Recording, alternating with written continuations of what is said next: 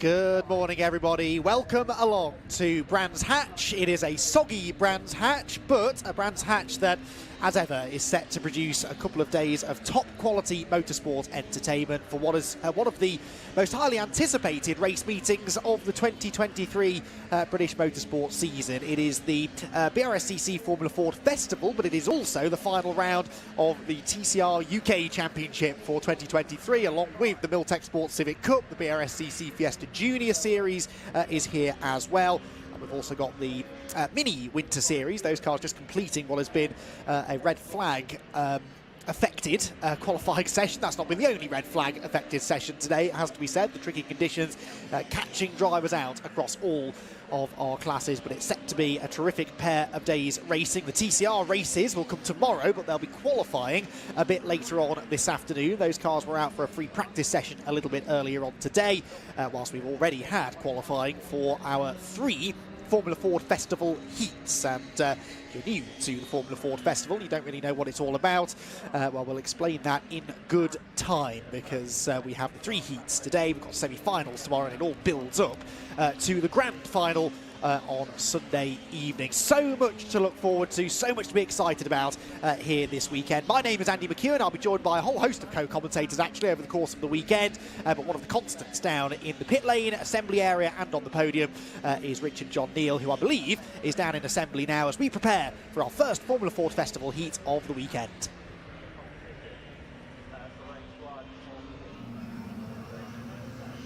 Andy, thank you very much indeed.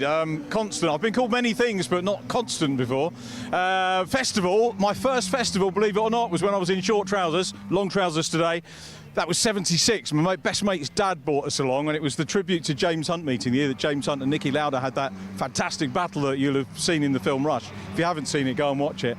So I've been always interested in the festival, listening over the years to the greats like Brian Jones, who really fired the enthusiasm for this wonderful event that the Brscc have nurtured over so many years. And a pleasure to be here for the 52nd running of the event. The Minis, who are one of our support formulas this weekend, are currently on track doing their qualifying. They'll be finishing up very shortly. The great thing is we've got a little bit of a chance to have a quick look round the holding area for race one of the weekend. And my first pick of the day is actually a driver who I've known through junior formulae and a former Formula Ford Festival winner. So you can't see it now, he's sporting a very nice beard for the festival. Niall Murray, great to get a chat with you before the event kicks off. As a former winner, always great to see former winners back. What does this event mean to you, first of all? Yeah, look, it's the one you always want to do. It's kind of the only race I do every year now for the last 3 or 4 years. So, yeah, look, I just really want to get my name on that board for a third time. So we put a lot of effort in over the last few months. We're taking a bit of weight off myself, and Bernard's taking a lot of weight off the car. So, yeah, we're right on the money. We've good engine, good team behind us. The car is working unbelievably well in the dry anyway. So yeah, we're looking forward to it. You mentioned this is the one you come out and do now. What's the rest of your time about? Are you coaching? Are you driving anything else at all? No, not really. So we've our own company, Murray Motorsport, that myself and my brother sort of run, and so we sell all motorsport equipment, and then we also have a race team on the side of that. So our race team is quite busy. We've rallycross cars, we've Seat Super Cups, we've Fiestas.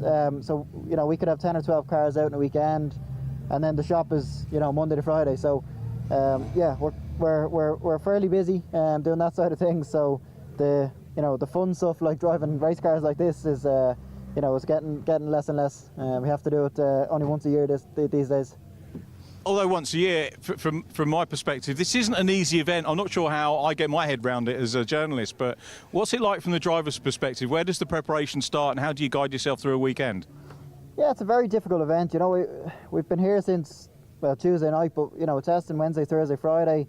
We're right on the money in the dry, and we thought we were very close in the wet on old tyres compared to people on new tyres, and then today we just maybe went the wrong direction with the setup, and a couple of tenths off put us 6th. So yeah, it's kind of you can do so much preparation, lead up to everything, and then one thing goes wrong and you're on the back foot. So yeah, look, you need to be kind of top 3 or 4 really in the heat to get through in a good position in the semi. Tomorrow's meant to be dry. I think a lot of people know where my pace is in the dry after this week. So yeah, hopefully we just get through today, damage limitations, and set on the pace for tomorrow. We're just getting the wind up. We've got to switch the engines on. Niall, thanks for chatting to us, for being our first interview. Very best of luck. We'll see you on the podium. Thank you very much. So there's Niall Murray. I was going to do a quick whiz down there because I'm going to just go in front of Niall and point Laura to car 43, which is one of the older Ray cars, the 43, which Mark Goosens raced last year, and this year driven by Callum Grant. We don't have any vintage or veteran Formula Ford Festival winners. We do have some drivers that have been in the Formula a long time, which we'll come to over the course of the weekend. But probably enough talking to me from me for the moment, because the cars are going out. We will have a chat with some drivers on the podium once the race is finished. But in the meantime, let's go back to the man who handed over to me in the first place, the voice of the festival these days. It's Andy McEwen. Well, thank you very much, Richard. Yeah, fantastic. Really looking forward to this weekend. It's only my 3rd festival, but every single time that I've been here to this famous event, it continues to impress me. I really love the format. I love this knockout elimination format that we've got. You've got to try and work your way not only through the various races, from the heat to the semi-final to the final, but also try to give yourself the best grid position possible for the grand final, because that can be absolutely pivotal pivotal to your hopes of claiming that big trophy that goes out to the winner of the Formula Ford Festival. This is the 52nd edition, and the cars lining up on the grid then for our first heat. This is iRacing Heat 1. iRacing on board this year to sponsor the heats today, and we thank them for their support. So the cars lining up then, this is how they will line up for that first race after what was a very tight qualifying session earlier on today. Luke Cooper on pole by just over a quarter of a second, but then everybody else really much of a muchness in lap times. It's Chris Middlehurst who starts alongside him. Then we will have Logan Patcher and Jack Sullivan sharing row 2 with Jason Smith and Niall Murray, who we just heard from, coming from row number 3. Niall, a double festival champion, looking to try and get another one this weekend. Then row number 4, we will have Felix Fisher and Sam Harrison together. Donald Downey and David MacArthur next in line. They complete the top 10 with Drew Stewart and Samuel Street completing the top dozen. Then it's Richard Higgins and Callum Grant, a very able, historic Formula Ford racer Callum. Then Dieter Hakel, regular here at the festival, and Bob Hawkins will share row 8 with James Buckton and Jonathan Nash together on row number 9. So that's how they line up then for our first heat. The track conditions, suboptimal, I think drivers would use to describe them. It is not fully wet anymore, I don't think. It's not actually properly rained for probably an hour or so. We've had a bit of drizzle in the air, but not the torrential rain that we arrived at the circuit to earlier on this morning. But as you can see, it's still very damp, still very greasy, and that has been catching people out in slightly strange places, actually. We always think of places like Paddock Hill Bend or Clearways. They're the tricky places here at Brands Hatch, but it's actually been corners like Druids and this one here at Surtees, where drivers have been coming unstuck a little bit through some of the qualifying sessions earlier on today. So quite a few cars going straight on into the gravel at Druids, losing the rear as they turn through Surtees. You can see there the lack of grip that drivers have even at green flag lap pace, just armfuls of understeer as they try to get some heat into their tyres. There is Callum Grant in the famous Duckham's livery, number 43 car, starting 14th on the grid for this one. Oops, and there we go, just to prove the point, it is already catching people out. That's Richard Higgins, who's had a spin going up into Clearways. Thankfully, everybody avoids him, and he's able actually, I think, to stay exactly where he was in the running order. Yes, he was just ahead of Callum Grant on the grid, so he will be able to take the start from there, but not an ideal preparation for this 12-lap heat that we're going to have for Richard Higgins. So 12 laps, this will help to set the grid order for the semi-final tomorrow, and there's not necessarily quite the elimination format that we've had in the past in the heats. We're not going to be losing as many drivers as we normally do, but it's really all about where you finish in this race, because the further up in the heat you finish, the further up in the grid for the semi-final you will start, and the quickest of the heats will be starting from pole position. So the winner of the quickest heat will get pole position for semi-final 1. The winner of the second quickest heat gets the pole for semi-final 2. So here we go then. Let's get the 52nd Formula Ford Festival underway here. Heat number 1, sponsored by iRacing, bursts into life at Brands Hatch, and Luke Cooper from pole position makes a good start. Not such a strong getaway from Logan Patcher there from the second row of the grid, and so the Team USA scholarship driver Jack Sullivan was briefly into third. Up the inside goes Jason Smith though in the 126 car, and Niall Murray comes charging through as well. Niall Murray's had a good start, and the double former champion of this event could be up into third place by the time they arrive at Druids. Yes, he is. Brilliant start there from the Team Dolan car. He is into P3, but it's the pole sitter Luke Cooper who leads them down the hill, with Chris Middlehurst there in second position. All of them cleanly through the opening few corners, which is good news. They head along the Cooper Straight, then behind the pits, behind the paddock, and in towards Surtees, where, as we've just seen, it is treacherously slippery. They've not got much grip. Middlehurst nearly gets into the back of Luke Cooper there, and just managed to avoid running into the back of the race leader. Through Clearways they come, and this is the line we'll see them using as long as the track is wet, right out to the edge of the road. That is where the grip is in the wet conditions. On the inside, it's like ice, and that makes it very difficult, actually, to overtake into that particular part of the circuit. So, lap 1 in the books. Luke Cooper leads the way. Middlehurst second. Niall Murray from 6th on the grid is third already. And then we've got this battle for 4th place. Jason Smith and Jack Sullivan doing battle. Jason Smith was on his toes at the start, wasn't he? Went up the inside of everybody into Paddock Hill Bend, but now seems to be struggling. He's out wide onto the curb. Just about manages to scrabble back over to the inside line and keeps Jack Sullivan and Logan Patcher behind him, but it does look as though Jason Smith doesn't have an abundance of grit available to him here. He is struggling to keep up with the leaders, and he's really struggling to keep the car even on the racetrack, actually. Out of Graham Hill Bend they go, and this is a big queue forming behind him already. A couple of other movers from further back. MacArthur up a few positions. He's almost onto the back of this little group now, I think, is David MacArthur, into 9th place, having started 11th on the grid. Again, right out to the edge of the road they run, inches away from that white line. So it's the quickest way through the corner in these conditions, but so easy to get it wrong and slip beyond the white lines into the gravel trap. Slipstream then starts to come into effect again. Here comes Jack Sullivan looking to the outside line once more into Paddock Hill Bend. It's the high, wide and handsome line, but it doesn't really work for the American. He's going to instead try and get that switch back on the exit, carry the momentum downhill. Does he have the inside line for Druids? I think the answer may be no, which indeed it is. He has to go back to the outside line. So Jason Smith manages to hang on. So the battle for 4th continues to rage. Are we going to see a move into Graham Hill Bend? No, not close enough for Jack Sullivan. Luke Cooper, though, leads the way. Chris Middlehurst second. Lonely in third, really, at the moment, is Niall Murray. Not quite able to live with the pace of the top two, but equally he is getting away nicely from this group of cars, squabbling over 4th place behind him. Well, as we come toward the end of the third lap of 12, a good opportunity to bring in someone who you'll be hearing a lot of over the course of the next day and a half. My co-commentator for all things Brscc related this weekend, Scott Woodwit. And Scott, a typically frenetic start to this opening heat. The damp conditions are not making the racing any less entertaining than we're used to. I wouldn't have expected anything less, to be honest. You can see already Jack Sullivan is going on the attack once more, and Jason Smith as Middlehurst sets the fastest lap, and now it's Team USA versus Team Canada into Paddock Hill Bend. As Logan Pax had a look up the inside of Sullivan, but there was enough room there for Sullivan to hold his lines. He continues to squabble over the back, and just behind him is the Castle Combe Formula 4 champion Felix Fischer. But you're absolutely right, it's typical festival weather. It's been teeming with rain all this morning. It's not rain at the moment, it's a wet track that's getting possibly drier as the morning goes on.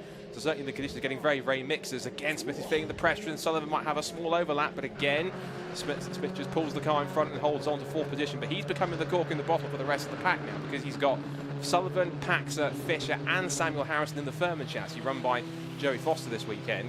It's all stacking up behind him, and they're still letting Niall Murray get away. Then again, Jason Smith is in the Team Dolan's camp, so I'm not sure, maybe he's playing a bit of rear gunner as Murray gets after the top two in front of him, including his teammate Chris Middlehurst, and Cooper's got about half a second here, but Sullivan keeps on pressing as they come back down towards Paddock Hill Bend to start lap 5. He's going to try this way and that way, but at the moment it seems to be all in control for Smith, and here comes Paxer back down the outside line. Is he going to take the high, wide and handsome? He's going for it round the outside. He's over the curb on the X. That's not going to work. He puts 2 wheels into the gravel. He loses out to both Fischer and now possibly Sam Harrison, unless he has better grip on the outside line. Then again, his left-hand wheel has been covered full of dust and dirt, which immediately puts him behind and puts him back down to what is now 8th position. But still, Jason Smith holding on for dear life while Sullivan continues to apply the pressure. Yeah, that wide line at Paddock Hill Bend, it could work, because in the wet that is the grippier side of the road, but you need to be left space by the car you're going round the outside of, and that didn't really happen there, did it, unfortunately? So that puts Logan Pax back down into 8th spot, as Scott quite rightly says, and Jason Smith lives to fight another day. We see this so often, though, here at the festival when we have wet races. Very often seems to be the Saturday as well, in my admittedly limited experience of this event that is the wet one. But we do see it's difficult to overtake, because there is one clear line that is the fastest, and that tends to be round the outside through corners like Paddock and Clearways. But at the inside goes Paxer, and he proves me wrong immediately. The Team Canada driver, late on the brakes, slips up the inside of Samuel Harrison and moves up into 7th place.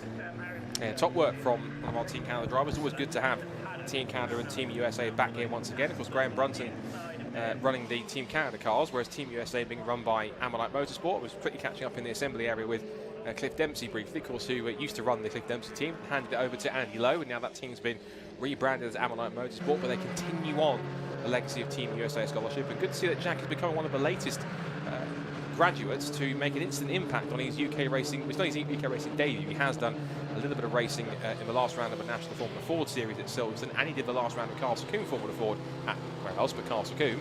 So he's got himself a little bit adapted to the UK time zone and the way in which we go racing in the UK with Formula Fords. They have a slightly different formula over there, which is F1600, but it's all the same kind of chassis, but they typically run Honda Jazz engines rather than the old school Kent engines here, as Cooper pumps another new fast lap of the race and goes He's one of 3 drivers that have gone summoned. Oh, Jason Smith's all over the curb on the exit through Paddock Hill Bend. And again, this gives Sullivan another chance to go down the outside. Meanwhile, Pax is rebounding after his mistake. He's down the outside of Felix Fischer. Takes a very wide line through Druids.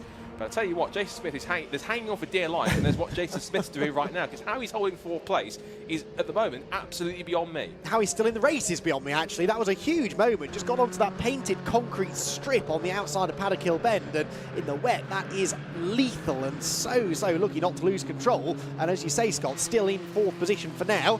Typical Formula Ford racing this, you don't really know which battle to focus on. The one for 4th is entertaining, but so is the recovery drive of the Team Canada driver Logan Paxer, who comes out of clearways now right on the gearbox of Felix Fischer. This is for 6th position, and with a nice slipstream and maybe the inside line left available to him, Logan might be able to make a move at Paddock Hill Bend. Is Fischer going to sweep wide? No, leaves that inside door firmly shut, and so Logan has to go to the outside himself. Not to try and make a move on the way into the corner, but instead to try and get the momentum through the dip, climbing up Halewood's Hill. He's got the inside line for Druids, where he's late on the brakes, and he does skate through. So Logan Paxer up into 6th spot now. We've got Samuel Harrison starting to buy into that as well. Meanwhile, Jason Smith's race is not getting any less stressful, is it? Because Jack Sullivan continues to harry him as they head out of Graham Hill Bend, and of course we're still going to have 4 laps to go at the end of this one. There's every chance here, Scott, that Logan Paxer could still get himself back into the fight for 4th. He could, but it depends on what happens with Smith. No, he's off. Sullivan, he's off the road. We spoke too soon. So all that kind of excursion and going really wide and pushing the limits has come back to bite him as Jason Smith. He's lost out to both Smith and Sullivan. He gets back in front, just in front of Felix Fischer, who I felt had no choice but to back up, and he's actually made contact. There's a damage, a front left puncture. So contact with Smith gives Felix Fischer a front left puncture, and that is the first casualty of the festival. Felix Fischer, the Castle Coombe Formula 4 champion, merely 4 laps from home in the festival heat, is going to pull up here, and that's going to be at least covered by, I'm sure, waved yellows, if not double waved yellows. But that's not the way Felix Fischer wanted to start his Formula Ford Festival weekend. It's a big shame, isn't it? Just a tiny misjudgment there, really, as he tried to find a way past Smith, who was still, of course, trying to get back up to speed after his excursion at Clearways Corner. And yes, unfortunately, that tiny bit of contact, something you don't see that very often, really, in Formula Ford racing, a tyre shredding like that, because they don't have wings or bits of carbon fibre sticking off that can pop a tyre. So a little bit strange. I'm not quite sure what exactly he hit there that immediately punctured the tyre. But anyway, he is out of the race. Smith has continued seemingly undamaged. Now, at the front of the field, Luke Cooper was at one stage a full second clear of Chris Middlehurst, but Chris is now starting to pump in some pretty decent laps. On that previous lap, he was 2/10 quicker. He was 3/10 quicker the lap before, and with 3 laps to go now, Scott, they're nose to tail again. They are indeed. Chris Middlehurst was a former national Formula 4 champion. Luke Cooper, who has had mixed fortunes in the past at the festival, but certainly starting it off in a good way here. Had a solid year in Castle Coombe Formula 4. Good to see him back at the festival. He didn't race last year because he was overseeing the Team Brazil scholarship. We saw Wallace Martin's race there. But he was also in a similar Swift, if not possibly the exact same one, because that car, it is the same car. It was adorned in the green and yellow of the Team Brazil colours rather than Luke Cooper's traditional red and white. But he is coming under a bit more pressure here from Chris Middlehurst, and he looks almost like in these conditions here, he's struggling a bit more than Middlehurst is here, really. Middlehurst has kind of almost conserved his tyres a bit, kind of managed to find the proper line in the pace that Cooper had, and he's not been slow, of course. He's been leading and setting. He's got the fastest lap of the race as well. So something's on that lap, either just finding a duff line or something that's happened there. But not a great lap so far for Coopers. Look at his lap time across time they go. Last lap was a 1 minute 1.1. So but then again, Middlehurst was running to Cooper's pace in front. He couldn't quite get through because, as you said, there's one line in the wet conditions. He's coming out to put a lap on. Looks like Jonathan Nash. Car 20, one of the super classic cars in the field. An easy pass through in towards Druids then on lap 11. The ultimate lap, Middlehurst having a look up the inside, but Cooper will have the better grip on the outside coming off of Druids back towards Graham Hill Bend. So Middlehurst has got to try and set him up here to ironically almost be on the outside line and be far enough alongside to get the pull around the corner on the outside line to get himself within a position where Cooper's got absolutely no choice but to give him the space to get past. Yeah, absolutely. It's difficult to overtake, difficult to defend as well, though. Cooper can't afford to make a mistake here. Does seem to just have found a bit more pace now on this particular lap. Niall Murray, we scored a glimpse of there, was still some 2.3 seconds back in third position. We're about, though, to start the final lap of iRacing Heat 1 here at the Formula Ford Festival. And Luke Cooper now does seem to have this one pretty much in hand. Middlehurst has dropped back. A good lap lap, I think, from Murray this time. Yeah, 59.69, a personal best from him. Fastest lap set by Luke Cooper at 59.659. The race time is what we really need to pay attention to, though. The winner's time, whichever of these heats is the fastest for the winner, well, that driver will get pole position for the first of the semi-finals tomorrow. Of course, if the track conditions keep on improving through the afternoon, though, as often seems to be the case here at Festival Saturday, it can be an advantage to be in one of the later races. But Luke Cooper not thinking about that right now. He just wanted to make sure that he began his 2023 Festival campaign with a race victory, and it looks as though he's going to slide it beautifully through Surtees, gets onto the brakes now into Clearway's corner. Clear visor being used by Luke Cooper, so we can almost see right into his eyes as he moves through the final turn and heads for home. So a lights to flag victory, not a simple one by any stretch for Luke Cooper. Lots of defending to do, but he did it well, and he crosses the line first to win heat number 1 of the Formula Ford Festival for 2023. Chris Middlehurst second, and Niall Murray, the charging drive there from 6th on the grid, manages to come home on the podium. Jack Sullivan comes home in 4th position, the 17-year-old American, who is going to be just missing out on the podium, but a solid start to his festival. Logan Paxer then, the Canadian, finishes 5th, ahead of Jason Smith with his travails mid-race. Sam Harrison 7th, David MacArthur 8th, Donald Downey is 9th, and Sam Street completes the top 10. The rest of them all file through, but an interesting race. And one thing I did notice there, Scott, towards the end of that one, was the track conditions very much starting to change. Noticeably less spray by the end of even a relatively short 12-lap race. The sun is shining, there's a glimpse of a drying line starting to appear. I think it's fairly likely that some of those later heats are going to look a little bit different to this one. I'm surprised there's sun on a Saturday for a Film Ford Festival, because all the sun coming out, I thought, what that's that? So incredible stuff for Luke Cooper. That's a very positive start to his Ford Festival. He's had, as I said earlier on, some very up and down fortunes in the festival, but that's a good solid start in these conditions. Middlehurst to be pleased with that. Murray might just be biding his time a little bit. We've seen before when he gets in front in a heat that he tends to be quite ominous in his pace and dominate from the front, having been a two-time winner before. So third for him won't be a disaster at all, be at least getting him through solidly. And I think both also Team USA and Team Canada should be very pleased with 4th and 5th for Jack and Logan. Their first race at the festival, first race at Brands Hatch, to get in the top 5. I mean, those guys know it from racing in North America, so to showcase their skills in that first heat, very good job from both. Absolutely so. So Luke Cooper then wins the first Brscc Formula Ford Festival iRacing heat, with Chris Middlehurst finishing in 2nd and Niall Murray joining them on the podium. Jack Sullivan is 4th ahead of Logan Paxer, with Jason Smith 6th, Sam Harrison 7th, David MacArthur 8th, Donald Downey and Sam Street completing the top 10. Sam Street, by the way, was the Class A winner. Still have the cars split into various classes based on the age of the chassis in the festival as well. Then it's Drew Stewart 11th. Callum Grant was in 12th position, best of the Class C runners. Richard Higgins was next ahead of Bob Hawkins in 14th place. 15th position then went the way of Dieter Hackl, with James Buckton 16th and Jonathan Nash in 17th position. The one non-finisher, of course, was the number 7 of Felix Fisher. We saw him have that contact with Jason Smith that shredded, unfortunately, the left front tyre. So already a bit of festival drama then, Scott. And, well, what are we thinking for the heats to come up a bit later on? The other two heats happening later on in the afternoon. We've got Nolan Alaya on pole position for the second of the heats, with the likes of Jordan Dempsey. Rory Smith is in that one as well. And then in heat number 3, Jamie Sharp, former champion of this event a couple of years ago, he's on pole position in what could actually be the most competitive of the heats. I think that third one is really, really difficult to call. In a good way, I'm pleasantly surprised to see Nolan Alaya taking fastest time for Heat 2 in qualifying, because he's been a decent runner in National Formula Ford this year. He hasn't been a race winner. I'm not sure he took a podium, so he's been getting stronger towards the end of the season. That's been always pretty positive to see him there, so I think he could be quite competitive. But you've got the likes of Jordan Kelly, national champion, Jordan Dempsey, who was national champion last year and was 3rd on the podium. He's always quite competitive in that side, and Kelly wants to try and get that done. And then, of course, you've got Jamie Sharp as well, former winner. He wants to try and get himself at the front there too. Jeremy Fairbairn, John McMullen, in many cases as well. It could be it's one of those festivals already where I'm looking at it and I can't see a clear favourite at this point. And that's the best thing. The unpredictability of it means we could go into the semis tomorrow, quite frankly, with still no clear idea as to who's the favourite. And that's the best possible thing, because it means we're going to get, hopefully, a heck of a Sunday, considering that races 2 and 3 are just as good. Indeed so. So lots to talk about, and we are heading into a lunch break momentarily, but don't worry, we're going to keep you entertained with some more festival chat to come, at the centre of which will be Richard John Neil, who at the moment is busy gathering drivers for our first podium interviews of the weekend. So let's head down into the sunshine and catch up with Richard John Neil. Thank you very much, guys. Yeah, I like the way you say busy. I've just been standing here, to be perfectly honest, with everybody from Brscc doing all the groundwork as ever they do. Luke Cooper is already there with the... Hang on, Luke. I'm going to do it 3, 2, 1. I'm going to build up to our race winner, which means third position, Niall Murray. And you can make some noise around here for Niall, former double former winner. Niall, a bit of atmosphere as well. I'm going to get you to stand on that little spot there, so that we've got some nice signage in. Niall, this is great actually for me, because we were having a chat with you before the race got underway. Yeah. And so a continuation of that. 6th position start, up on the podium, brings you higher up into the rankings for the semi-finals, doesn't it? Yeah, for sure.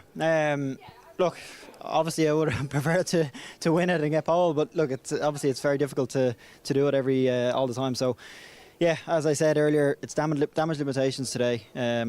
For some reason we're struggling in the wet. I don't know if it's me or if it's the car or what, but like my lap times were thereabouts there in that heat. Did 59.6. I think Chris did a 7 maybe, but I just wasn't as consistent as the guys in front.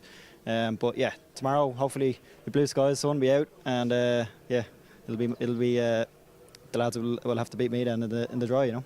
Struggling and getting third place from 6, that's not really a struggle to me. It's the start of momentum building up to you.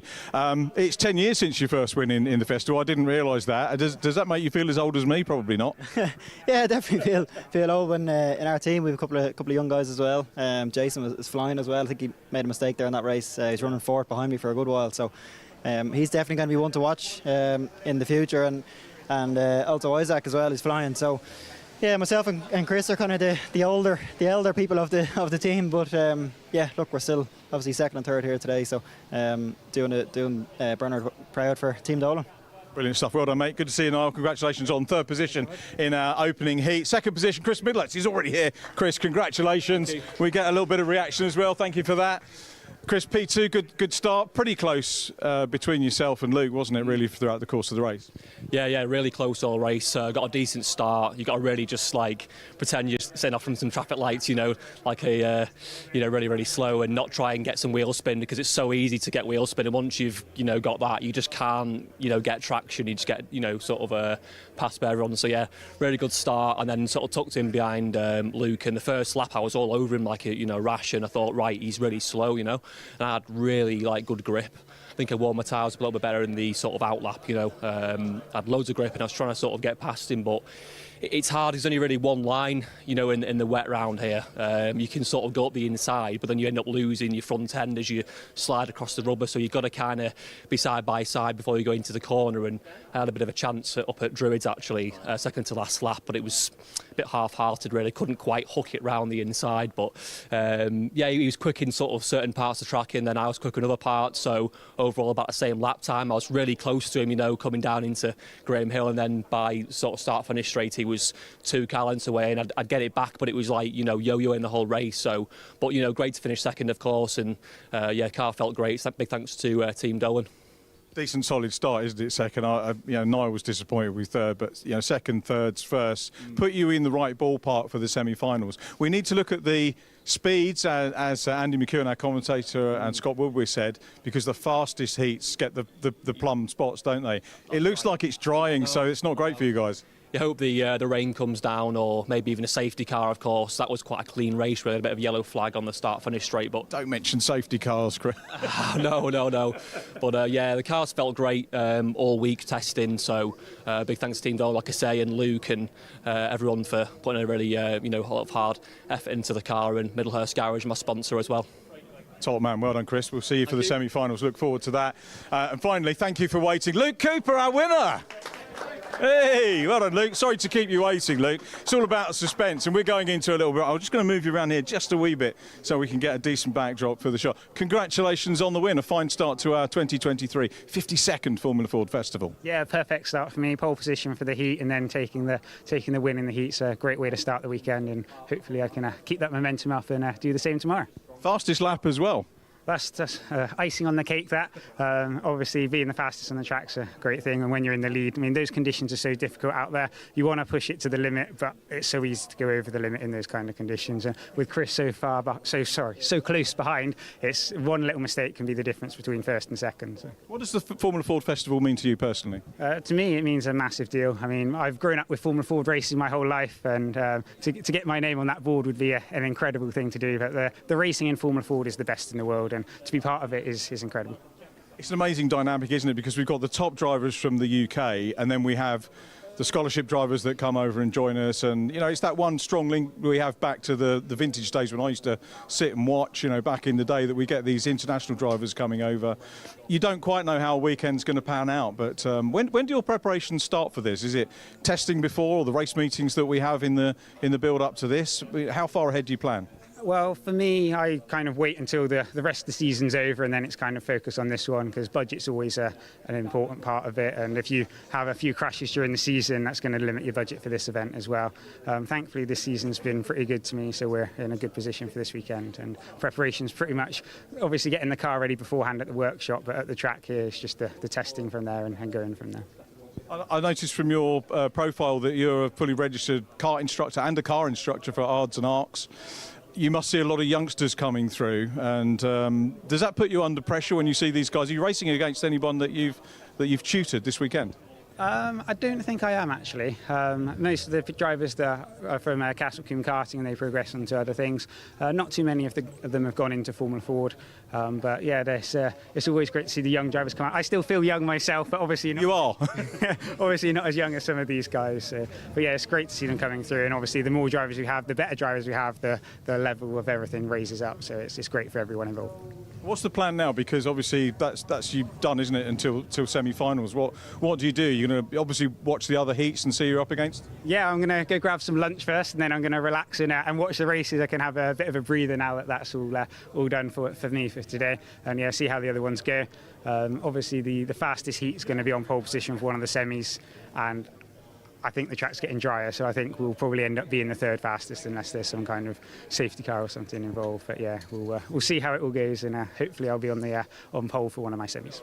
You should be one or two, shouldn't you, for one of those? And the outside here, what's your feelings on outside? Because it sort of tilts down, doesn't it, the gradient here? Although you're staggered start and you are further back, it might not be a handicap.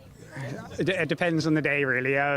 When it's wet, I think being second could be a little bit of a benefit sometimes, because the rub is generally on the right-hand side. But I started pole today, got a good start, so I'm not going to complain about being on pole position, definitely not. I'd always prefer to be on pole, but if you're on second, it might not be as big a disadvantage as some of the other tracks. Cracking start, Luke, to the campaign here for our wonderful meeting. Congratulations. Look forward to seeing you to the semis. Luke Cooper, our race winner. Well done. Many congratulations. So well done to Luke on being our first winner of the weekend. We are heading into a lunch break, but we're going to grab a few chats, which I think, have we got Joey Foster around anywhere? There he is. Another multiple winner. Joey, good to see you. Thank you. I'm going to swap sides this time if it doesn't upset Laura, our camera op, too much. Joey, great to see you here.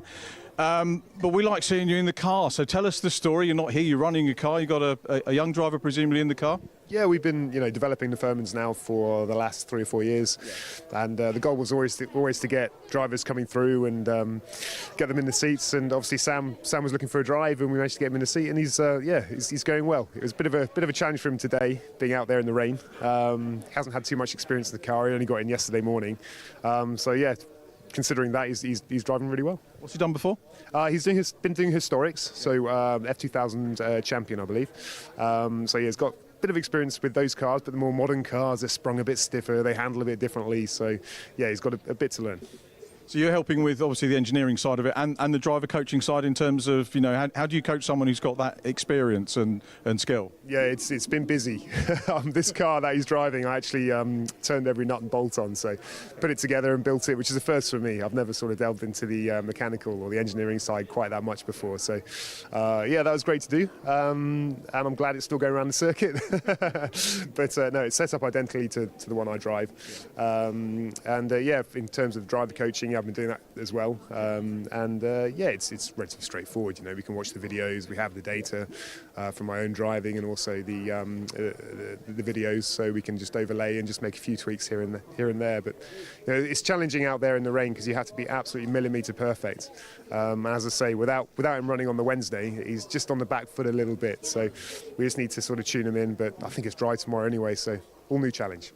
Coming back to yourself, obviously, you know, multiple winner and double champion in the festival. Is it weird not being here? And when was the last time you didn't race in the festival? Yeah, I think it was. I didn't race in 2020 under COVID. But prior to that, my God, I think we were going back to 2014 or something like that. So yeah, I've been doing it quite a lot. It is strange, and I miss it. But I'll be out at the Walter Hayes Trophy, I believe, in a couple of weeks. So you never know. Next year, I might be back here in the car. As a driver, and you know, being able to reflect on this event while you're not driving in it, what is it that is magic about the event? It is strange to see the other side, that's for sure. But you know, it's a winner-takes-all event. The festival is prestigious. You know, you look at the names on the trophy. Everyone wants to be on there. I want to be on there more than once and more than twice. So you know, I'd love to come back and have another go. It'll be good to see you back. I hope we do get to see you again, but good luck with your team and your driver. Thoughts for next year as well? What's happening with that car? Will you be running that car next year? Yeah, hopefully so. You know, we have three of the cars, three of the Firmans, all identical, and we'd like to get all three of them out on the track as often as possible. So that's really the aim. We just see what we can do over the winter. Team with a winning pedigree, get involved. Absolutely, we'll try. Joey, thanks for chatting to us. We'll see you a little bit later on over the course of the weekend. I think we also managed to team up a couple of our scholarship drivers to have a little natter to. And I'm going to see if Logan Pax is here.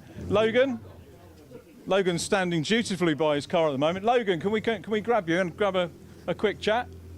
Logan Pax, our Team Canada scholarship winner for this year. Good to see you. Very good, thank you. Do you want to just get you there so we get nicely framed up? So first of all, tell us about the Team Canada Scholarship and a bit about yourself. Yeah, so Team Canada Scholarship's a little thing run by Brian Graham and Kelly Nielsen out of Canada, and its basic goal is to take young drivers and give them a chance to show what they're like on something as big as this, right? So they get 6 of them are allowed to apply each year. And then they pick 2, and we come over here, we embed with Graham Button Racing over there, and we try our best. And great to see you up at the front. It must be difficult for you guys because a lot of the regulars here at the festival have done it year on year. They might race here 3 or 4 times during the season, but you come over and you're thrown right in at the deep end on a track you don't know, probably in a car you don't know, with engineers you don't know. It's a big ask, isn't it, for youngsters as well? How old are you? Just turned 17. I almost said 16 there.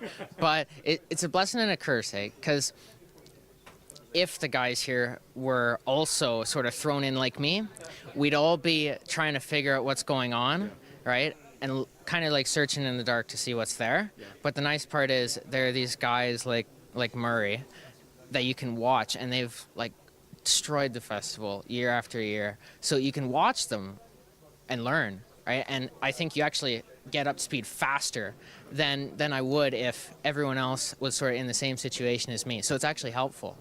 Of course, then it is a bit of a pain to race against because they're so fast and they're so good. But, you know, I'd rather it that way. Come on, you out-qualified Niall Murray, double festival winner, which was great. You must have been, were you pleased with P3 or you obviously wanted to be higher, but that's a great performance. Yeah, of course. You know, there's always a part of your brain that's always like, get first. But P3 is really good, especially against these guys, right? I think like Murray looks like he's quite a bit older and we got more experience, so I was happy with that. Yeah, really happy. Thoughts on the race that you just had, and where does that place you, more or less? We can't say exactly because we don't know which heat was fastest, but where's that going to put you for the semi-finals tomorrow? Yeah, so 5th here, I think that'll be around 10th, 9th, somewhere around there. And then in terms of how the race went, I'd say this is my first standing start I've ever done. And it was a little bit wet, so I gave it a bit too much revs, got a little skiddy there and lost a couple spots. So that was good from learning. Like, I'd make those mistakes now in the heats than in the semis. Yeah. Right, so I'm glad they happened here instead of later tomorrow. So I tried a couple moves that don't really work with the way the track works and how the racing here does. But again, glad I learned that stuff, not tomorrow. So I really productive race. Learned a lot that I can carry through, right? So I'm pretty happy with it, actually. Logan, brilliant. Thanks for having a chat with us. And a warm welcome to the UK, or wet welcome to the UK. Yeah, Best of luck for the rest of the weekend. Thank you, sir. Thank you very much. So there's Logan. And next up, we've got Jack Sullivan from the Team USA Scholarship. Jack, lovely to meet you. Thank you for coming and having a chat with us during the lunch break. Again, as Logan just did, maybe a little bit of background, first of all, about the Team USA Scholarship. Well, it's put on by Jeremy Shaw. He's been working in motorsport for I don't know how long. He's been doing the Formula Ford Festival for, I think this is his 33rd year now. And I've been over here for a little over, I think 4 weeks now. Yeah, 4 weeks today, actually. And been staying in Brackley, where Ammonite Motorsport is based. And overall, it's been an awesome time. We've done 2 races, one at Silverstone and one at Castle Combe. And yeah, the Silverstone one was a big learning experience, but Castle Combe, we finally got some speed in it, and over the last 3 days of testing, it was a difficult start, but just in the final day, we kind of picked something up. So it's been awesome so far. And how was your first race? What was your experience and thoughts on that? Everything was very aggressive. I actually had a really good start, but going into turn 1, I just kind of babied it in there, lost a couple positions, dropped down to 5th, and then over the course of the race, got it back up to 4th, and just kind of stayed there. We were too far back to make any moves. So, as a youngster now, I'm guessing, you know, when you're back at home, you maybe to prepare for this do sim work or stuff like that?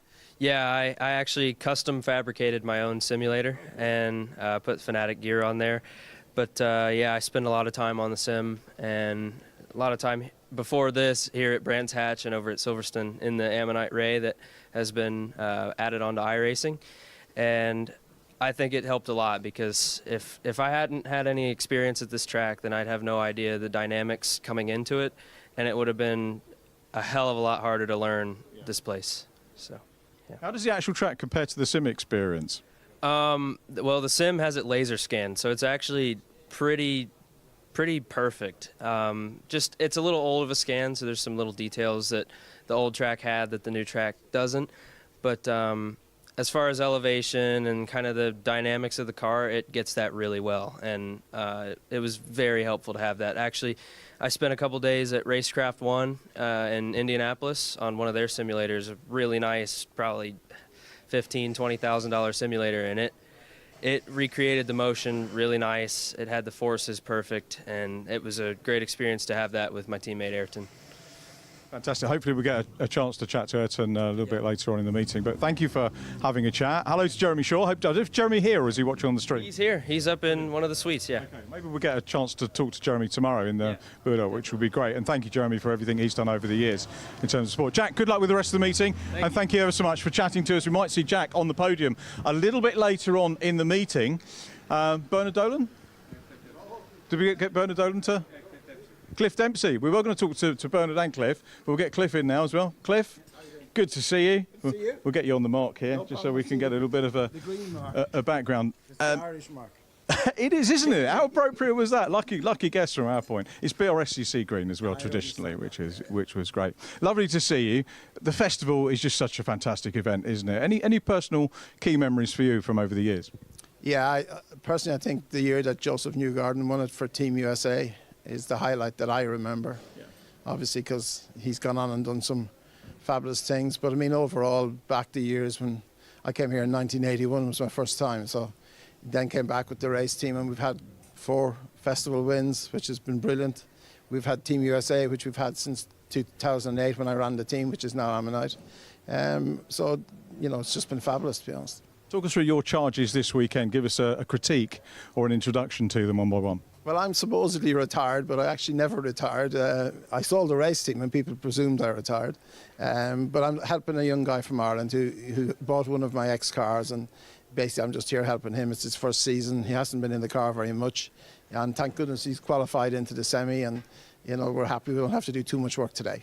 What advice do you give these youngsters specifically for the festival? I think it's very important to try and get through the heats and try and, you know, if you can get through the semi as well. The biggest problem with a lot of drivers is nerves when they're here for the first time. Yeah. And I remember that myself, because obviously I was here. And then it's just about, we have data, we have video, they've got all the tools now to try and help them to get on the pace. So that's really all you can do. And after that, it's in their hands. So, you know, you can't do very much else. It's tricky, isn't it? The youngsters seem to have, I'd say, more steel in their nerves than certainly I did back in the day. But yeah, still nerve-wracking, isn't it, coming to a world-class event like this and trying to perform? Yeah, it is. And, you know, the kids are younger now than they used to be back in the day as well. When we came here, I think nearly every driver was very close to their 20s. Now they're 16, 17, and I think you had one of the Team USA guys there, you know, or was it a Canadian guy who's 17, you know, but they've been, I mean, Newgarden came here with Conor Daly, they were in their 16s, you know, and they were unbelievable, and it didn't get the testing that the guys get now. They came and they only did a Thursday and a Friday test, and they got on with it, and, you know, as I said, Newgarden won it, and they were fabulous in all conditions, and they set the bar for Team USA. Yeah. And to be honest, there's a lot of pairings that came while I was running it that were very close to them, but they were still the benchmark. Yeah, for sure. And it underlines, doesn't it, this truly international feel that we get to this meeting year on year. It's you don't know what you're going to get because you've got the UK regulars, as I mentioned to Niall, plus you've got all of these youngsters coming from overseas and plying their trade and getting up on the podium and up on pace very quickly. Yeah, I mean, you've Team Canada as well. I mean, they've done a fabulous job. We've been here with them. We ran them for, I think it was 9 years, and they were on pole here a few times and had a good chance at it as well. I mean, you know, it's a pity we have more teams from different countries. It'd be great if we could get that back to where it should be, because we were missing a few from last year, Brazil and Australia. And hopefully, you know, in years to come, if this gets a reboost, and it needs a reboost, hopefully those guys will come. I think it will. All championships ebb and flow, and this is still a quality event, though. Absolutely, you've got the best Formula 4 drivers in the world here at the moment, and make no bones about it, it'll be tough. And the best people around the sport, Cliff Dempsey. Thank you ever so much for chatting to us today. Appreciate that, Cliff. And I think we can have a little bit of a chat more in terms of the event. As get Alan in, Alan Boss. I think we're going to have a chat with Scott and Andy as well, if he's disappeared, Andy McEwen. But Alan Bowles, lovely to see you. Thanks for joining us. We'll get you centre stage. Fantastic event again, and the quality of the drivers that we have entered, again, you look at it and you just think, I can't pick a winner. Can't pick a winner out of 10 or 12 people. Yeah, it's a very strong field at the front this year. Might be down on numbers this year, but the quality is certainly there. Yeah, as you say, can't pick a winner. Going back to putting all this together, it's a big ask. Where does it all start for you? It started for me when I competed back in the 80s and drove in 4 or 5 festivals alongside Michael Schumacher in one of my years, and basically Formula 4 bug has bit ever since. Yeah, it's my passion and will continue to be. And joining the Brscc now, and taking on the role of Super Classics coordinator, following on the great work that the great dear Ian Smith did, it's time that we made Formula 4 great again. Yeah. 2 years ago we had 100 cars here for the 50th anniversary. This year we're down on numbers. Unfortunately, it's tough times out there for a lot of people. It really is tough, and we need to promote Formula Ford. We need to sell Formula Ford in the right way. We need to be competitive on the age that we're allowed to put Formula Ford drivers in, which we're lacking at the moment. But we need to attract the older Formula Ford drivers as well. There are loads of cars out there in the field that just need to be back on track. Let me tell you, no one really cares for my opinion, but when I come into the track, and when I saw the cars going along Cooper Straight up into Surtees this morning, it's the same buzz that I had back in the 80s when I was a regular spectator. Yep. Mark Goosens returned last year. I walked him around the paddock and he went, this is a Formula 4 paddock. We're going to have some proper racing this weekend. And he was spot on. Yep. The festival brings out the best in Formula Ford, as does the Walter Hayes Trophy. But from our point of view, Formula Ford, these 2 events are so important to our calendar, and we need to get as many people involved in it as we can. There's a terrific worldwide presence, I know, watching it on the web, the live stream with our guys from Alpha Live and the Brscc, so hopefully everybody's enjoying it. What can they look forward to next year in terms of the competition that you mentioned that you're now coordinating? The Super Classics, we've just put out our new calendar a month or so ago. We're pushing the Super Classics so that we bring in the family element, the father and son, that want to go racing on a budget, and basically they can turn up, have some fun, get 2 races in the same day, go home Saturday night, do what they want on the Sunday.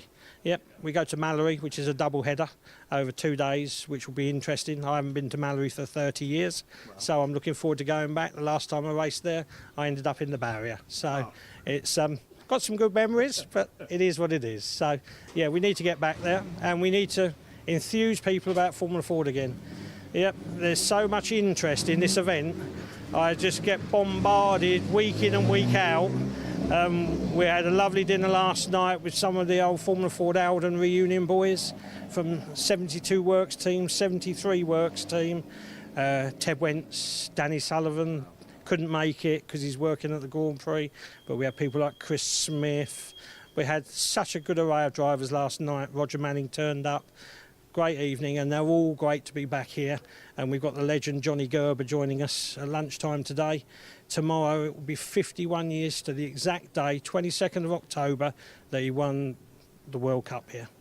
Wow, I misheard it. I thought it was Johnny Herbert. They said Johnny Gerber was turning up, which was... So I apologise to everyone for getting that wrong. Yep. But yeah, a bit of a legend and worth Googling, isn't he? Yeah, he's travelled all the way over from Switzerland for the occasion, come with his daughter.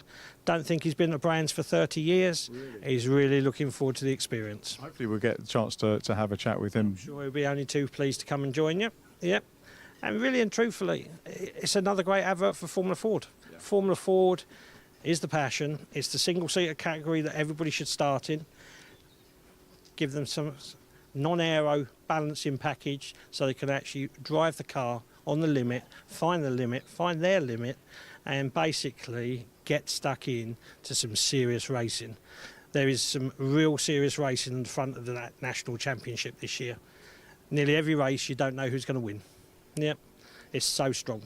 I think the authorities need to listen, don't they, about letting the younger drivers out in this. There's a market for it, isn't there? There is definitely a market, and we need to build that link with karting so that the karters come along to racing with a budget that's affordable to them, and they can come and get involved in maybe not being competitive at the front straight away, because you don't just drive and turn up and get to the front of the grid.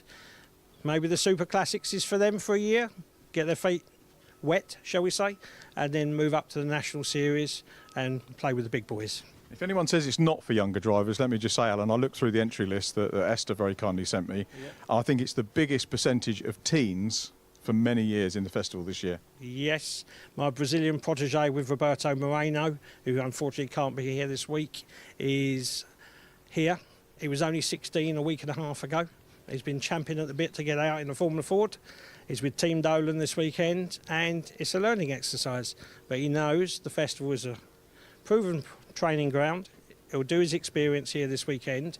He's here to do the whole championship next year and try and win the festival next year. So many people, that's the essence of, isn't it? Young Brazilian racing drivers coming to the UK to race with the best in the UK and throughout the world. Yes. That phrase has, that paragraph or sentence has so much history and resonance, doesn't it? Definitely. It's still the place to race first. It's still the category to race in first, and it's still the legend of Brands Hatch and the Formula 4 Festival. Alan, superb to chat to you. Hope the Western weekend goes smoothly for you and next season. Can we just pass a message on to Gerrit Van Cowen? We're thinking of him. He's poorly. Oh, Gerrit, get well soon. That's extremely poignant. That's my second festival Gerrit won, so yeah, wish him well. Very much so. A legend of the festival. Absolutely right. Two more legends of the festival, of a more modern variety, Scott Woodwith and Andy McEwen. I think probably time to hand the mic over and get you guys' thoughts. Scott, I'll come to you first with the Brscc hat. Always a super event. You made that clear in the build-up, and the passionate commentary from Bear of You in race number one. A good opening to a wonderful event once again. Yeah, as always, the festival is always a very special part of the year in terms of racing, especially for Brscc. It's one of the centrepiece events that we have. As Alan was saying, numbers are slightly lower than we would normally expect, but there's other factors on that. There's some drivers that would have raced this weekend that racing in British GT, the Northern Irish Formula 4 Championship having its final rounds as well. We usually get a good, strong Irish contingent. So we're going to work on that to get the numbers back to where they always can and should be for next year. And I think the calendar works out a bit more favourably in terms of other events around it, which is good. But in terms of the festival, it's one of the best events of the year because you get some spectacular racing come rain or shine, as we've seen. And the great thing is that, I mean, we were talking about this on the commentary, weren't we, Andy, along with just off camera as well, is that everyone who's at the front of those three heats in qualifying is everyone you'd expect to be at the front. Maybe not in the order you'd expect, but even then, going into tomorrow, even with the two heats coming on, even if someone runs away, I don't think there's a clear favourite. this weekend. I think, as you and Alan were saying, I don't think at this early stage you can call it, even going to the final. But that's what you want. You want the unpredictability element, particularly. That's what we love about motorsport, particularly with the festival. You go into the final, we're having one or two potential favourites, but if there's no one clear favourite, you could be in for something special. 2021 was part of that with the 50th festival, and that was incredible because we had, was it the top 11 or 12 cars in the end across the line, covered by about 2.3 seconds. What other contest or what other category can you see close to something like oval racing or in the States? Can you see something like that, which is amazing? And so there's a couple more anniversaries coming up in the next few years. We've got 50 years of the festival at Brands Hatch, 60 years of Formula Ford in 2027, and the 50 years of festival at Brands Hatch in 2025. So there's a few things to celebrate, a few reasons to have people to get involved. And yeah, it's an amazing event. It's my 9th festival since I joined the club in 2015, and it is an incredibly special event all round. Anyone watching on the live stream, anyone else, enjoy it, because this is one of the events of the year to really savour, because there's nothing quite like Brands Hatch in the festival. I think Andy would certainly agree. Oh, so it's the Scott Woolwich 10th anniversary next year, which we look forward to. Well, I didn't want to mention that, but it's always that too as well. But yeah, it's my 10th festival next year, but that's the least important anniversary out of the 3. So. No, it's great. It's great to work with you, and this is the great thing about the festival is the history, and it's the new friends you meet along the way. One of which Andy McEwen, who's been a pleasure to work with this year. Andy, as I said, voice of the festival now. Another fantastic event in prospect. It's incredible, isn't it? I mean, that's a bit of a stretch, I think, that intro. It's only my 3rd festival, so I'm still kind of learning how it all works, to be honest. But it's my kind of event, this. You know, I love the knockout format. I love the fact it all builds up to the grand final. And, of course, with Formula Ford 1600 racing, you're guaranteed good racing. There's never a dull race. So what's not to love? Everything that I've heard everyone saying that you've been chatting to over the lunch break so far, I agree with. It is still a fantastic formula from the spectators' point of view, from our point of view covering it, but for the drivers as well, because these are cars that the drivers have to really wring the neck of to get a good lap time out of. It's not based on aero, it's not based on money, and you know, it all comes together at the festival to provide a fantastic event. The cars don't change very much, do they, over the years, which is, for me, key to many championships. And you want stability, and you want to know what it is you're coming into, and the drivers do. Absolutely, yes, and there are different chassis, there are different teams that prepare the cars, and yet performance-wise they all end up pretty similar, and that's the magic of the regulations that, as you say, haven't had to be changed. Lots of regulations change out of necessity in other championships to bring the costs down, to raise the level of competitiveness. Not the case with Formula Ford. It's a proven formula that doesn't need tinkering with, honestly, and it's a shame that it doesn't get the respect, I think, personally, in the wider motorsport community that it really deserves. I think some people see it as almost more of a classic or a historic formula, but as you mentioned, so many young drivers coming in this weekend and in the recent seasons of the National Championship, and they see this as an obvious next step after karting, and there's no reason why that can't continue. The age thing needs to be looked at. I know it's been looked at before. It needs to be looked at again. Very, very rarely do I pass an opinion as a commentator, because I'm there to call the action, not comment. But it really does need look at. You look at other countries in Europe, Scandinavia. You can race this type of car at a younger age, even if it's only 15. You know, perhaps on a par with F4. Give people a chance, because it's a different step on the ladder, and it's a good starting point for people. Would you agree with that, Scott? I would, yeah. I think I agree with what Andy said. That I think some people tend to forget just how key Formula Ford has been in some drivers' careers. You look at the fact that it's the 70s, 80s, and 90s, and all the drivers that have won here in the past and use it as a stepping stone, like Jenson Button, Mark Webber, Johnny Herbert, Eddie Irvine. But you also, there's plenty of drivers that didn't win the festival that also went on to great things. Michael Schumacher, Mika Häkkinen, Kimi Räikkönen. Those drivers that, David Coulthard, another one on top of that. Drivers that didn't quite make it and get it over the line. Damon Hill's another one. I keep thinking of names popping in my head. But all these different world champions that used it as that stepping stone to go forward, and regardless of what they went into. There was a phrase I remember he was saying, is that back in the days in Formula 3, you could tell the drivers that had come through from Formula Ford, because you could tell how much they could adapt to the mechanical grip, they could adapt to the racecraft it taught them.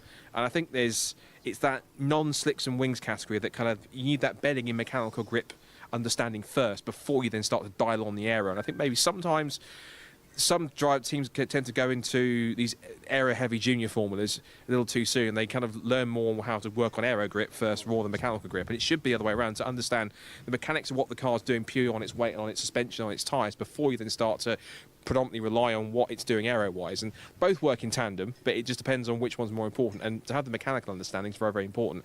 So I think for young drivers, if they have an option to go through into single-seaters, obviously look at the comparison in prices to compare to stuff like F4 and GB3 and GB4, which are all great in their own right. But in terms of Formula Ford will teach things that GB3, GB4 and British F4, massive respect to them all, won't actually teach them. But I think what we should see with the younger drivers coming through in the racing that we'll get, it should be another fantastic weekend all around for those young drivers to learn their craft and hopefully make a name for themselves. The all-round weekend is what we're going to consider now, Scott. Thank you for that little chat. We are also, of course, sharing this wonderful event with the TCR finale, which we're going to hear a little bit about in a few moments' time. I think before we hear about TCR, a little bit of an ad break, but please stay with us here on our stream. No flipping, and TCR after the break.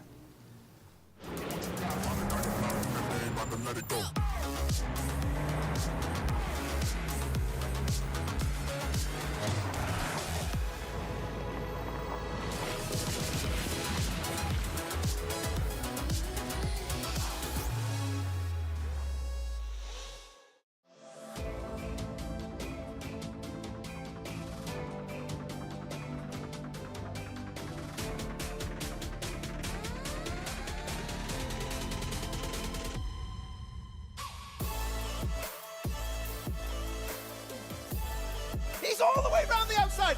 Miles for the lead. Side by side, who's going to be the bigger man?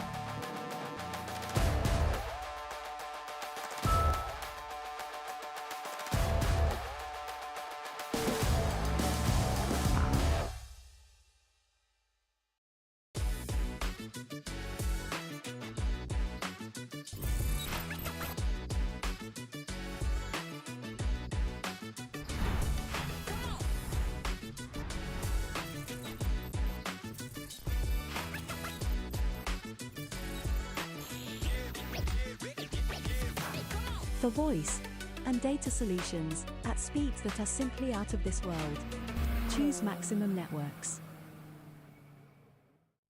Do you wonder why your competitors' websites appear in Google searches ahead of you? Then make a call to the SEO experts Warrior and understand how your business can be more visible online. As the official marketing partner of TCR UK, you can now work with a trusted search engine optimization partner to increase web traffic, inquiries and sales. Speak to us for your free audit and quote by visiting warrior.co.uk today.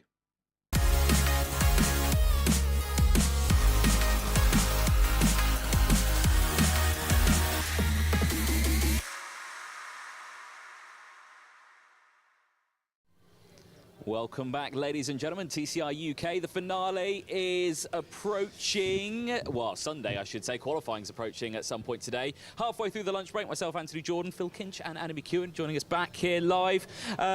Boys, free practice was out there. The season's nearly done. Qualifying's today. And the sunshine, blue sky, boys.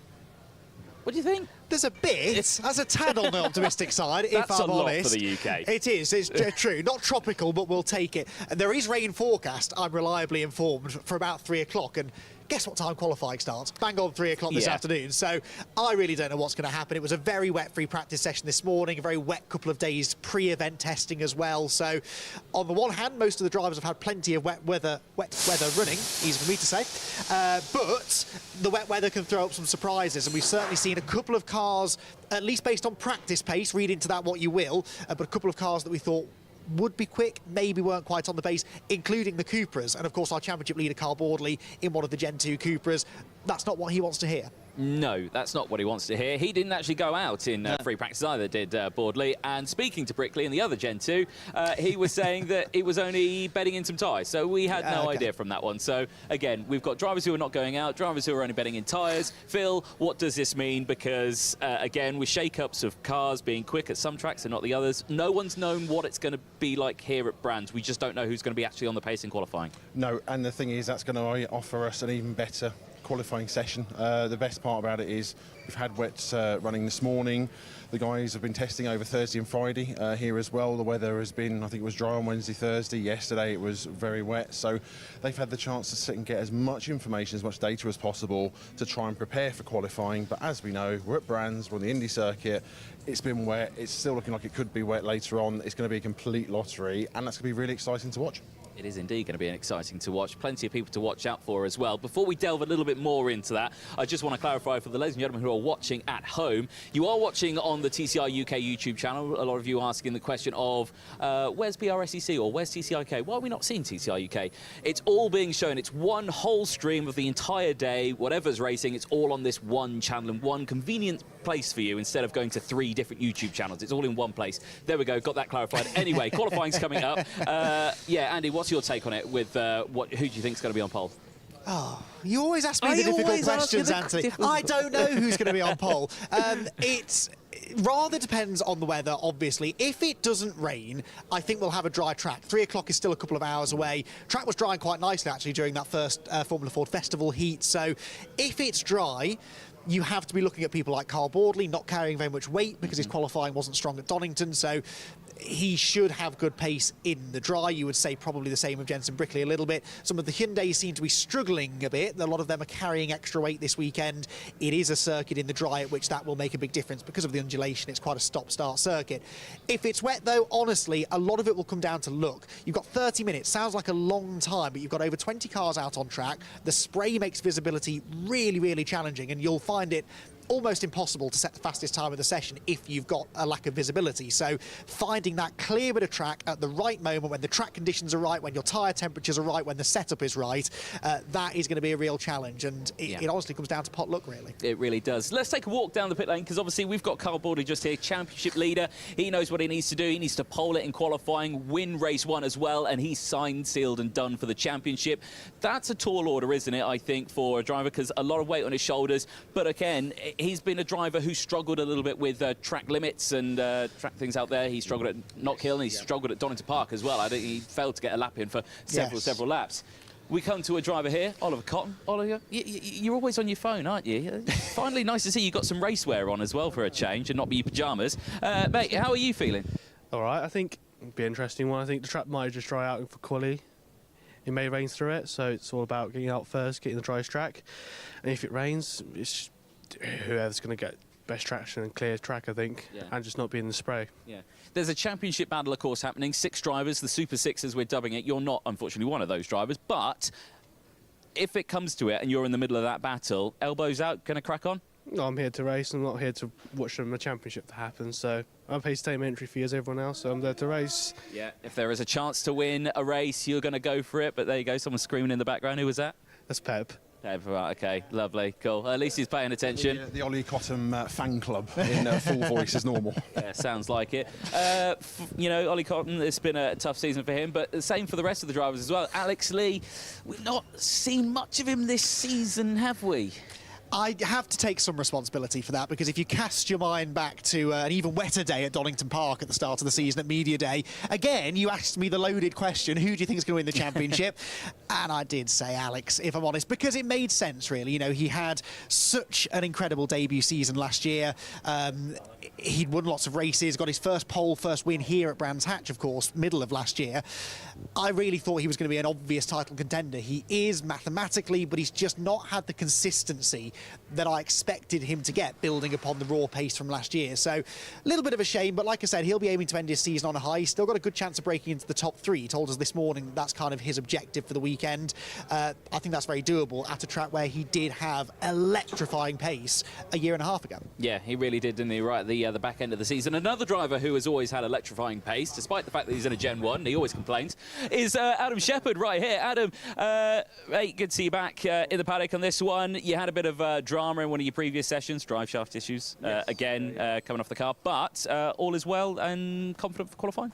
Yeah, I think the car's handling really well. In free practice, the car handled well, but it was a bit down on power. So we think we found that. And I think generally, if it's wet, we're not going to be quite there. I think the Honda looked very, very good in the wet. We know from testing that the Cupras are going well in the wet. So it's a bit of a mixed bag. In the dry, we're strong. So we're hoping for a dry qualifying, but we'll see. Yeah, we'll see. It's very greasy out there at the moment, isn't it? The track, like everyone says, it always dries quickly here at Brands. Right now, it's really not, is it? To be fair, over the last few days, it's taken hours and hours. I think where the temperature has been cold. But today, it's a bit warmer. So we're hoping for a drying or dry quali. I think is going to be the best bet for us to look for pole. But we're going to push and see what we can do. Yeah. You are one of the drivers who's in the Super Six, as we're dubbing it this season. 6 people in chance to win the championship. Again, tall order, but do you reckon it could be doable? I mean, what would it feel for you, Gen 1, to win the championship? Yeah, it'd be great. I think it's certainly doable, isn't it? Look at us at Silverstone, kind of nailed on for a win, mechanical failure, then a DNF from getting hit in race 2. So anything can happen. I lost more points at Silverstone than what Carl is in front of us. So it shows you anything can happen, but we just got to do what we can do and go from there. Yeah, certainly so. And like you say, from that one, we'll brush past some of the other rounds of the championship, and we'll look forward to a good one on this one. But like you say, the Gen 1 that could, and we'll see what it can do in qualifying, mate. Yeah, fingers crossed. Yeah, it's been going well this weekend, so hopefully it goes well in qualifying. Let's see, mate. Best of luck for you, Adam Shepherd there. Like you say, Adam, you know, he's always an experienced guy. He's one of the a few drivers who actually gets his hands dirty and really works on the car himself as well. Yeah, absolutely, and that's something that's always interested me. I had a chat with Bruce Winfield actually this morning, his Area Motorsport teammate, and Bruce made the comparison between himself and Alex and Adam. He said he and Alex are very hands-off when it comes to setup, balance, performance changes, whatever. Anything to do with the car mechanically, he leaves that in the hands of Rob Baker and his team. Whereas Adam Shepherd is much more hands-on, not only in working on the car, repairing the car, but in making setup suggestions to the team, actually physically making those adjustments himself. And it's a big difference between the two drivers. And do you know what? This might be a bit controversial, but I think that's why Adam's had a slightly more consistent season than either Alex and Bruce, because Alex and Bruce have been very up and down. They've had some weekends where the setup's been spot on and they've been really quick, and others where they've missed the setup and they've been a bit further down the grid. But Adam has consistently been up there, and I wonder if that's just because he is a bit more hands-on, has that in-depth understanding of what makes the car tick. Yeah, exactly. It just shows that, you know, you can be quick on track, but if you know what you're doing on a spanner and, you know, and in the garage, you can be twice as quick. And you just don't see that really at this level very much. You know, you can't imagine a lot of drivers in a championship of this ilk, you know, actually getting their hands dirty. We have a running joke, me and Adam, every time he goes to shake my hand, I end up coming away covered in oil or dirt or grime. But no other driver on the grid or on any other similar grid you could say the same of. So it's really nice to see. Yeah, he was saying that it was working until 1 o'clock in the morning, I think, and then was back here at 6. So he had no chance of washing anything, I think. Hopefully he's had a wash now. Here's a man who I'm sure always looks nice and clean in his nice pristine race suit. Shows that you don't do any work. Mate, Luke, how has it been? You're so nice to me all the time. Always nice to you, Luke. I don't know why I'm so harsh. Mate, how have you found it? Obviously, you're in the Elantra, a big car to get round here at Brands. How's it been feeling? I saw some of your clips, a lot of sideways moments for you. Yeah, no, it was good. Thursday was my first ever drive here, so I was off in the gravel a few times, like a rally car in the end. But yesterday was really good. So we were losing bits here and there and stuff, but we were fast. And then in free practice, I think we were P10, but I lost 7/10 at Druids for traffic. So I think we'd have done a 54.5. So we were good. It was car's good. I'm enjoying it for once. Exactly, that's the main thing, isn't it? Oh, what do you mean for once? You've always got a smile on your face on a race weekend, mate. You know, this one. They are a tough car to drive. You've been saying that all season, that it's been a tough car to drive. But do you feel like you're finally getting to grips with it? Yeah, I think it's the more experience you get, more seat time and just more confidence. I'm actually enjoying it in the car, where before I've always been a bit like, oh, I'm not, you know, wasn't there. This weekend, hopefully will be good. And I've been enjoying myself and learning a new track, but getting faster and faster and faster. So hopefully qualifying should be good. Yeah. Although the track is a little bit... We're hoping it's going to be dry, but yeah, I think it's going to be fun in practice, or qualifying. That's the main talking point, isn't it? The track conditions. When we caught up, we did a challenge, didn't we, at Donington Park? We're trying to name the corner names. You literally had no idea. Do you know them now that you've done a few laps? Surtees, Druids, Graham Hill. What's the first one? Oh, I've got a clue. Paddock Hill. There you go. Get in there. See, you get in there, mate. Best of luck in qualifying. We'll see how you do. And yeah, like you say, big car to get round, but I'm sure you've got it under control. It'll be fine. There you go. Top lad there on that one. Phil Kinch is making his way back to me. I think we've got a couple of other drivers who we want to say hello to. Callum Newsham, who's getting himself signed, sealed and done. There is Callum, actually. I want to see if we can have a chat with Callum. Another driver who has had, well, a topsy-turvy season, I think is a good way of putting it. But good to see you here at the final round. And Brands Hatch, always a fun circuit to race at, isn't it? Yeah, no, it's a great track. I love it. Got my second podium here last year. So, yeah. Hoping for the same this weekend. Yeah, exactly. So experience around the Brands Indy circuit. So, you know, going into it, the car out in free practice, how was it feeling, or was it just get everything warmed up and dialed up? Yeah, we went out on pretty used wet tyres, so we weren't too quick, but the car felt pretty good. Yeah. Just lacking a grip compared to the other drivers. Obviously, with that championship fight happening in and around this, you're here to just kind of do what you need to do, have the best results that you can and everything like that. Are you worried about a championship battle happening around you? Or are you just thinking, just crack on with it? Yeah, I'm just here to do my own thing, but, you know, if I get in the middle of it, then it's just one of them things. But I'm here to win, and yeah, that's what I'll do. Yeah, you've not had any, you know, chats with any drivers or anything like that, saying, you know, I'll give you something, you know, help me out here. No, I'm only joking. No, I have not. No.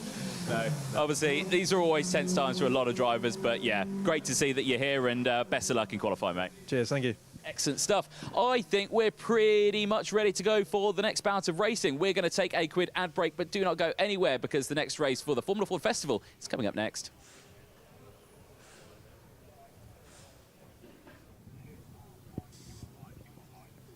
Thank you very much, AJ. Doesn't Callum Newsham sound like his dad? If you know his dad, you'll know he sounds like him, but not sure Dave or Callum will thank me for that. Another driver who won't thank me is Charlie Mann, who I'm going to grab an interview with now. And a bit of a backstory with Charlie, because he used to race in minis, and then at the start of the season, or the end of last year, we saw that Charlie had bought a Formula Ford car, so an unusual trajectory. You started off in karts, you were saying earlier on, Charlie, but what prompted the move from minis into single-seaters? We've always liked Formula Ford, and we've always wanted to compete in the Formula Ford Festival and the Walter Hayes Trophy. We look to move to rear-wheel drive cars for this year, and there's a really good calibre of driver in this series, and we want to be up against the best, so that's where we've gone. How have you found the season?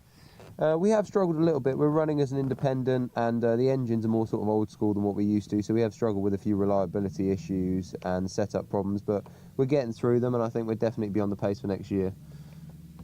Ray chassis, was that a considered choice? Did you look at other ones, or was it sort of what was available and just sort of what fell for you? Yeah, well, funnily enough, we saw this car come up for sale, and we always race in red, so it was in our colour, and it was immaculate. So yeah, we bought it. I mean, we know Gavin Ray well now, and he's helped us out a lot with the car and the setup of the car. So yeah, he's been really helpful. So I think we made the right choice. And thoughts on, obviously qualifying was a little bit damp. It's drying up now, so this is going to be, I think, a slightly faster heat, which might work well for you for the semi-finals. But thoughts in terms of changing the setup on the car and maybe driving skills? Yes, we've put it more to a dry setup now, and obviously lines will change as the drying line comes in. These cars don't have a lot of grip in the wet. We qualified P8, which was quite good this morning. So yeah, we just got to keep in the top 6 or 7 in this race, and yeah, it will be good. Noel Murray got a podium from third. We'll see what we can do for mate. Best of luck, and thanks for chatting to us, Charlie. Thank you. Well, very sadly, that's actually all we've got time for, because the whistle's blown, the engines are starting up. I was going to talk to Isaac Canto da Silva and Andy Charsley. There are so many stories that go on right the way through the paddock, but such as it is, we only had a chance to talk to Charlie Mann, which is a great pity. But the cars are going onto the grid, and that means that the man with the plan and the grid, which is Andy McEwen, time to hand back to him in the commentary box. We'll join you for more later.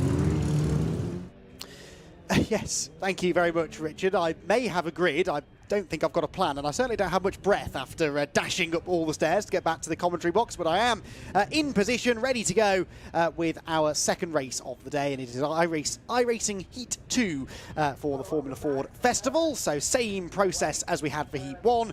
We've got 18 cars on the grid, and the finishing order of this race will determine, in part anyway, the starting order for the semi-final. So cars lining up on the grid. Let's take a look, shall we, at how they're going to line up for our second 12-lapper of the day. It is Nolan Alea who starts on pole position, as Scott said earlier on. Bit of a surprise maybe, but he has been getting quicker as the season's gone on in the National Championship, and he has netted pole position by a decent margin as well. Look at that, nearly half a second quicker than Jordan Kelly in the end. Row 2 then for Jordan Dempsey and Ayrton Hauk. Ayrton Hauk is the second of the Team USA scholarship winners. The 20-year-old from Indiana starts from the outside of row number 2. Rory Smith and Hugh Esterson then start from the front of the grid. Rory Smith was the 2020 Festival champion.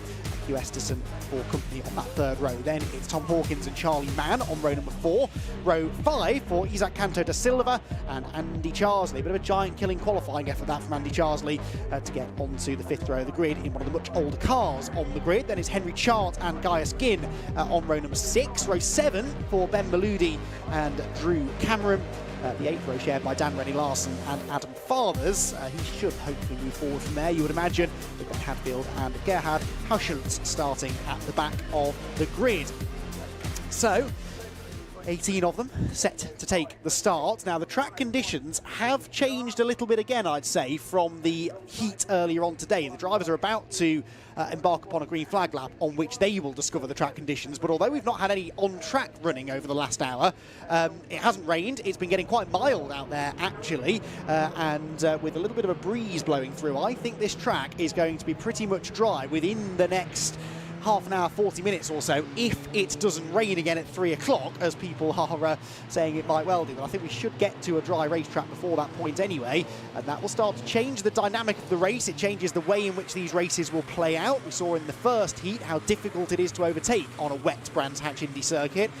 Well, now on a drying circuit, there might be more opportunities to throw it up the inside and make some moves, but it also changes the pace of the race. Remember, I said that the race times, the winners' race times, make a big difference as far as the semi-final grids are concerned as well. The fastest of the heats, or the winner of that heat, will start from pole position for semi-final number 1. So Luke Cooper's race time was 12 minutes 5 seconds, .526. So that is the time to beat, if you like, to complete the 12 laps. So not only are you racing to try and win the race and to try and elevate your grid position as best you can for the semi-final, but also a bit of a race against the clock to try and beat that race time set by Luke Cooper. But we should see an improved pace in this race anyway. So the second heat, Nolan Alea on pole position. Now, he is a driver, I believe, who has been competing in the National Championship this year. Now, I'll confess, Scott Woodward joins me back in the commentary box again. I haven't actually covered a National Formula Ford event this year, so that's a name new to me. I know you've been there for a few more rounds than I have, so how much of a shock is it to have him on pole position here today? It's a slight shock. He's been quite quick towards the end of the season, but Nolan, of course, running with Ammonite Motorsport. He's had quite a couple of quite talented teammates, one of which is Elliot Brzcc, who was part of last year's Team USA scholarship. He's also had Brinkinch and a couple of others around him. And Nolan has been making steady progress. He didn't win a race, but he has been up there towards the front and around the top 5, so to speak. I'm not sure if he can capture the podium either, but Nolan's been up there and getting quicker and quicker. So to see him on pole position, it's a very pleasant surprise to see him up there. He's ahead of national champion Jordan Kelly. He's ahead of last year's national champion Jordan Dempsey. Also, Ayrton Hauk is in there too as well in 4th for Team USA, and ahead of Rory Smith. So that's a very, very impressive qualifying time from Nolan to put himself on the front row of the grid and pole position, and ahead of some drivers who have had a lot more success than he has, to be polite, and that's quite a surprise. If he can get out towards the front and stay there, I think it might well even be, unless I'm wrong here, at least in Brscc was his first Formula Ford win outright, I think, but either way, he should be looking good to go. Last car's in position, so I think we're all set for iRacing Heat 2 at the festival. See what happens. What a way it would be, though, for Nolan to arrive on the top step of the podium for the first time. We've seen it before at the festival, haven't we? Drivers we haven't necessarily been counting on being contenders before the weekend have ended up being so by the end of it. Right then, heat number 2 gets underway, and it's a decent start made from pole position, actually, by Nolan. He will hang on to the race lead. Up the inside comes Jordan Dempsey in the red number 3 car, though, and he is going to try and break into second place ahead of Jordan Kelly, and succeeds in doing so. Much drier line on the inside now at Paddock Hill Bend, so suddenly that, I think, is going to be the place to be. All of them safely down through the dip, but straight on, I'm afraid, goes Jordan Kelly. Just avoids the gravel trap. Everyone's scrabbling for grip and trying to figure out in the early stages where that grip is knows what the fastest line is. I can guarantee you, though, that Jordan Kelly's line through Druids was not the fastest way to tackle the corner, and he has plummeted down the order. Look, he's battling with the likes of Hugh Esterson and Tom Hawkins, I think, who both started towards the back end of the top 10. Through Surtees we go, though. That's Rory Smith making some ground now. Rory Smith, I think, is into second place, but not for much longer. Off again has got Jordan Kelly. He's lost another position now to the number 23 of Andy Charsley, but I think we had a change for second place there, and Rory Smith, Niall Murray-esque this, charging through the order. He didn't quite get second place, but he's on the verge, perhaps, of grabbing it into Paddock Hill Bend. Yeah, the harder they battle each other, the easier it is for Nolan All to make a break, and he's doing just that. And here comes Ayrton Hout. It's almost 3 abreast in typical festival style. Look at Ayrton Hout around the outside. Not just when he's going for 2, he's out onto the dirt, out onto the rumble strips, and what could have been a heroic high, wide and handsome move comes for nothing. But Ayrton Hout certainly announcing himself straight away to the established Formula Ford Festival crowd and contenders here. I'm here to race, and I'm here to do damn well to get myself on the podium. And so he's trying to do one better than what Jack Sullivan managed. He got 4th in the heat, so Ayrton's seen that and gone, anything you could do, I might do a little bit better. And with a Southern like Ayrton, I wouldn't expect anything less. No, absolutely. Began racing road motorcycles aged 4, would you believe, graduated to karting at 12 and has won multiple national championships before then attending the Lucas Oil School of Racing Scholarship Shootout in 2019. Off wide goes the leader. That was Zorlayer running wide, 2 wheels into the gravel trap, and that nice 1.4 second cushion that he had built up is now going to evaporate. The slipstream will bunch them all back together, but we've got a red flag. We've got a red flag. The race is being stopped.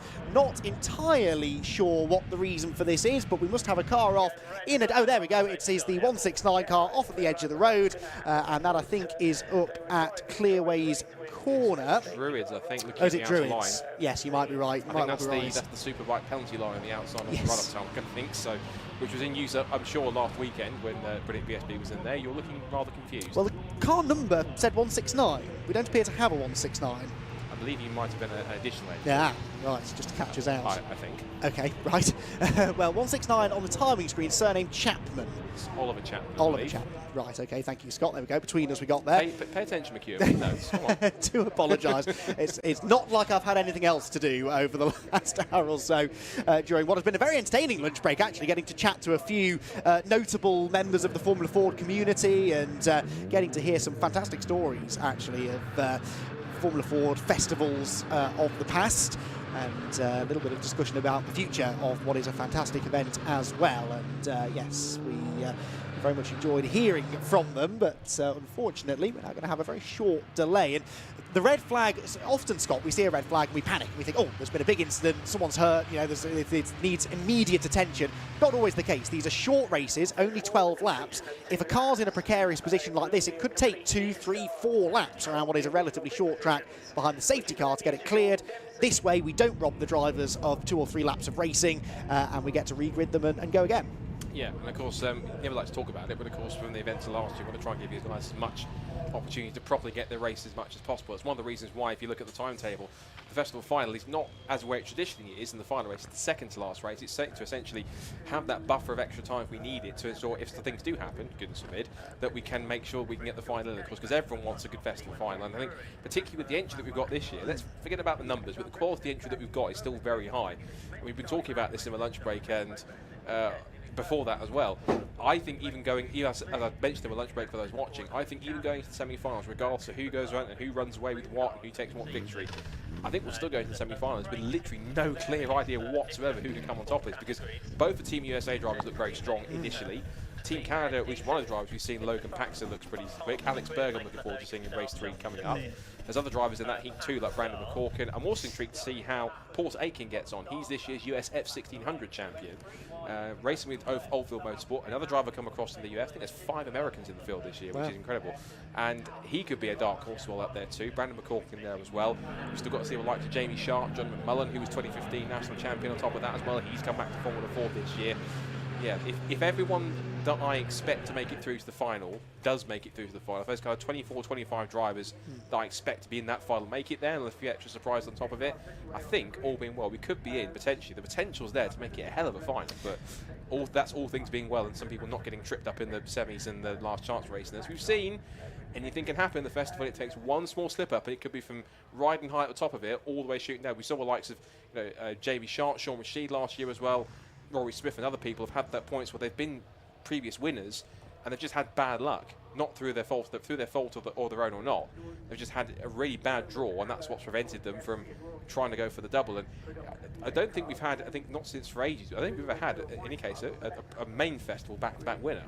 So, from what I remember. So, that's something which is quite a feat to achieve. And of course, there are others who've won the race once, which is like Rory Smith and Jamie Sharp, who have won it once, and they want to try and emulate Niall Murray, who's won it twice. Niall wants to win it 3 times this year if he can as well. So there's stories amongst it from everyone else. Luke Cooper, of course, has had, as we talked about in that first race, has had so much bad luck at the festival, but because he's been in good form in Castle Combe this year, he just seems to be in the proper groove, and he seems to have been running well. He won the last 2 races of the championship in Castle Combe Formula 4 this year.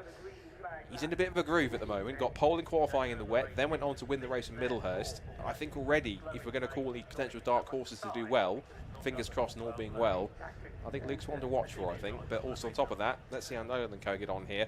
And Jordan gets a little bit of redemption here as well, because as the rule goes when you put a red flag out, if you don't complete the first 2 laps, you get to start back from your original grid position. So Jordan Kelly, I think, is the luckiest man in the field so far. He gets a bit of a reprieve. What was a very shaky start, he gets to pretty much just scrub that out completely, start again from the front row of the grid, and pretty much as if it never happened. Yeah, I was just about to make that point, actually, because there were a couple of drivers, I think, almost grateful to see the red flag come out. Certainly Jordan was one. The other was Nolan Olea, because he had made that little mistake at Clearways. Okay, he held on to the lead, but he was about to come under some real threat from Jordan Dempsey and Rory Smith behind him. They themselves, of course, were battling, and that may well have cost him the race lead. So he'll be quite glad, actually, at getting another go at this.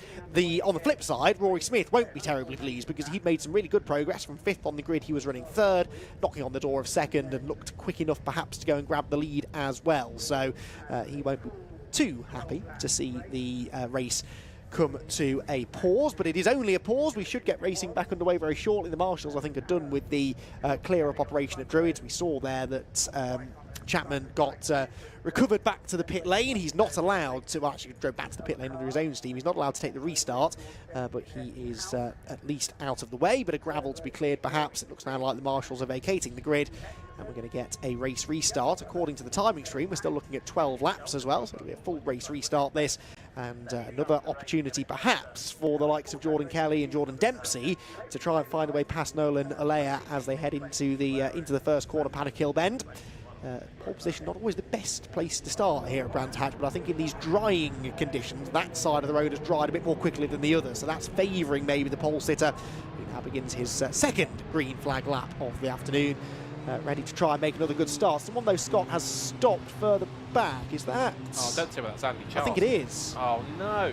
Yeah, Andy Charles, I'd mentioned a giant-killing qualifying performance, but unfortunately, he's needing a bit of a push start. Go on, fire it up. Let's hope he gets going. There we go. Good stuff, and he will have to start from the back now, of course, but at least we'll be able to take the start. I think he's one of the drivers who, if he doesn't have any more dramas, fingers crossed, I think you have to remember, of course, the Grand Final is not the only final that we have this weekend. We have the historic final sponsored by Race Pass, very glad, thank you to them.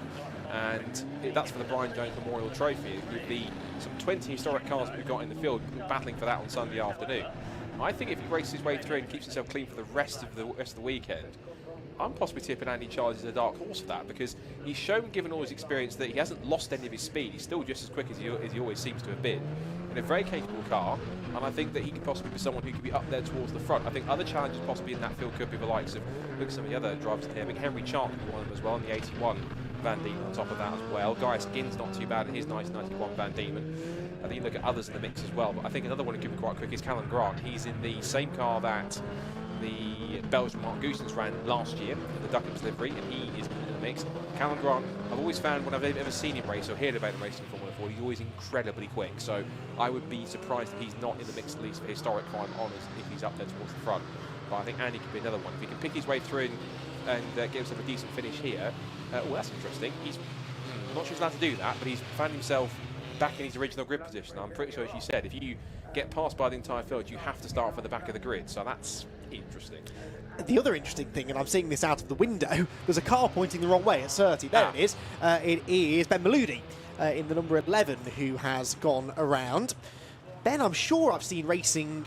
I can't remember if it was Formula V or in low-cost racing, but I've definitely seen him racing in other categories before. But Ben has had a bit of a moment there, going through Surtees corner. and unfortunately finds himself now, as we've said, having to start from the back of the grid. But yes, generally the rule is that if everybody goes past you on the green flag lap, you have to start from the back of the field. So wait and see if there's a penalty incoming for Andy Charsley. Someone like Andy Charsley should know that rule, really, but perhaps he's hoping that it's the end of the season and people are going to be lenient. Don't think he's going to have much luck with that, if I'm honest. But anyway, here we go, ready to go racing again. Take 2 for iRacing Heat 2 here at the Formula Ford Festival. Lights go out now, and we're away and racing once more. Good start, is it, from the pole city? Yes, but a better one this time made by Jordan Kelly. Not quite enough to get alongside those slots onto the inside line. To the outside goes Rory Smith. Another really good start there from Rory Smith. The 2020 champion of the festival is up into 3rd place and might now try and get to the inside as they head toward Druids Corner. Up the hill they go. A challenge is made. He's up the inside. In fact, that's side by side for the lead, isn't it? All eye defending from Jordan Kelly, who tries to go around the high line at Druids. It doesn't quite pay off for him, and as they run down the hill, he's actually under threat now from Rory Smith, who slots into 3rd. 4th place for Hauk, and they number 3 of Jordan Dempsey. This time Scott the big loser.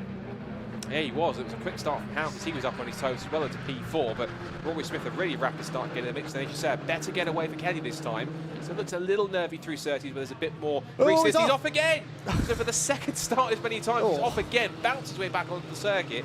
They're quite sturdy things, these Formula 4s. What have you spotted? Someone else was off in the background as well. Henry Chart, maybe. I think it was one of the historic cars was going off towards the gravel trap. I think they've managed to continue. 101 has got back on the road. It was Henry Chart. It is Henry Chart, so you're right. That's smoke from the back of, is that from, who's that's back of Hugh Esterson's car by the looks of it?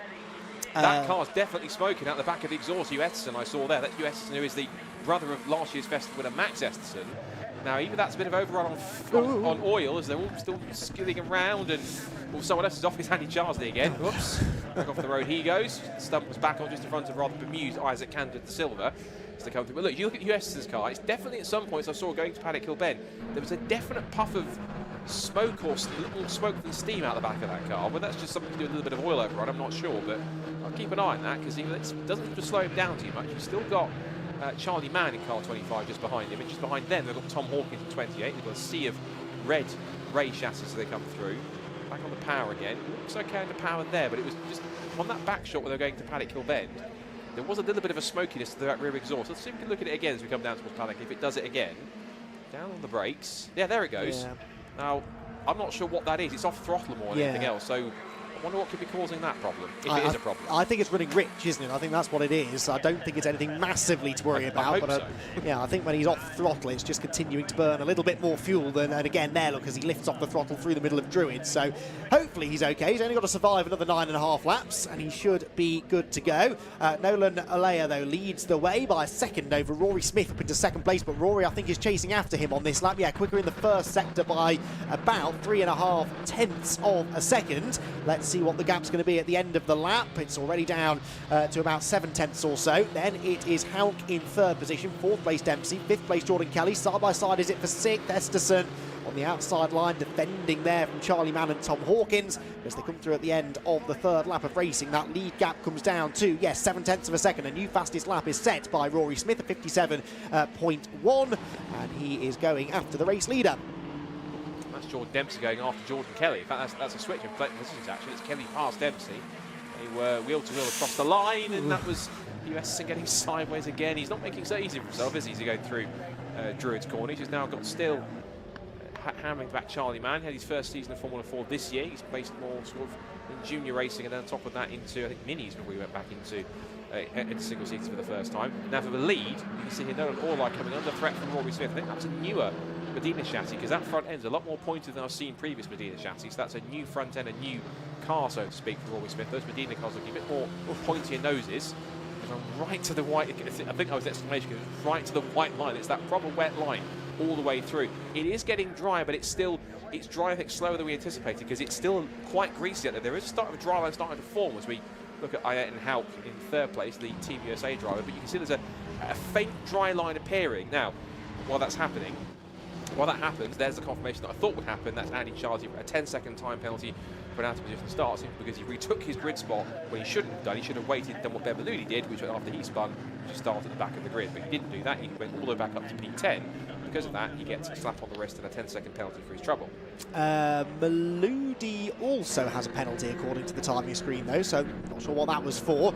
Meanwhile, new fastest lap for Ayrton Haug in third position. Now that was a 57.0. That is 2.6 seconds quicker than Luke Cooper went in the earlier heats. That shows how much the track conditions are improving. We're not at a full dry lap time yet, but we are getting down to it. Confirmation there, thank you very much, of the 10-second time penalty for Ben Maludi. It was a jump start, so he had the spin on the green flag lap, and then, as eager as he was to get going again, jumped the start just a touch. Meanwhile, for the race lead, Rory Smith has caught Nolan Alea. We are approaching half race distance, and he's had a good run out of Paddock Hill Bend. Looks to the inside line now as they head up Hailwood Hill towards Druids Corner. He's on the inside. Alea turns across his nose. There's almost a bit of wheel banging as they go through Druids Corner. Smith sideways over the curve. Alea sideways coming out of the corner as well. This is brilliant racing.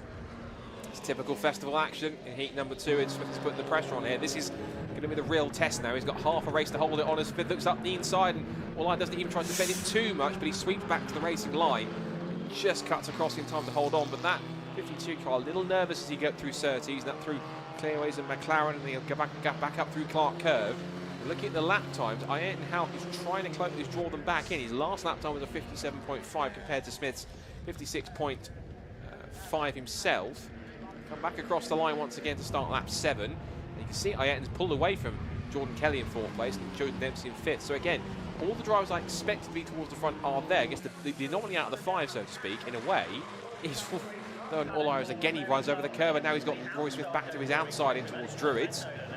Rory Smith just shoves the nose of the Medina right under the gearbox of the Ammonite Motorsport Ray and looks again to the outside line. Will he darts the inside this time? Last of the late breakers. Nothing there. Just he knew that wasn't going to work as he comes back out of the left-hander at Graham Hill Bend back towards Surtees once again. And look at that gap. That doesn't look like 1.5 seconds to me. That looks a bit closer than that. As now Haug has his sights set on here. I think also you look at that going with the curve there. That's just how it's set. But the right side pod of a normalised car was quite shaky, quite flappy as it went over the curve. That's just loose, it's just how it's been built. But either way, that looked a bit interesting. Well, to be fair, the other side was doing the same thing as well. I think it's just a very stiffly sprung car, isn't it? Which is interesting. Maybe they've gone for a stiffer setup, knowing that the track conditions are drying out. But a traffic now ahead, as a new fastest lap was set by Ayrton Haug, and then is then bettered by Jordan Kelly. So they're all concertinaing together now. We've got 5 laps still to go, and the top 4 covered by 2 seconds, and that gap is going to continue to come down in traffic as the leaders battle away. Look, the top 4 almost as one now, and Rory Smith needs to get a move on because Ayrton Haug is going to arrive on his gearbox very quickly. To the inside of a back marker goes the leader. That really didn't work well for Rory Smith, and now he does need to start watching his wing mirrors as Ayrton Haug starts to get closer and closer. So too Jordan Kelly, but lap traffic playing a much bigger part in this race than the earlier one, and the leader now is off onto the grass. Big moment for Alea. He bounces back onto the road. He was going around the outside of a back marker. There are cars going everywhere in front of him as well. What's going on? One big question is, how the hell is he still leading? Yes. I'm absolutely flabbergasted by that. He was aided by all the traffic which Smith and Haug and Kelly and Dempsey had to get through. And he's actually pulled away a little bit. Haug is now on the tail of Rory Smith. We go on to lap 9 here in this second heat of the Formula Ford Festival, sponsored by iRacing. Here comes Jordan Kelly looking to the inside line. He's on the tail of the Team USA Scholarship graduate. He's come now up the hill once again, going past a couple more of the older cars, the back markers, up towards Druid once again. How's it going to look as they come in towards the complex? Ben Maludi getting out of the way, and also in there too, I think, is one of the older cars. That's one of the lowest. I think that's Oliver Chapman who's got back out there again as well. Picked their way through. This, of course, has brought Dempsey back into play. But again, despite the off, it's now given all a 1.5 second, 1.6 second lead to the good here. And that's even after the excursion. I'm quite flabbergasted he goes to get away with that. Well, he went 1.8 seconds slower than his previous best lap time, but Rory Smith behind him went about 4 seconds slower than his previous best lap time because he was stuck in traffic, and that is Kelly off the road again. Jordan Kelly, no doubt about it. The Team Dolan driver has got pace this weekend, but is just making a few too many mistakes. He scatters a load of the Clearways gravel onto the circuit and gets back on his way, but he will lose a couple of positions as a result of that. Jordan Dempsey goes through into 4th, Hugh Esterson into 5th, Charlie Mann 6th, Tom Hawke in 7th, and Jordan Kelly rejoins down in 8th position. So just a couple of little mistakes creeping in here for Jordan. If he can calm them down a little bit, I think he's got front-running potential. Not a good heat for the National Formula Ford champion, Jordan Kelly. He's possibly feeling the pressure a little bit, but trying to hold on as best he can as Ayrton Haug just wiggling his way through Graham Hill Bend there. He's now trying to hold off Jordan Dempsey for the final podium spot if he can manage it. But I have to say, initially, the two Team USA drivers have put in some very impressive performances. We've got two very good scholarship winners this year. Jack Sullivan also did a grand job in Heat 1 to get 4th. Ayrton Hout can go one better, get 3rd. He's off again. This is what the 5th time he's done it in this heat in 2 starts, which is pretty extraordinary. I don't know what's going on with Jordan, whether it's just the setup or just the pressure, but not what I expected from a National Formula 4 champion. I wouldn't. You might be on something with setup, I think, there, because a lot of the drivers would not have known what setup to go with here because it was wet. It was starting to dry. We're right in between, really, a dry and a wet track right now. And I wonder whether he maybe went slightly the wrong way. It looks almost as if he's gone for a wet setup, really, and the car's just a bit lazy and not quite handling in the way that he would want. Rory Smith's car on the flip side, handling exactly as he would like. He's just improved upon his own previous best fastest lap at 56.1 now. He was 3/10 quicker than the leader, Nolan Alea, but we're about to start the final lap of the race. If Nolan doesn't put a foot wrong here, Scott, he should be good for the victory. Yeah, but we know the festival, anything can happen. It always gets unpredictable. So all he's got to do, as you say, that's a task easier said than done, to hold on for 1.2 miles on what is quite still a greasy and damp and mixed condition Brands Hatch circuit. We've always said drivers either want it fully dry or fully wet. You get it in between, it's a nightmare on setup in terms of grip and just which direction that you go into. Smith has gone past and has set the new fastest lap of the race, 56.180. Got the gap down to 1.3 seconds. You have to go a heck of a lot faster than that if you want to try and catch him on this last lap. He doesn't have to rely on a mistake from Orline here if he can hold on. But Nolan Orline looks as though he's possibly on course, at least in Brscc circles, to go forward to take his first Formula 4 win, which is a very impressive drive given that he's had quite a bit of pressure. Made that mistake, but he's somehow got away with it with that excursion up at Surtees. He's putting a lap on Dan Brenner Larsen here, the Norwegian. He's going back into the left-hander at Surtees and up towards Clearways and McLaren for the final time. I have to say, he might have had to keep on growing through a national championship, but it's been a very impressive start to the festival for Nolan Orline so far. He's going to come out the final couple of corners, and I think for me a very deserved win for somebody who's been fighting long and hard this season. A great way to kick off his festival for 2023. Yep, across the line he goes, and he punches the air in joy as he takes victory in iRacing Heat 2 here at the Formula Ford Festival. Nolan Alea takes the win. Rory Smith, a charging second place, could so easily have been the win for him. And Ayrton Hout onto the podium, so a first podium of the weekend for the Team USA scholarship team. And Ayrton, the 20-year-old, will be very, very pleased with that. Jordan Dempsey, 4th, a little anonymous there. There's been late drama, I am afraid, for the number 32 machine. That's Isaac Canto da Silva, and he's not very happy, Scott. No, the big question in that is always, did he jump or was he pushed? And by his frustration, I don't want to pre-jump too much, but it might look as though he might have had a little bit of help by the looks of it. And it's, yeah, looking at where around he was around... just inside the top 10, I think, at the time. Around sort of Drew Cameron, Guy Skinn territory. I'm not going to point any fingers at all in particular, but that's kind of, there's some initial evidence that suggests it could be in that direction. But either way, it looks like he'll have to try and battle his way through if he can through the semi-finals. If he can get into position at least, he'll have to possibly rely at least on a last chance race if he wants to get himself anywhere near the festival final, I'm afraid. But and what could have been a very respectable top 10 finish if he managed to stay there from Isaac. Of course, hasn't long turned 16 years old. With Team Dolan, he's a protege of Roberto Moreno, who's not here this weekend, but he is watching, so obrigado Roberto and everyone else. And of course, he's here with Alan Bowles as well, who's also a protege of his as well. So looking pretty good on that side. But the top 3 already down there, up at the top of the pit lane. And Charlotte White marching purposely down there to arrange the drivers and put them in order. And yes, she will be, I'm sure, keen to see how that third heat gets on a bit later on, as are we. Third heat is not the next race, I believe, is it? I think we've got a mini race first, and then we're into the third iRacing heat at the festival. But it's going to be interesting to hear from these 3 drivers, all of whom have a story to tell at the end of that one, really. Nolan certainly should have a few interesting stories, particularly regarding the off-track excursions, plural, that he had. Rory Smith, arguably the fastest driver in that race, actually, although he didn't set the fastest lap. Alea did on the final lap beat that with a 56.1, only fractionally quicker, 200ths quicker than Smith had gone. Needless to say as well, that race significantly quicker than the first heat. First heat was a 12:05, that was an 11:32, so you can only imagine that if the weather stays the same, race 3, heat 3 will be even quicker. Right, podium celebrations already starting to take place down in the pit lane, and ready and waiting to chat to our top 3 is Richard John Neil. Thank you very much indeed, Andy. And let's see if we can get a bit of Atmosphere going again. Let's hear it for our race winner, Nolan Eiler. So I'm going to get Nolan to stand on the spot here. And Nolan, many congratulations on the win, already adorned with the garland and the trophy. Great way to start the festival. Yeah, this is exactly what we would have wanted to start. Just so happy to finally get a win over here. They gave me an incredible car.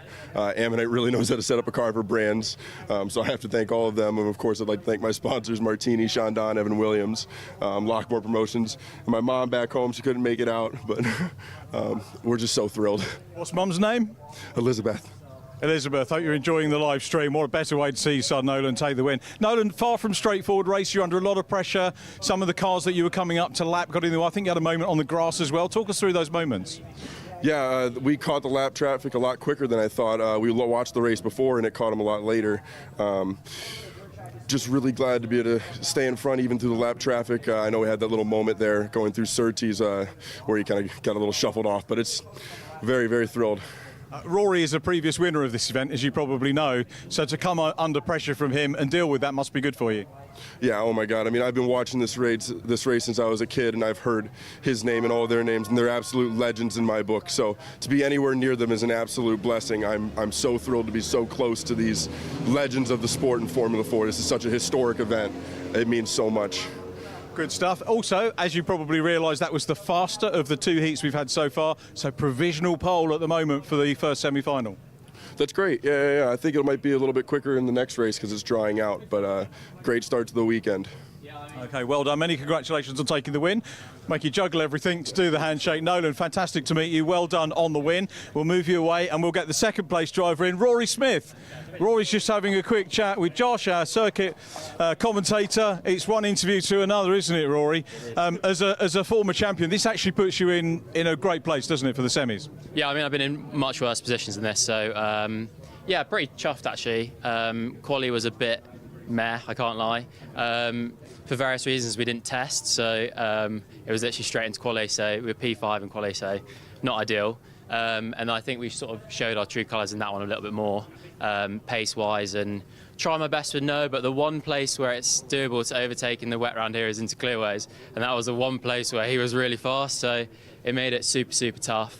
And then sort of midway through, he just managed to get through the back markers a bit easier than I did. I think he just caught the right side of a yellow flag maybe, whereas I didn't, so it caused a bit of a gap and killed that fun. But yeah, no, like I said, great place for the semis, and we've got great pace, so I'm very positive, yeah. I love that phrase, just caught the right side of a yellow. A lot of drivers will be, banging fists down in the clerk's office, but you've been through it all before. You know that these things could be nip and tuck. But as you say, qualifying, 5th in the heat equates to around about 15th, doesn't it, in terms of the overall entry. So it's important to be as fast as you can and consistent over the qualifying races. Yeah, I mean, in the heats you obviously don't want to do anything stupid, but the further back you are, the more and more difficult it becomes, especially as it dries up around here. It's so hard to overtake, so I think any lower than sort of 3rd in the heats, you sort of start panicking. So yeah, second's pretty good. Fastest lap as well, I think. Yeah, I mean, the car's on it, so yeah, very positive going forward. Well, very well done. Good to see you, Rory. Thank you very much. And see if you can regain the title tomorrow. If we can catch up with our third driver, Ayrton Houck. Ayrton, very good. First time seeing you without the crash helmet on. Congratulations. Superb podium for Team USA. We spoke to your colleague Jack earlier on, and great to see you guys up at the forefront. That's why they pick you guys, because they know you can deliver. Yeah, exactly. I just cannot thank Jeremy Shaw and everybody behind Team USA enough for this experience. I mean, an opportunity of a lifetime, and I'm just really happy to bring this Ammonite guys a good podium to start it off, because these guys have been working so hard all week. We've been chasing the car, and we've finally got it. Well, not finally. We've had it all week, but we've been chasing it the whole time. So big thanks to the Ammonite, Team USA, Jeremy Shaw, and everybody who's making this opportunity for me. To be fair, Jeremy and the team's work helps keep the reputation of the festival very much alive, and the magic alive, that we have an international representation which is strong and competitive. Yeah, exactly. I mean, that's one of the main points, is just bringing us over and giving us a chance to make the international opportunities happen. Thoughts on the remaining races? Obviously, this is a knockout basis, so you've got to carry the momentum forward now into tomorrow's semi-final. Yeah, I think this was a mega step forward with that, just getting a podium in the first race and being able to be right at the front for the rest of them.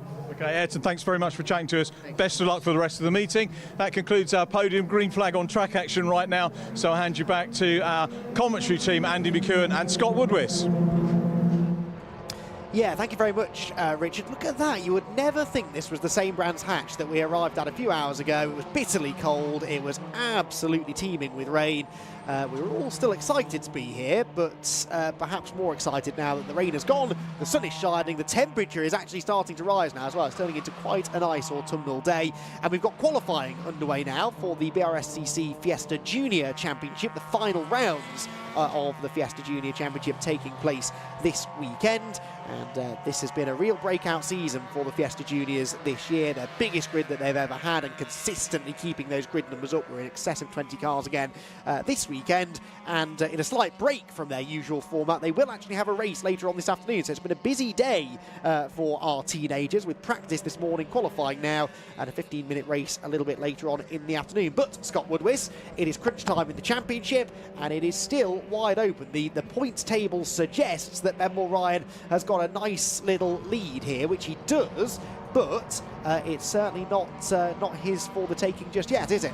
Not quite, no. He comes into the weekend with a 42-point advantage, and as there's no drop scores from these final couple of races, there are with a few different other Brscc championships, he now essentially has to try and get it done in those. He could potentially wrap it up as early as the first race on my calculations, because the maximum points that you could score from race 1, including the points you can get in qualifying, is 53 points. You can get 50 points for a win, you can get a point for pole position, and 2 points for a fastest lap in a race as well. The maximum points could be 53 points. Now, if he can do that, and if he can outscore his second place man Dan Lewis, I reckon at least 10 points, that would put him into 52 points ahead. So that means that even if Ben was to retire, I think at least, I'm going by my GCSE maths here, which is funny because it's true, is that the gap would be 52 points, because that's the maximum you can get from race number 2, which is winning and getting the fastest lap.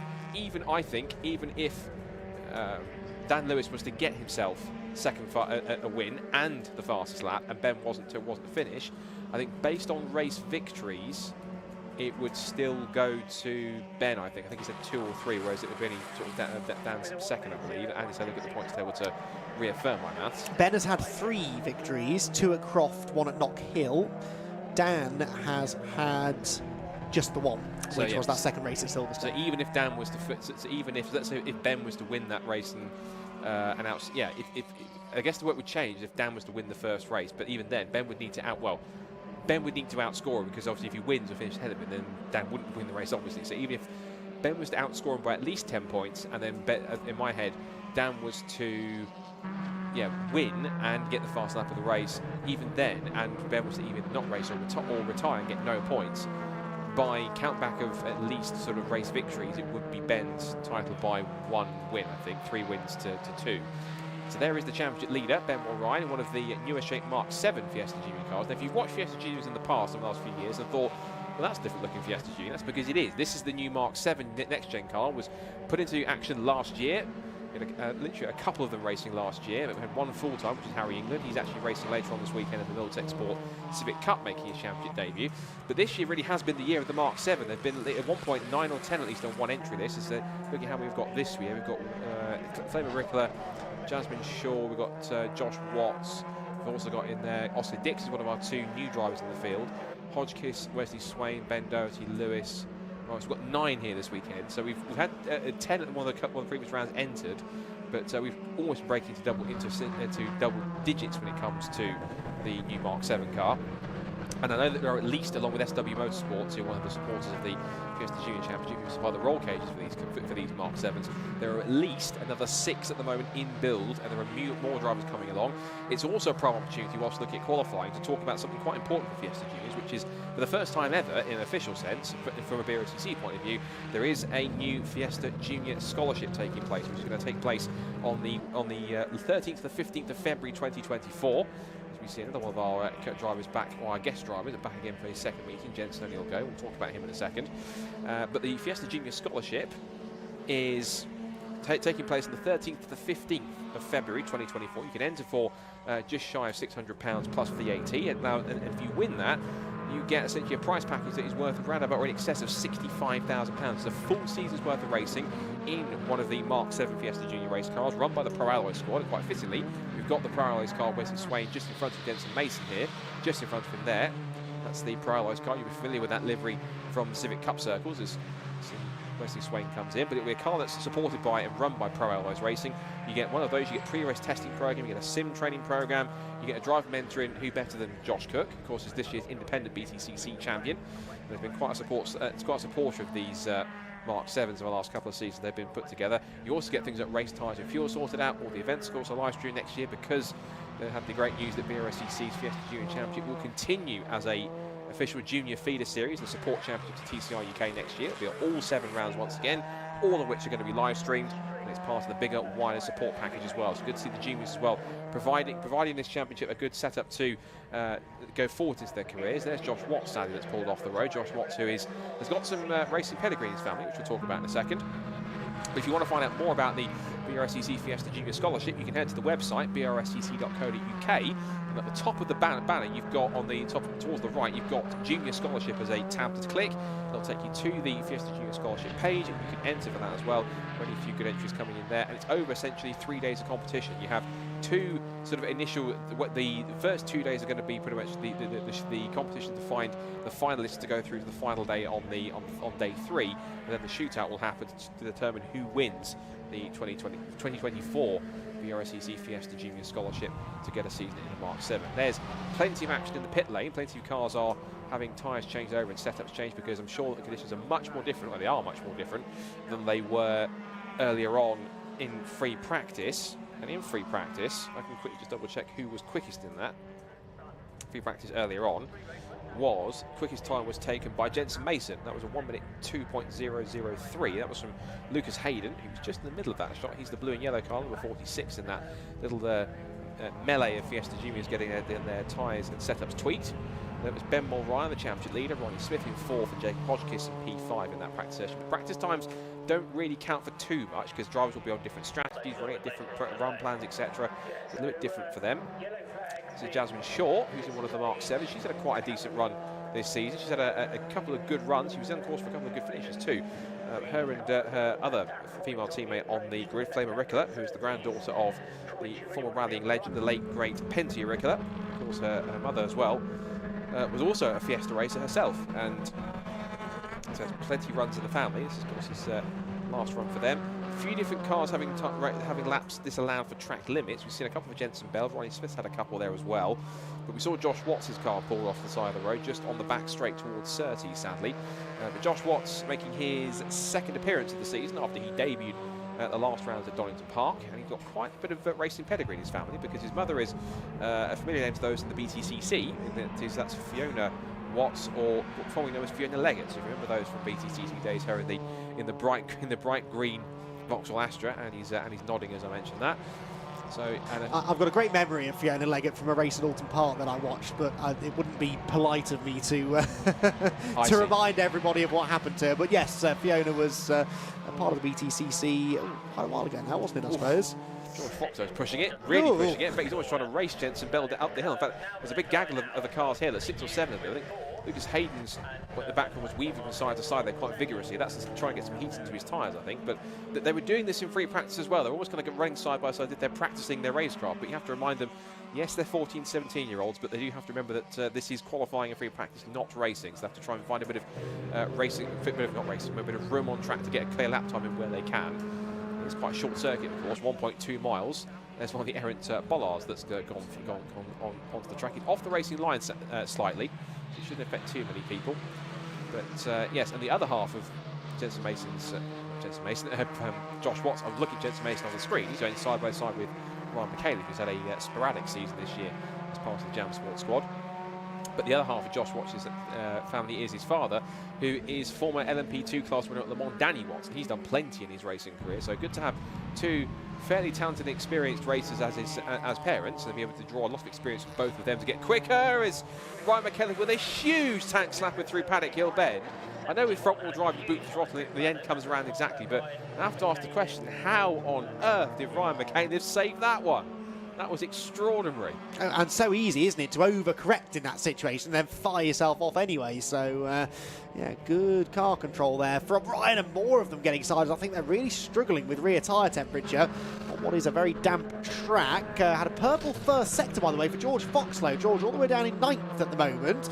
Was that a car in the no, this is pulled off, isn't it? That was the Josh Watts car potentially at the side of the road. Sideways again through clearways. But what is this lap time going to be for Foxlow? He should be heading towards the line in the 1:44, and he goes straight to the top by half a second. George Foxlow to the pole position, Scott. That was quite a lap. That was quite impressive. George Foxlow, it wasn't long ago he took his first Mark 6 category victory, so he's been getting quicker and quicker as the season's gone on. I think it's his last season in Fiesta Juniors. I think as it will be for a handful of drivers, of course, because the range that you get as a Fiesta Junior racer isn't all that much. You can go onto a senior license at 16 years old, but some do choose to race and continue whilst they're still 16 or even into 17 years old if they choose to do so, because they enjoy the championship and they like getting the experience and everything on top that comes with it.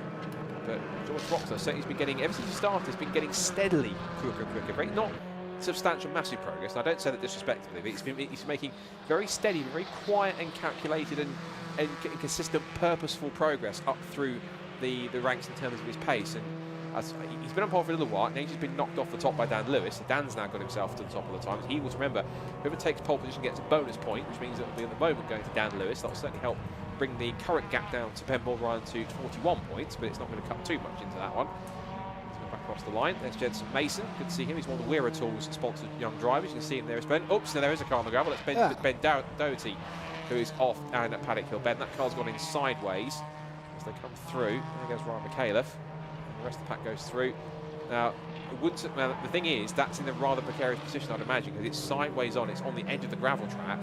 And as I suspected, red flag has come out. And that's purely from a safety standpoint to make sure that obviously that no one's going to Paddock Hill Bend at full speed, and then, well, you can imagine what might happen next, but we don't want that to happen, obviously. So red flag is out. I would be surprised if that gets going and given us 2 minutes, less than 2.5 minutes to go, so they might well declare that a session. If that is the case, also Benwell Ryan stuck in a quick lap. He's got himself onto the front row of the grid, so that means Dan Lewis and Benwell Ryan currently then sit on the front row of the grid with George Foxlow. That has to be, I think, genuinely his best qualifying in his Fiesta Junior career. Third fastest, really impressive stuff from him. Great stuff from George. Wesley Swain was very impressive too. 4th fastest for Pro Alloys in P4. He's making steady progress too. He's 3rd best of the Mark 7s. Jensen Mason's up there in 5th. Sam Nessa 6th. Then Lucas Hayden 7th. Jacob Hotchkiss 8th. Marcel Lasischke was 9th. And Ryan McAuliffe rounds out the top 10. I'll give a quick shout out to 2 of our newcomers this weekend also. We've got Oscar Dix, who's this weekend racing for Jeekins race preparation. He's in the same car that Luke Sintler made his 2nd appearance of the season in. First proper race start at Donington Park. He did run in the free practice session only at Silverstone, but unfortunately an engine issue forced him out for the rest of the weekend, and that was in the Mark 6. The Mark 7, meanwhile, he was able to get out there and do a cut and get out there and compete in that at Donington Park, and that car is now in the hands of Oscar Dix this weekend. And the other newcomer we have to welcome is Freddie Hunter Johnson, who is with 2010 Racing in the bright blue Mark 6 number 20. And as for those two respectively, Oscar has qualified 17th fastest at this point. Hunter Johnson is in 19th. The rest of the order, a couple of drivers down a little bit further than I was hoping there would be, or expected to be, possibly, is Jasmine Sean Flemmer-Rickler down in 21st and 23rd in their lap times, possibly struggling in those ever-changing greasy conditions. And as we talked about earlier on, Andy, just in that previous Formula Ford race, racing drivers, no matter how experienced they are, how old they are, or what they've raced in terms of weather conditions, you always want it one of 2 ways. You want it fully wet, you want it fully dry. Anything other than that, it becomes an absolute nightmare, a complete lottery when it comes to deciding any kind of car setup. Oh, well, exactly, and particularly in a car like a Fiesta, really, short wheelbase, front wheel drive, the way that you drive these cars is that you really lean on that front end quite a lot. You commit to a corner, you really have to have belief in the car that it's going to grip, and at a corner like Paddock Hill Bend, for example, if you go in a bit wide or the rear tyres aren't quite as warm as you'd like them to be, then it can swap ends on you very quickly. And obviously what's happened to Ben there, who unfortunately will take no further part in the qualifying session should it resume. At the moment there's no sign of a checkered flag on the timing screen. Of course, it's a short lap here at Brands Hatch, so 2 minutes 20 left. They could get a few laps in, couldn't they? Might well be worth restarting, as long as they're not too concerned about running out of time. There is Ben, who's got his slightly gravelly Pink Parrot car heading back for the pit lane. And I think it's Pink Parrot. It could say Pink Carrot, but I think based on the logo on the side of the car, I'm going to put 2 and 2 together and assume that it is supposed to be the bird that is on the side of the car. You've been Your watching verdict? You've been watching way too much Top Gear is my verdict. Goodness me. Yes. No, I think my slightly trained eye suggests it looks like it says Pink Parrot. I think it does, yeah. So I believe that's what it is. But my point still stands, you've been watching far too much old Top Gear to try and interpret that. You can see my point. It does look a bit like, well, you can't see it from that angle. Just take my word for it, Scott. Right, so that car's heading for the pit lane. And I think we are going to get a resumption of the session. Josh Watts' car is being towed out of the way very quickly as well. And we should be able to get a resumption of qualifying fairly swiftly. Dan Lewis then half a second up on Ben Mulryan. As we've said, that means he'll take a point out of Ben. It's only a point, but every point is going to count at this stage. And it brings that gap down to 45 points between them provisionally as it stands, with Luke Hilton, Jacob Hodgkiss and Sam Nesser all mathematically in contention, just about 80 points at the moment, covering those 5. But that's why I do like it when you can't drop a result at the final round. It means that even if you've got that good championship lead, you still have to have your wits about you. Marshals likewise have to have their wits about them, and a first opportunity of, I'm sure, many this weekend to give them a big shout out. They've been out there in some pretty grim weather this morning, but they have dutifully dealt with the several incidents that they've had to deal with, and they are the best in the world. So we thank them very much for their contribution. They might need some new brooms, I think, by the end of the weekend, because there's going to be plenty of gravel, I reckon, being swept back into the gravel trap at Paddock and at Clearways and at Druids. But they do it excellently. They've already got that cleared up, actually, and I can see they are trudging away now back towards their marshals posts, after which, hopefully, Scott, we should get cars back on circuit for what's going to be a real shootout. But the track did seem to be getting quicker. Look at the amount of people who had just set personal best lap times before that red flag came out. I think we could still see some changes. Possibility. I mean, that grid might not stay the same. There's only going to be really but sort of 1 or 2 flying laps they're going to get here. With at least 1 good flying lap, if not 2. But given the fact, as you say, it's a 1.2 mile circuit, 23 cars, well, just about, so it's still 20 odd cars out there. So it means that everyone's going to be trying to find a little bit of race, a little bit of room, a little bit of space to get themselves a really good lap time in. It's easier said than done when it comes to that sort of thing, particularly when you're trying to find space and get a good lap. I will say, though, looking at it, based on where the championship's been and where it is, how great was it on that last shot that we just had? One long line of Fiesta Junior cars, 20 cars to make. Look, you see that shot again. Thank you, director. And that's a testament to where the championship's come from, because I've said this a few times, but I'm going to say it again because it's appropriate because we're here at the circuit where it happened. Cast your mind back 4 years ago. This championship was here to support the Formula Ford Festival. We're not always proud to say it, but we say it for context purely. This championship had 3 cars in it. But there was a lot of work going on behind the scenes to really build that back up. There was a couple of experience days. There was a lot of work going in to try and build the car back in. Of course, going to 2020, the thing we don't talk about anymore happened. The thing that begins with C. And that actually, in many cases, helped a little bit because it helped a couple of drivers who wouldn't be able to make their first appearance in the championship until later in the season make the appearances. We came back in with around about 11 or 12 cars, which was already 4xing the field straight away. Got up to about 14-15 by the next round at Silverstone. That kept consistent with the next round at Donington, and then we sort of looked a tiny bit as Lucas Hayden, I think he's trying to get some heat into his tyres. That's not quite how you do it, I don't think, Lucas. But then the numbers have steadily gone back up again. They stabilised through 2021, got to 2022 back to 18-19, and just only once this year, as you're watching Lucas Hayden as much as I am, thinking he seems desperate to get track position. He seems desperate to also to wrestle that track position away from Jasmine Shaw for some reason. I don't know why, but he was that keen. But just to finish my point, they got to 18 cars here at the last rounds in 2022 last year, and only once this year and that was at Not Kill, which, to be fair, was quite a long journey for them, and that was still 18 cars. There hasn't been a grid apart from Not Kill where we see less than 21 cars on the grid, if not 23 cars. And that in itself is super impressive for the championship, given that there's been a massive build-up, the new cars coming, there's been a TCR UK support series, other things that come on top of it. Now the scholarship, there's lots more interest coming on top of it. I think next year, we thought this year was a record-breaking season. I think next year, looking at it, and hopefully I'm not preempting it too much, but I think it's fair to say, the interest now is a genuine and all-time high for Fiesta Juniors. There's about another 6 or 7 cars in build, others we probably don't know about, but on top of that, it looks as though we're going to have possibly this season to beat all seasons in 2024, on top of what has been this year, the season to beat all seasons in 2023. It's been a real testament to where the champions come from, the progress that's been made by everyone within the club and the Fiesta Junior Championship, teams, drivers, everyone else involved, suppliers, sponsors, everyone, to where we are today, from what was 3 cars in 2019 at the end of the season to a high of 26 this year. Massive progress, and it's well deserved given all the efforts we put in. Now, whilst I'm talking, have been spotting something. What have you spotted? Well, I spotted Ronnie Smith leaping up the order from, I think, 15th to pole with a brilliant lap time that is then immediately beaten by Ben Mulryan and Jacob Hodgkiss. Dan Lewis needs to try and react to all of this. Jenson O'Neill goes third. Fantastic stuff from the youngster who hasn't really made his debut yet racing in the championship. Only made it through half a lap at Donington Park before his spectacular exit, and he is third fastest at the moment. Now, Dan Lewis is actually in the pit lane, so Daniel Lewis, who was on pole position, I don't think he went back out, you know, at the resumption of the session. He might have done a lap and then come in, but for whatever reason didn't set a lap time. Now, what can Ronnie Smith do? Is he going quicker again this time around? Personal best in Sector 1, and he hadn't seen the checkered flag yet, so he's allowed to complete this lap. Can he find the half a second that he needs to go to the top? Across the timing line he will go. Oh, not quite. Second for Ronnie Smith, though, and only 73 thousandths of a second away from the pole position. A few others coming through as well. Are we going to see any improvements here?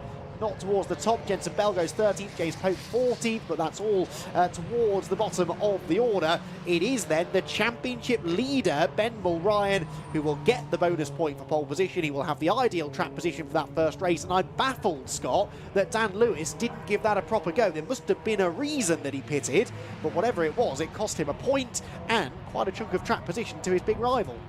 It did, and whether there was a reason for that at all or not remains to be seen, but imagine he'll see if he can try and pick his way through. And as I mentioned, there is genuine potential that at the very least that Ben Mulryan can effectively put one hand on the trophy in the first race later on this afternoon, because he's now 43 points ahead. You know, he needs to outscore Dan now by at least 9 points now to make it happen. So that was impressive stuff. But there's the result on screen then. Ben Mulryan takes pole position then in the final qualifying session of the year for the Fiesta Junior Championship. Ronnie Smith second fast, only 73 thousandths. He's top mark 6. He will start on the front row. But it's Jacob Hodgkiss and Jenson O'Neill going, who now starts a much better qualifying than last time in 4th. Let's see how well he gets on in this first race when he comes up. Dan Lewis starting 5th. He's got work to do to try and prevent Ben from possibly provisionally becoming champion in race 1. It could potentially happen. George Foxlow 6th fastest. Jensen Mason 7th. A really good one we missed as well. Oscar Dixon's debut 8th fastest for Jenkins. Really well, Oscar. Well done. 9th for Sam Nesser, 10th for Lucas Hayden, and Marcel Lasischke, Billy Blockley, Jensen Bell and James Pope in the top 14. And then shuffled out to 15th fastest, where we saw Wesley Swain. He was up as high as 3rd at one point, but he got shuffled down as the track got quicker. Then 16th fastest goes to Freddie Hunter-Johnson. He popped up in the last couple of times, and he's the other debutant this weekend. Then Rashlan Chigarimbo 17th, Ryan McCaleb 18th, then Charlie Ellis, Benjamin Doughty, Jasmine Shaw, Josh Watts, who didn't go out after he pulled off the end of the end of the red flag initially. Flema Rickler has some work to do from her race from the back of the grid in 23rd. Bit of a disappointing session for her, but has got some work to do to get out there in the mix. So they'll be racing later on this afternoon, race number 1 of 2 this weekend to round off the 2023 season. But I believe before we get back to Formula Ford action, we've got something else equally as entertaining, because for this weekend we also have been joined very quite positively and fortuitously by the Mini 7 Racing Club, which means you go from Fiesta Juniors to Mini Racing. With Mini 7s, that we can guarantee, Andy, there is never a dull Mini 7 race, particularly when you've got either 7s or Minis out in their own classes. On this one, however, with their special winter series, they're all out with each other. It is Mini 7s, 7Ss, Libras and Minis all at the mix, and I believe we can head down towards the assembly area, can't we?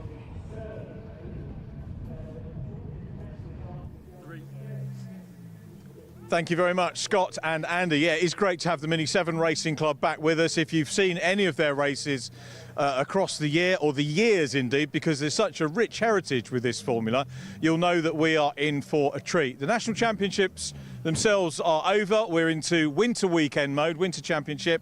And I decided we're going to start off with talking to one of the drivers in the S class, which is Kate Fraser-Kerr, who's here. And Kate's very kindly agreed to let us have a word. So we're going to try and get the best angle for you. I'm going to open the door if we can. And Laura sorts the camera out, and I'll do the mic business here with Kate. First of all, thank you very much for chatting to us, Kate. Debut season for you, I understand. Yeah, it's my first time ever racing, so I'm super excited and spending my time learning. Yeah. This is a terrific club to join, and when outsiders look at it, they see the names in the Miglias like Mike Jordan and Aaron Smith, a lot of ex-touring car drivers, not only that, but touring car champions in this club, and you're choosing to come in as a newcomer. Some people call me insane. It's probably not the most beginner racing series, but minis are brilliant things to drive if you're starting out, so it's been really good for me to learn. But you found it good as a newcomer this year? Oh, definitely. Everyone's super helpful, super friendly. The cars are brilliant for beginners, so yeah, I've really enjoyed it, and I'll be doing it next year as well. That's great to hear. We look forward to seeing you. Hopefully at some of the touring car meetings where you guys guest as well, which would be good to see. In terms of the classes, you're in the Mini 7S class. Tell us a little bit about the background for that class. So the class is designed to be lower cost, and basically it means that you don't soup up the cars so much. Again, really good for beginners. If you just want to try racing, work out if it's something you enjoy without investing lots of money, it's a really good thing to do. And it just means that the cars are on a sort of closer playing field. It's, you know, it's a certain set of regulations. I think S in S class stands for scholar. Yeah. So it's designed for a sort of a more beginner-friendly class. I think we're being released to the grid now, so I've got to... Well, that's great. Thank you for taking the time to talk to us. Good luck for the race. Very good luck, Kate. We'll try and shut the door properly for you. Yeah. So Kate Fraser-Kerr is going to get underway. I was going to go and talk to Colin Peacock as well, but obviously with the cars going out now onto the grid for their race. First race of 2 this weekend. We're not going to get the chance to talk to anybody else. And a little backstory for you here. I look after an archive for the Grand Prix Midget Motor Racing Club, which started in 1968. Recognised the name Fraser-Kerr on the side of the car. It's spelt slightly differently to a name that came up in that archive back in the 1970s. It turns out that the driver that I've been writing about in their archive is Kate's granddad, so it's lovely to make that connection, even though the name has changed slightly. Motor racing has its roots very much, for me, in family, and we've proved that here. Lovely to talk to Kate. I think we're going to catch up with the grid now, so let's go back to our 2 commentators. Over to you guys, and we'll talk to you again at the end of the race. Yeah, thanks, Richard. Cars are indeed being released out onto the circuit then for our first 20-minute race. There'll be 3 races over the course of the weekend for the Mini Winter Series, the Miglias and the 7s and the 7Ss, as we've heard, all sharing the grid. So as they rumble out onto the grid, let's take a look at how they're going to line up. It is Rupert Deeth who set the fastest lap time in qualifying, 1 minute 0.193, about almost exactly 2 tenths quicker than Aaron Smith on the front row. Phil Bullen-Brown starts 3rd, ahead of Colin Peacock on that 2nd row with him. Then it's James Cuthbertson and Rob Howard, row 3, and row 4, the back row, if you like, for the Mini Melias is Josh Canning and Julian Proctor. Then we miss a row and we get into the 7s, where we've got Darren Thomas and Glenn Woodbridge sharing the front row of that grid, and that was about a 0.6 of a second cushion in the end for Thomas at the end of the session. Mark Sims and Ross Billerton are next. That's the 2nd row of the 7 grid. And then row number 3 for Arnold Duncan and Paul Woodbridge. Robert Pavey, number 27, starts 7th on the grid. And then Fraser Hack. And Fraser Hack's the first of the 7 S's. You can tell the S's because their numbers always start with the 7. They're in the 700s, basically, so 725. Fraser Hack ahead of Matthew Page and Matthew Ayres, the 2 Matthews on row 10. Then it's Callum Perfect and Charles Page, with Andrew Page starting next ahead of Bertie Woolard and Kate Fraser-Kerr, as we heard there, starting off the back of the grid. So, should be an entertaining race this, and we've got good track conditions for them now, Scott, because it is drying out there, as we documented during that Fiesta Junior section. We saw just how rapidly the track conditions were improving as well, actually, towards the end of that session, and that's perfect for mini racing, really, where a little bit like in Formula 4s, really, it's all about the slipstream. It's all about timing your move at the end of the race, staying in the lead pack up until that point, and on a dry circuit now, largely, they should be able to make some good moves. Yeah, absolutely, can't disagree with that. I was there 2 weeks ago when they had their season finale, their regular season at Silverstone on the international circuit, a circuit that lends itself to cars like these, and it was pretty much slipstreaming and battles all the way through. And you're absolutely right when you say momentum in these cars is key, because they're low powered, they're boxy, they're slightly low grip, but they're all hunting the pack together. But they are one of those cars where, if you're in a group of cars together, if you find yourself out of the group and you fall backwards and come offline, it's like NASCAR. You're not going to lose one place, you'll lose 5, 6, 7 in the pack if it's that big. So you've really got to be careful to keep yourself in that groove, in that battle of cars in and amongst you. It's going to be really tough to see who can pick up the toe. In terms of the front runners in the mini media category, Rupert Deeth and Aaron Smith. Now, those two have been battling quite back and forth, particularly back at Croft a couple of weekends, a couple of meetings ago. Those two went back and forth for 3rd place. That was a battle behind Kane Aston and Andrew Jordan, who were scrapping over the victory. So I'm intrigued to watch them. Phil Bullen-Brown was also incredibly quick at Silverstone as well. He was 2nd. He was the best mini media home in the first race at Silverstone, behind the winner that was one of the Libra cars that came out. I forget the name. The fantastic driver from that new car. I think it was Craig Edgecombe, I think it was, in the think that was his name. If I got it wrong, I apologise, but it was one of the new 7 Libra cars that was absolutely rapid out there. So I expect to get between at least those 3 at the front of the field. I'd also impressed to see Colin Peacock can get up there. When he's got good form and the car's working well, he's also one to watch for without a doubt. As for the Mini 7s, I'll be intrigued to see how that one works out. A few familiar faces there too. Neither of the Jordans are here this weekend, but and neither is Joe Thompson. I believe is the new Mini 7 champion. So we've got a few different contenders here who've got their own chance to get some glory here at the Formula Ford Festival. This winter series has been running basically since the start of the year. It started back in March at Silverstone on the GP circuit. Then they had their second rounds that tied in with the final rounds of the regular season at Silverstone International. And it concludes here. And what better place than the Formula Ford Festival?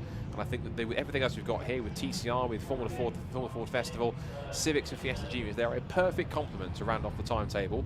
It's the first race of 3, and as I mentioned, given how they were, got one in the pit lane already. But given how they've always been these cars, I think it's safe to say, as with any other category event like these, there is never a dull Mini 7 race, and I expect this one will be absolutely no different, Andy. Indeed so. It might not be that exciting for Mark Sims, I'm afraid, though, because I think he's the driver who's had to come into the pit lane. His race perhaps over before it begins. The bonnet comes off, and the team start to have a look at the inner workings of that Mini 7, but the rest of them ready to go for 20 minutes around the Brands Hatch Indy circuit. Rupert Death and Aaron Smith on the front row of the grid. Away they go, and a good start made by Smith from the outside of row 1. We see it so often here at Brands Hatch, starting from pole, not the best thing to be doing in a standing start anyway, and that certainly proves to be the case for Rupert Death. He loses the advantage, but does at least slot into second place. The 7s slide their way through Paddock Hill Bend, but it's Smith who leads the way. Death in second position, and I think that is Colin Peacock perhaps who's broken through into third. We'll pick that out in a moment as they drop down the hill and towards Graham Hill Bend for the first time. Side-by-side action further back. That is Proctor on the inside line, trying to make a move. Julian Proctor, that is, in the 595. Doesn't quite manage to find a way past Ross Billison, that was, one of the 7s, as they drop down the hill. There is Peacock. He is indeed ahead of Phil Bullen Brown. So Peacock, the red number 7, sideways on cold rear tyres again as they turn through clearways and come towards the completion of the opening lap of the race. So clean start, thankfully. And they're all going to make their way through at the end of lap 1 with the leaders separated by only 0.4 of a second. So that's typical Mini racing already after lap 1 by the looks of it. So Smith leads, Death in second place. Looking at the running in the Mini 7 category, Darren Thomas leads the way in the green Mini number 20. Scrapped there between 40 and numbers 595. So that's Julian Proctor's car, who's right in the mix of the Mini 7s, and that's the only Mini Libra car that we've got in the field. That essentially runs in the same grid usually as the Mini Melias, but that's dropped right back a little bit as we see more battling between Fraser Hack and also Alan Duncan. I can also hear, I think, Josh Bragg. That's the reason why. We've got side by side. They're at it again from Croft. This is the Rupert Death and Aaron Smith side by side. And Smith in the white car, pink car with the black nose continues to hold on. Rupert Death, that car's been bedded in the last few meetings. He's got that car absolutely where he wants it in the sweet spot now. And this is really a continuation literally from Croft, because they were nose to tail in both races and they're going at it. Likewise, you can see Colin Peacock is up to third. We've got the luminous orange car of Phil Bullen Brown right on his tail. Here comes Rupert Death for the lead, down towards Paddock Hill Bend, side by side. Death looks to the outside line, go for the high, wide and handsome line into Paddock round the outside. Oh. Beautiful move. That's the best move of the weekend so far. Wonderful pass from Rupert Death. He hits the front at Brands Hatch. Yeah, let's see if he can stay there, though. Aaron Smith is not going to want to let him settle into a rhythm here, is he? Tries the outside line, can't quite make that work at Druid's Corner. But of course, their battle has also now brought Colin Peacock and Phil Bullen Brown onto their tail. Smith with a better, tighter run through Graham Hill Bend, and tucks into the wheel tracks of the race leader Rupert Death. But Smith will know that the next time they go out onto the pit straight, he will now have the slipstream, and that should benefit him on the run to Paddock Hill Bend. Look, takes a much wider line into clearways to try and then carry extra momentum through Clark Curve on the run towards Paddock Hill Bend. Is he going to make a move? Will Bullen Brown make a move maybe against Colin Peacock? Towards Paddock they head. On the outside line looks Bullen Brown, and he gets his nose ahead, but that's a difficult move to make stick. We've just seen it done once, though, and it looks as though Phil Bullen Brown's been inspired by Rupert Death and tries to make his own round the outside move. He's still stuck on the outside into Druids, though. Again, late on the brakes, tries to turn in across the front of Colin Peacock, who knows a thing or two about Mini Melia racing, and Bullen Brown, I think, might just get the better of him. Yes, he does, goes right round the outside, gets the move made before they drop into Graham Hill Bend. and moves into third position. So a change for the lead, a change for third, but Rupert Deeth for the time being hanging on to his newly acquired first place. So Deeth now trying to hold off from Smith then. These two coming up through Clearways and McLaren, and Bull and Brown has been through. Is that Deeth? Okay, that was just, I thought it was like he was diving to the pit lane, but it's not. It was simply Smith getting a better run to the outside line. Swings through, and now he's putting Deeth under pressure. You can probably see almost Deeth looking in his rearview mirrors thinking, oh, not you again. Looking back towards it. It's a dive up the inside. Huge dive from Aaron Smith into Paddock Hill Bend. Deeth didn't expect that at all. Sideways as he gets through to get the job done. And I thought Rupert Deeth's pass down the outside of Paddock was red. That was guns blazing. Ooh, Bull and Brown was, I think he thought about to move up the inside at Druids. Then finally he was on a damp patch of the circuit. Figured if you brake too late, you just shoot on and probably make contact and think, I'll sit back and try and get it a few corners later. But Aaron Smith thinking, if you can pull off a banzai move, so can I. I think it's 1-1 between them.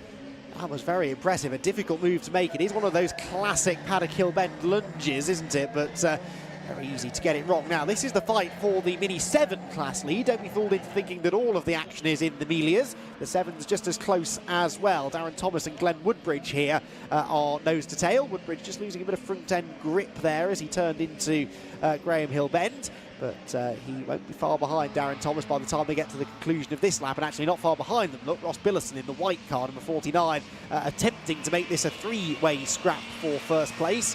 Through Clearways they go, defensive line taken by the class leader. Woodbridge trying to go right round the outside. That might just work, you know, gives him some good momentum coming off the corner. Not quite enough, though, to draw level with the class leader. He does, though, now tuck into the draft, into the slipstream, and looks to maybe try and make that move into Paddock. Here we're going to see a repeat, maybe, of the Aaron Smith lunge. He goes to the outside, does Woodbridge.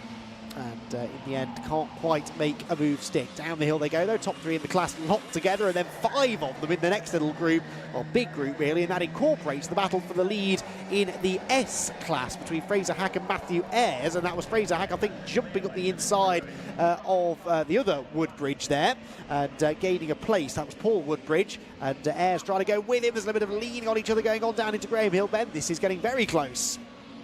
Too close for words if I want to use the phrase, but it's looking pretty intense at the moment in typical Mini 7 fashion. Also in there, so you can see the order here. You've got Fraser Hack, Matthew Ayres, Matthew Page, Arnold Duncan and Callum Purpose in there, but there is Darren Thomas resuming the Mark 7 lead. He's got Glenn Woodbridge and Ross Billison right on his tail here.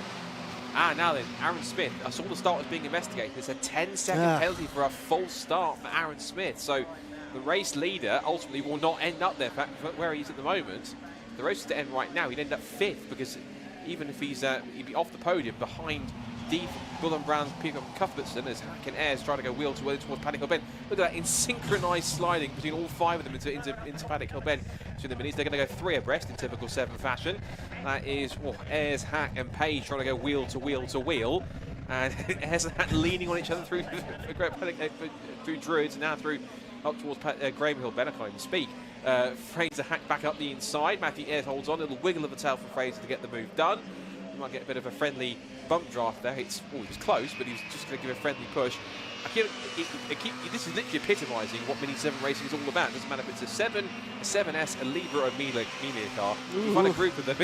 Ayres, I don't think he was helped there. That's simply just how stiffly sprung that car is. Simply just lifting an inside wheel, rear inside wheel as he kept it braking towards Clearways and McLaren. They come down the pit straight here. Woodbridge trying to pull away. So we've got Ayres and Hack back there amongst each other. You've also got in there 2 behind them.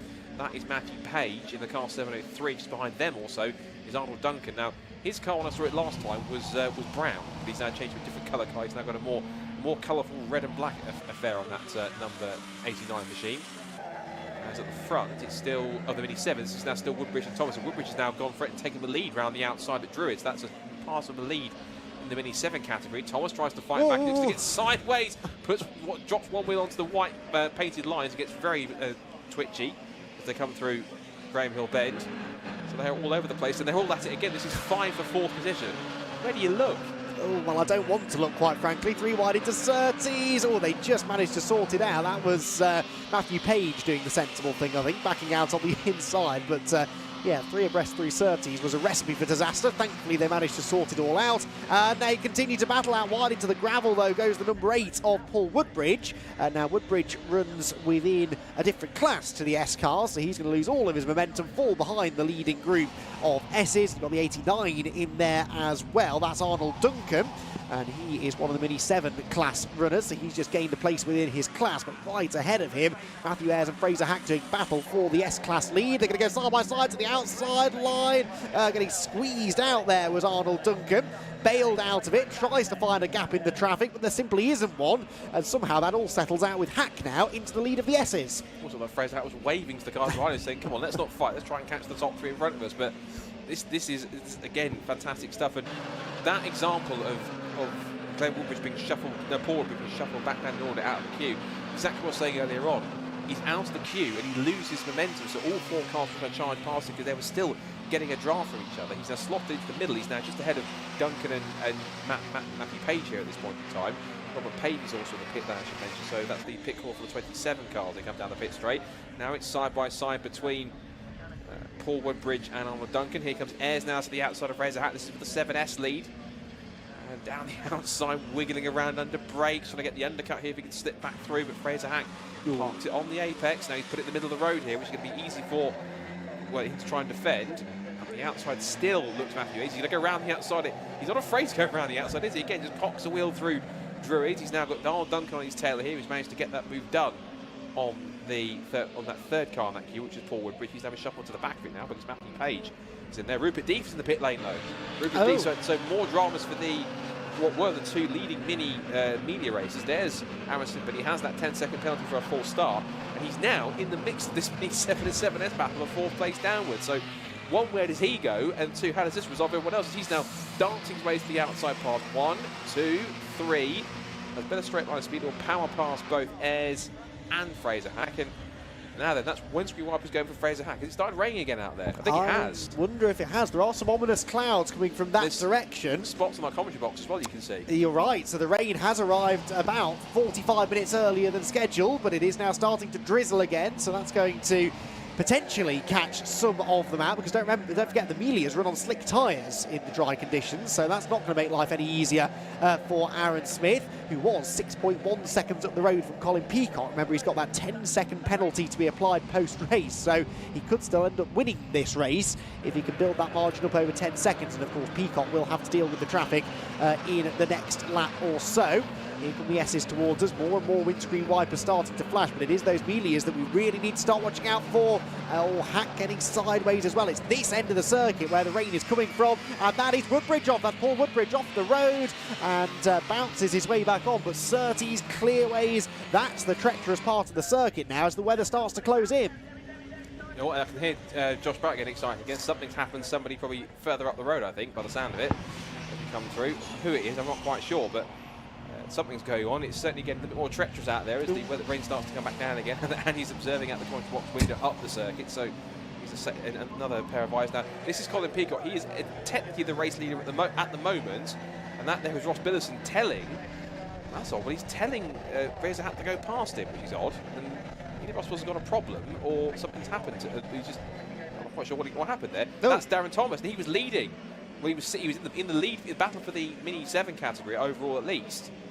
So another one of the front-running contenders in trouble. He parks it up against the barriers. That's way out of the way. That's still going to be the yellow flag whilst he gets out. But these leading contenders are dropping like flies in terms of penalties and car problems and pitting in and everything else. Although Aaron Smith now is 9.2 seconds ahead of Colin Peacock. So you're absolutely right when you say if you can get that gap out to 10 seconds, it will effectively negate the 10-second penalty he's got, and he can still win this race. But maybe the track conditions might be starting to work in his favour now. Quite possibly. Phil Bullen-Brown has also just moved into 3rd place, back ahead of James Cuthbertson. So Cuthbertson had gone past him at one point, and now Bullen-Brown back through into 3rd. He's dropped well away from Colin Peacock, though, with whom he was scrapping before. Starting to get a bit wet now up at Paddock Hill Bend as well, and so as they drop down the hill, look at the amount of dirt on the apex there. Someone's had a moment over the inside curb, I think, at Paddock. But it's now a voyage into the unknown. Aaron Smith, though, 10.4 seconds ahead now, Colin Peacock, so he's once again in a race-winning position. And he'll be very, very pleased with that indeed. So Smith leading, Peacock 2nd, Bullen-Brown 3rd. That's within the Melias. Proctor, of course, the only Libro class car out there. Glenn Woodbridge has a 3.2-second cushion now over Ross Billison at the head of the Mini 7 field. And in the 7Ss, it is Hack now 1 second up the road from Matthew Ayres. So that gap has just started to grow ever so slightly. Drivers now, though, I think, starting to come to terms with the conditions, starting to figure out how hard they can push, but 6 minutes 40 to go. It's possibly brightening up again now from that part of the circuit, so this may not be the way that the conditions stay to the flag. So intriguing stuff then.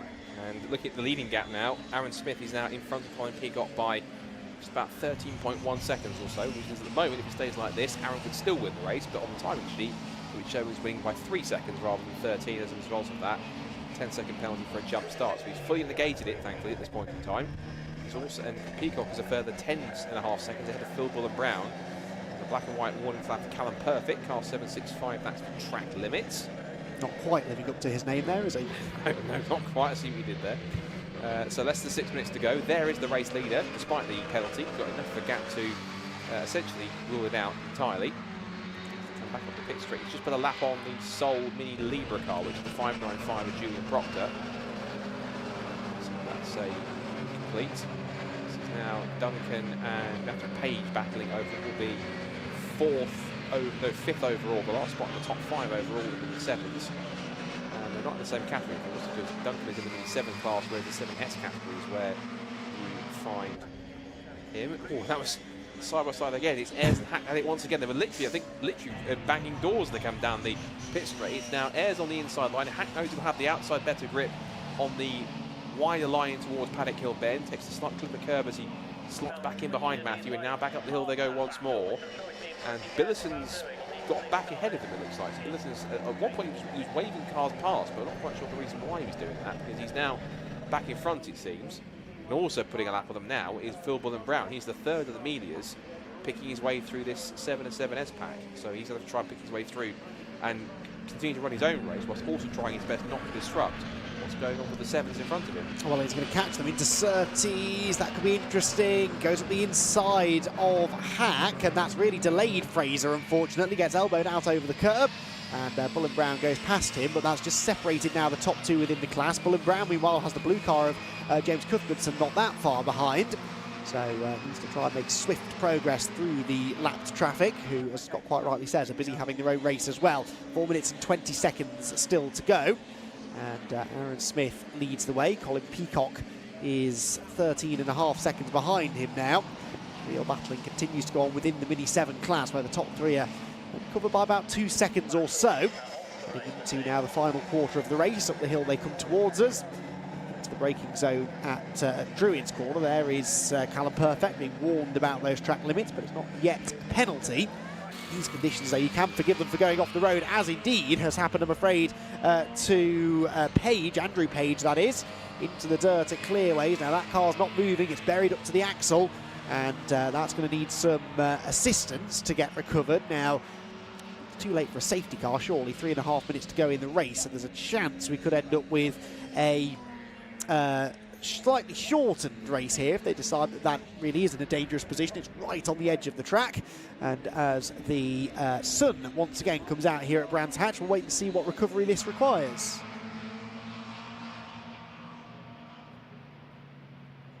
So through Surtees Corner comes Aaron Smith. 14.5 seconds his lead. Slides his way nicely through the yellow flag zone up at Clearway. No sign yet of an interruption to the race, and also it looks as though the rain has very much gone away now. The sun's starting once more to peek through the clouds, and that should dry up the circuit quite nicely. Didn't get fully wet with that little shower, just a bit damp and greasy, but Aaron Smith now running, well, he just hit a 57.3. That's still about 3 seconds off the pace that he had earlier on in the race. So Andrew Page admits defeat and heads for a place of safety. Looks as though they're going to try and leave that car there until the checkered flag, which is only 2.5 minutes away. But Aaron Smith, the life made a bit easier for him with Rupert Deeth having issues. I think he might have struggled to build up a 10 seconds margin otherwise, but he'll be only too happy to bounce back from that jump start penalty that could otherwise have cost him. Car off Clearways will remain, says Race Control, so that suggests they're probably just going to cover it with Wayne Gillows, I suspect, now that Andrew Page is out of the way. Just because obviously they realise if they put it under a safety car or red flag, it's going to be a premature end to the race when everyone appears to be relatively safe, and safety car, of course, wouldn't be conducive, so they're just going to cover it, I think, with whether they feel best, whether it requires yellows or not. And racing will continue. further back Minas. That's 72 Rob Howard in the turquoise liveried machine. And he's also got behind him that's Josh Canning in car 36. There's been a change, looks like, for 5th and 6th then, so change between the two. Josh Canning in the black number 36, very akin to Rupert Deeth's car. Rupert Deeth, meanwhile, has continued on in the race, but looks like he's 3 laps down in 18th position. There's Julian Proctor saying, go past me, Colin. Puts a lap on the only Mini Libra car in the field, but Colin will be very pleased with a 2nd place overall if he can manage it. Phil Brown will take 3rd by the looks of it, and it's for the Mini 7 race for them overall. It's Glenn Woodbridge looks like pick up the victory there from Ross Billis at the moment. There's still a minute and a bit to go in that race. Matthew Ayres will also take 3rd overall and the 7S category win, provided he can stay ahead of this man, Fraser Hack, who these two have been going at it all race. In fact, I think all 4 actually those cars are just about all together now with a minute to go, so anything can change in the last couple of laps. And they've not been really well separated at any point, honestly. They've been very, very close. Good battle within the 7Ss. Matthew Ayres still with this slender advantage over Fraser Hack, who is right on his tail as they turn into Surtees. Now they're going to be coming through to start another lap with under 30 seconds to go. The question is, where is Aaron Smith? He is in the 1st sector, so touch and go as to whether this will be their final lap or not. Aaron Smith, yeah, it's going to be really close actually as to whether Aaron Smith sees a checkered flag this time or whether it's going to be a last lap board. Here he comes, look, through Clearways and Clark Curve. He might just get back to the line before this time ticks down to 0. Let's wait and see. It is a checkered flag being readied, and so Aaron Smith is going to claim the victory in our first Mini 7 Winter Series race here at Brands Hatch. Victory overall and within the Melias despite a 10-second penalty for a jump start. 2nd place should go the way of veteran Mini Melia racer Colin Peacock. And 3rd will be Phil Bullen-Brown. Julian Proctor, I think, is going to come home 7th overall as the only Libra class car home. There goes Peacock through in 2nd, so eventually 12 seconds was the winning margin.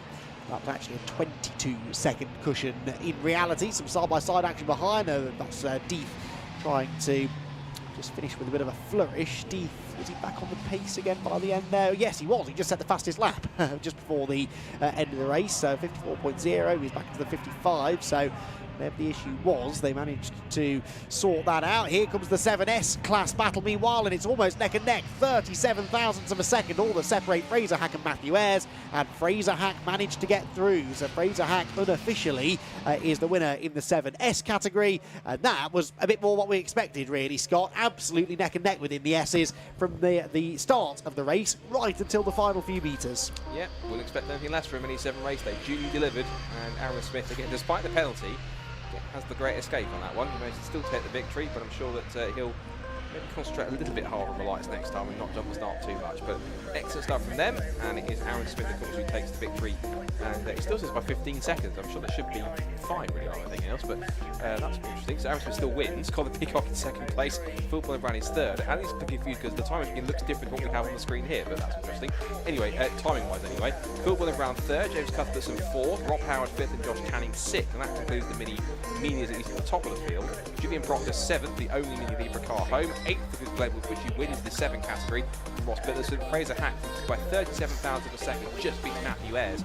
The 7S win ahead of Matthew Page in 3rd, Arnold Duncan and Paul Woodbridge rounding out the top 14 cars in that first winter race. So Callum Perfect and Giles Page, Rupert Deeth, who pissed earlier on, finished 17th, and it's Bert Wilson, Kate Fraser Kerwin, Robert Pavey a bit further back as well. We also lost Darren Thomas and the 17 of Sims as well out in race 2. They'll have another race today and one more race tomorrow to round off the 2023 Mini 7 Winter Series season. Yes, they will, and looking forward to that race a little bit later on. In theory, should be kicking off around about 4:15. We've got more Formula Ford action coming up next, the 3rd heat of the weekend for the Formula Ford Festival up next, and then it's qualifying at 3 o'clock for the TCR UK Championship. So that's what's coming up in the near future. But before all of that, let's head back down to Parc Ferme and have a chat with Richard, John, Neil, and our podium finishers. Thank you, Scott. Thank you, Andy. So, yeah, incredible racing as ever from the Minis. And even with a time penalty, our race winner is Aaron Smith. Nobody to give him a round of applause. We'll get Aaron over onto X marks the spot so we can get a great shot. Aaron, congratulations. Thanks very much. Very well done. Cracking race. And you were racing against the clock as well as your competitors there. Yeah, I knew it was marginal off the start. As I banged it in gear, it just moved, and I thought, oh my, there's a potential.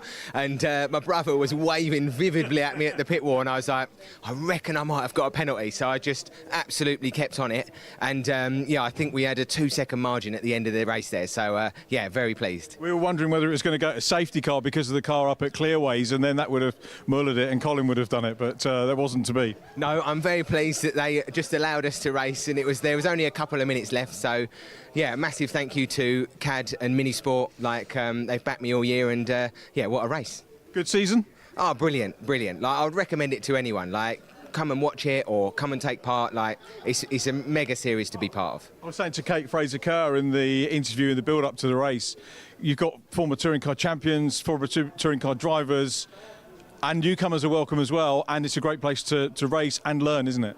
Oh yes, and that just shows you that it is a race series to be like loved, and like we have a brilliant time out there. So yeah, no, I can't argue with it. Well done, Aaron. I suspect we might be chatting to you at other times over the weekend. So I'll say very well done. And that's our our overall winner, and of course Migley winner. And we're also going to talk to our Libra winner, Julian Proctor. Julian, let's get Julian. Come and have a chat, Julian. Your missus sorted out all the class winners for us. Congratulations, X-Marks the spot down there. OK, lone Libra driver, but you've still got to finish. You've still got to put in a performance on conditions which were changeable in that race. Yeah, it was a little bit tricky. Just, obviously, it was dry to start off with, and then it went wet, and then the dry came back in again. So, yeah, but we're only one here, but you've got to be in it to win it. So somebody's got to win it. And to be honest, we only needed 10 points from the weekend anyway. So, job done now. We can just relax and chill and enjoy the rest of the weekend. Well, congratulations. Yeah, so thank you very much. In terms of Libra class, what's the difference between the overall Miglias and the Libra class? In theory, not a lot. It's only regulation dampers, regulation cones, a few regulation parts. But basically mine is more or less the Miglia spec anyway. So, yeah, you don't need all these big, powerful machines to actually nip in and win races. So yeah, it's been a good year. We've had a cracking year, and we'll have another crack at it next year. Excellent. And later on this afternoon. And later on this afternoon we'll have a bit of fun. Nice one, Julian. Well done. Thank you. Great to see you. Thanks for racing and for well done on the class win. And the S class, sorry, for the Mini Sevens, Glenn Woodbridge was the winner. So let's get Glenn over here. Well done, Glenn. Sorry we'd love to do top 3 in all the classes, but not possible. But again, absolutely typically close Mini 7 racing. It was a brilliant race. I think like me and Darren we were side by side, like nose to tail for most of that race. It was just, yeah, it was a great race. See Ross behind me as well, he was catching, and yeah, it was brilliant. You've got to have eyes everywhere, haven't you? And it teaches you great car control and super racecraft as well, I guess. The Mini 7s are great for learning that. They're short wheelbase, quite close racing. It's brilliant. Anyone wants to go racing, go to Mini 7 Club. Nice one, well done. Thank you, congratulations. Very, very quickly, I'm conscious of time. It was Fraser Hack, wasn't it, that got the better of Matthew Ayres. We were thinking it was going to be Matthew, but it was Fraser on the line. Very quickly, we'll try and catch up with you a little bit later on, but congratulations on a fine win and a close race. Cheers, thank you. Mega race, obviously rain in the middle of it all. That made it a bit complicated, a bit hairy at times. Brilliant races, that's why we do it, you know, these minis just encourage such good races. Yeah, excellent. Have you got the Addison stickers off the car this weekend? Yeah, we have. Well, it's a different car now, actually. So we didn't have any spare to throw on, but they'll be back on next year. I'd like to say I'm pleased to hear that, but I'm not. But there we go. Anyway, Fraser, well done, mate. Cracking race, well done. Very congratulations. Formula Ford. Final set of drivers in the heats are on the grid, so let's go back to Andy and Scott in the commentary box.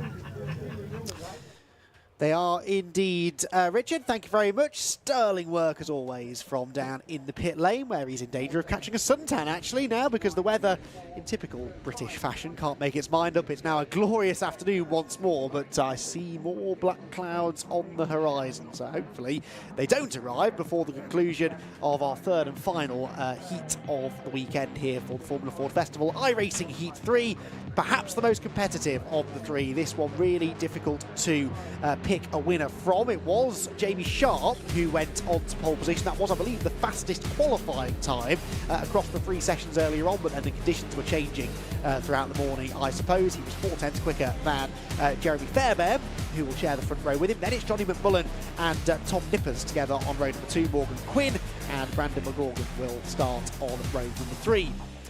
Row 4 then for Alex Berg and Porter Aiken, with Vincent J and Murray Shepherd completing the top 10. Rick Morris, veteran of the festival, starts from 11th alongside Kevin McClurg. Then we will have Sigbem Malum, possibly, if I said that even half right. Guy Shepherd will share the 7th row with them. Then it's Stuart Kestenbaum and Tim Fitzgerald, with Henry Sandblom and Alan Slater bringing up the rear.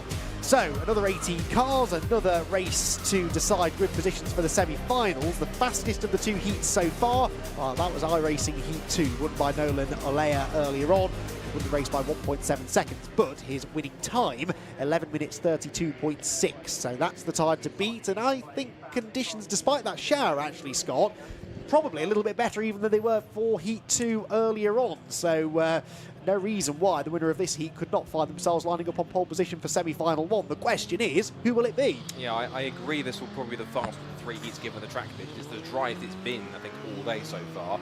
As for who wins it, I think you've got a point. This is probably the most competitive heat out of the 3 in terms of potential winners of it. You've got Jamie Sharp, who was 2021 Festival champion, won the 50th Cup in that all-time classic final. I still talk about it today. Unbelievable final. He'll try to want to get a second win in as many in 3 years. Jeremy Fairbairn on the front row of the grid was very strong at the final round at Silverstone as a guest. He was up there challenging the front runners on the front row of the grid. Doesn't surprise me. Looking very, very strong, getting stronger as he had more track time in a Formula Ford. He then looked back at the second row of the grid, which, if I can tap it up where that's thank you. So good. Joe McMullen, 2015 national champion. Good to have you back in the Formula Ford this weekend. One slight surprise, Tom Nippers. He's been quite a strong international, one of the independent drivers. Good effort, put himself P4 in that grid. That's looking pretty good for Tom. He could cause a surprise. Then you've got Morgan Quinn and Brandon McCorkin, both of which have been front runners in national Formula 4. Brandon McCorkin winning a couple of races. Then 2 of the unknown quantities, Alex Berg, who's the son of Alan Berg, former F1 and DTM and sports car racer in America, and Porter Aiken, this year's US F1600 champion, racing with Armfield Motorsport. He could be a dark horse also. I think anyone from the top 8 cars could certainly make it all the way towards the front and take victory. Don't think we've got Murray Shepherd, have we, on the 5th row of the grid? Outside of row number 5 seems to be empty, but everyone else present and correct. And Jamie Sharp looking to try and get the whole shot from pole position. The red lights go out now, and away he will go. Looks to have made a good start, does Jamie Sharp. Someone not going though, and is that Johnny McMullen on the inside? Yes, it is, and head in his hands. Johnny McMullen going nowhere. The car has broken. Something in the drivetrain has snapped, I think, as he's launched off the line. What a shame. And he throws the steering wheel in disgust. Johnny McMullen out of the race really before it even starts, and perhaps out of contention for the festival as well, because although he should still get through to the semi-finals, he's going to have to start right at the back of the grid now, and it's going to take an awful lot for him to get back into contention. The rest of them, though, file through Graham Hill Bend for the first time, and Jamie Sharp leads the way then. Jeremy Fairbairn sat in 2nd place. The battle now is the one for 3rd, and that looks like Tom Nippers, I think, still in 3rd position, but under a bit of threat now as they turn their way through clearways and towards the conclusion of the opening lap of the race. Rick Morris there further back getting involved in some battles, but it's side by side here across the line. Morgan Quinn looking to the outside of Tom Nippers for 3rd position as they head for Paddock Hill Bend. Is this going to work for Quinn on the outside line? He's late on the brakes. Is it late enough? It might just be, you know. There's grip out there now that it's dried out a little, but not quite enough. Nippers stays in front, and now Brandon McCorgan comes up the inside and tries to steal 4th place. Not quite able to do it, but some good battling going on here for the final step on the podium. And he's got Ray Gunner and Porter Aiken there in the mix as well, certainly adapting to life racing in the UK in Formula Ford style racing after his US F1600 title tilt that was very successful for him. But Jamie Sharp out in front and Jeremy Fairbairn going with him, so you're absolutely right. And there's yellow flag safety car deployed, our first safety car of the weekend. And that has to be for Johnny McMullen's car stationary after it broke just after the start of the race. So the first appearance of the safety car this weekend. And that's intriguing. It's taken us until Heat 3 to see the first appearance of a safety car. But at the very least, it should be quick enough to have us hopefully get us back underway within a lap or so, hopefully, if not 2. It does mean, though, it's going to slow the race down, so this now probably won't be the fastest of the heats, and that's not good news potentially for Jamie Sharp if he goes on to win this race, because he maybe is the favourite. I mean, I use that term tentatively because there are quite a lot of potential favourites, but you know, you look at some of the people from the early heats, and yes, you've got people like Niall Murray. He's been very quick, but then didn't qualify all that well. So, you know, Jamie Sharp, we know he's a proven winner of this event. He's arrived here, stuck it on pole position. He's leading the race. One of certainly the favourites, maybe the favourite for festival honours this year. And while this is a minor little blip on his progress, he would hope, to the festival victory, but only a minor one. The worst he will start is second on a grid. There is Johnny McMullen, though, and he is not very pleased at... Oh, red flagging it, OK. And I wonder if that's in almost the interest of fairness, because of what I just described there. A safety car would have really affected the race time, wouldn't it? Yeah, I think the car course realises that if you put it on the safety car, that would have a dramatic effect, as you said, on the race time. So in the interest purely of fairness, to give them a proper go at the a race time, is to put it under red flag and to do that again. And I think in terms of where we are at the moment, in terms of the timetable, we're currently, I don't want to tempt fate, but it's 2:30 at the moment. We're about on time. We're about on time, yeah. So in terms of, and essentially, if we go a bit later, I mean, I believe the progression race, from what I understand, is not happening because there's enough cars to get through to semi-final anyway. So we've actually got a little bit of time to play with anyway if we need to. So it means that we can, as you see, John McMullen's car is being very quickly pushed away, very sadly. Hopefully he can get that car sorted and he can get himself into a good position that if he has to get through via, just misses out on the top 12 in the semi, but can still get through via the last chance race. His festival's not totally over, but I think you have to agree in terms of his chances of potentially going through to win it. They're not totally impossible, but they've just made a whole lot more difficult given that incident. But it looks as though he's obviously trying to launch something off the line, and as he's done that, when it's a drive shaft or something has broken, he's got literally no drive on the as he's tried to go away. The car sort of stumbled, and as soon as he did that, he stuck his arm out. So it suggests that either he simply stalled the car and couldn't get it restarted, or he's put too many revs through the system and then broken the drive shaft to something that's given him no drive or no power off the line, and therefore has forced him to have to pull off before the race hardly even got started for him. I suspect the latter, to be honest. A simple stall, he would have refired the engine and got going. I think something broke, didn't it? And yes, drive shaft probably the most likely culprit, but we'll wait and see. I mean, he will now be thinking, OK, so how far back on the grid for the final can I realistically start and still have a shot at least making it onto the podium? And you're probably looking then at about 6th, 8th, maybe at the absolute worst is where you'd want to be starting that final, which means getting into the top 3 or 4 within your semi-final. And from the back of the grid, that's not going to be very easy to do. So he is in a challenging position, definitely, is Johnny, but not an irretrievable one. He might still be able to salvage something from the weekend. We'll have to wait and see. Cars then gridding up again. There is the other of the Team Canada cars lined up there with Alex Berg at the wheel, starting from 7th. That now essentially becomes 6th on the grid, though, in the absence of McMullen ahead. So year after year, Scott, we see the Team Canada and Team USA scholarship drivers arriving at the festival, and they are never uncompetitive, are they? No, they tend to be always on the pace, and the good thing is that the selection process that they go through for both is quite rigorous and quite sort of, there's quite a list of criteria they have to try and match in many cases in order to be selected. It's not just anyone that gets picked from both of those scholarships, and the fact that you've got such, quite prestigious judging panels for those, as we see John McMullen's car being pushed in the direction of going back towards the outer paddock, where it will be fixed for tomorrow's semi-finals, but towards from the back of the grid. I think at the very least, if he can at least drive himself, I think he's probably got the pace, given that he was originally 3rd on the grid.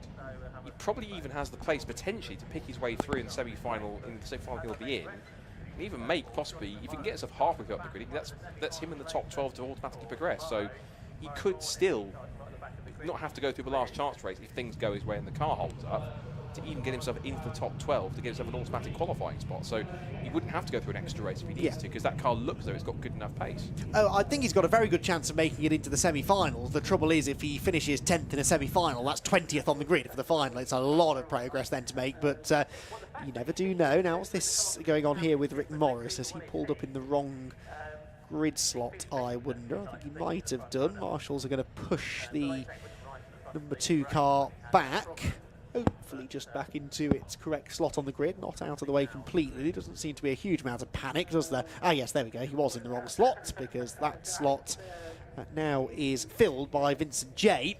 So that's 9th on the grid.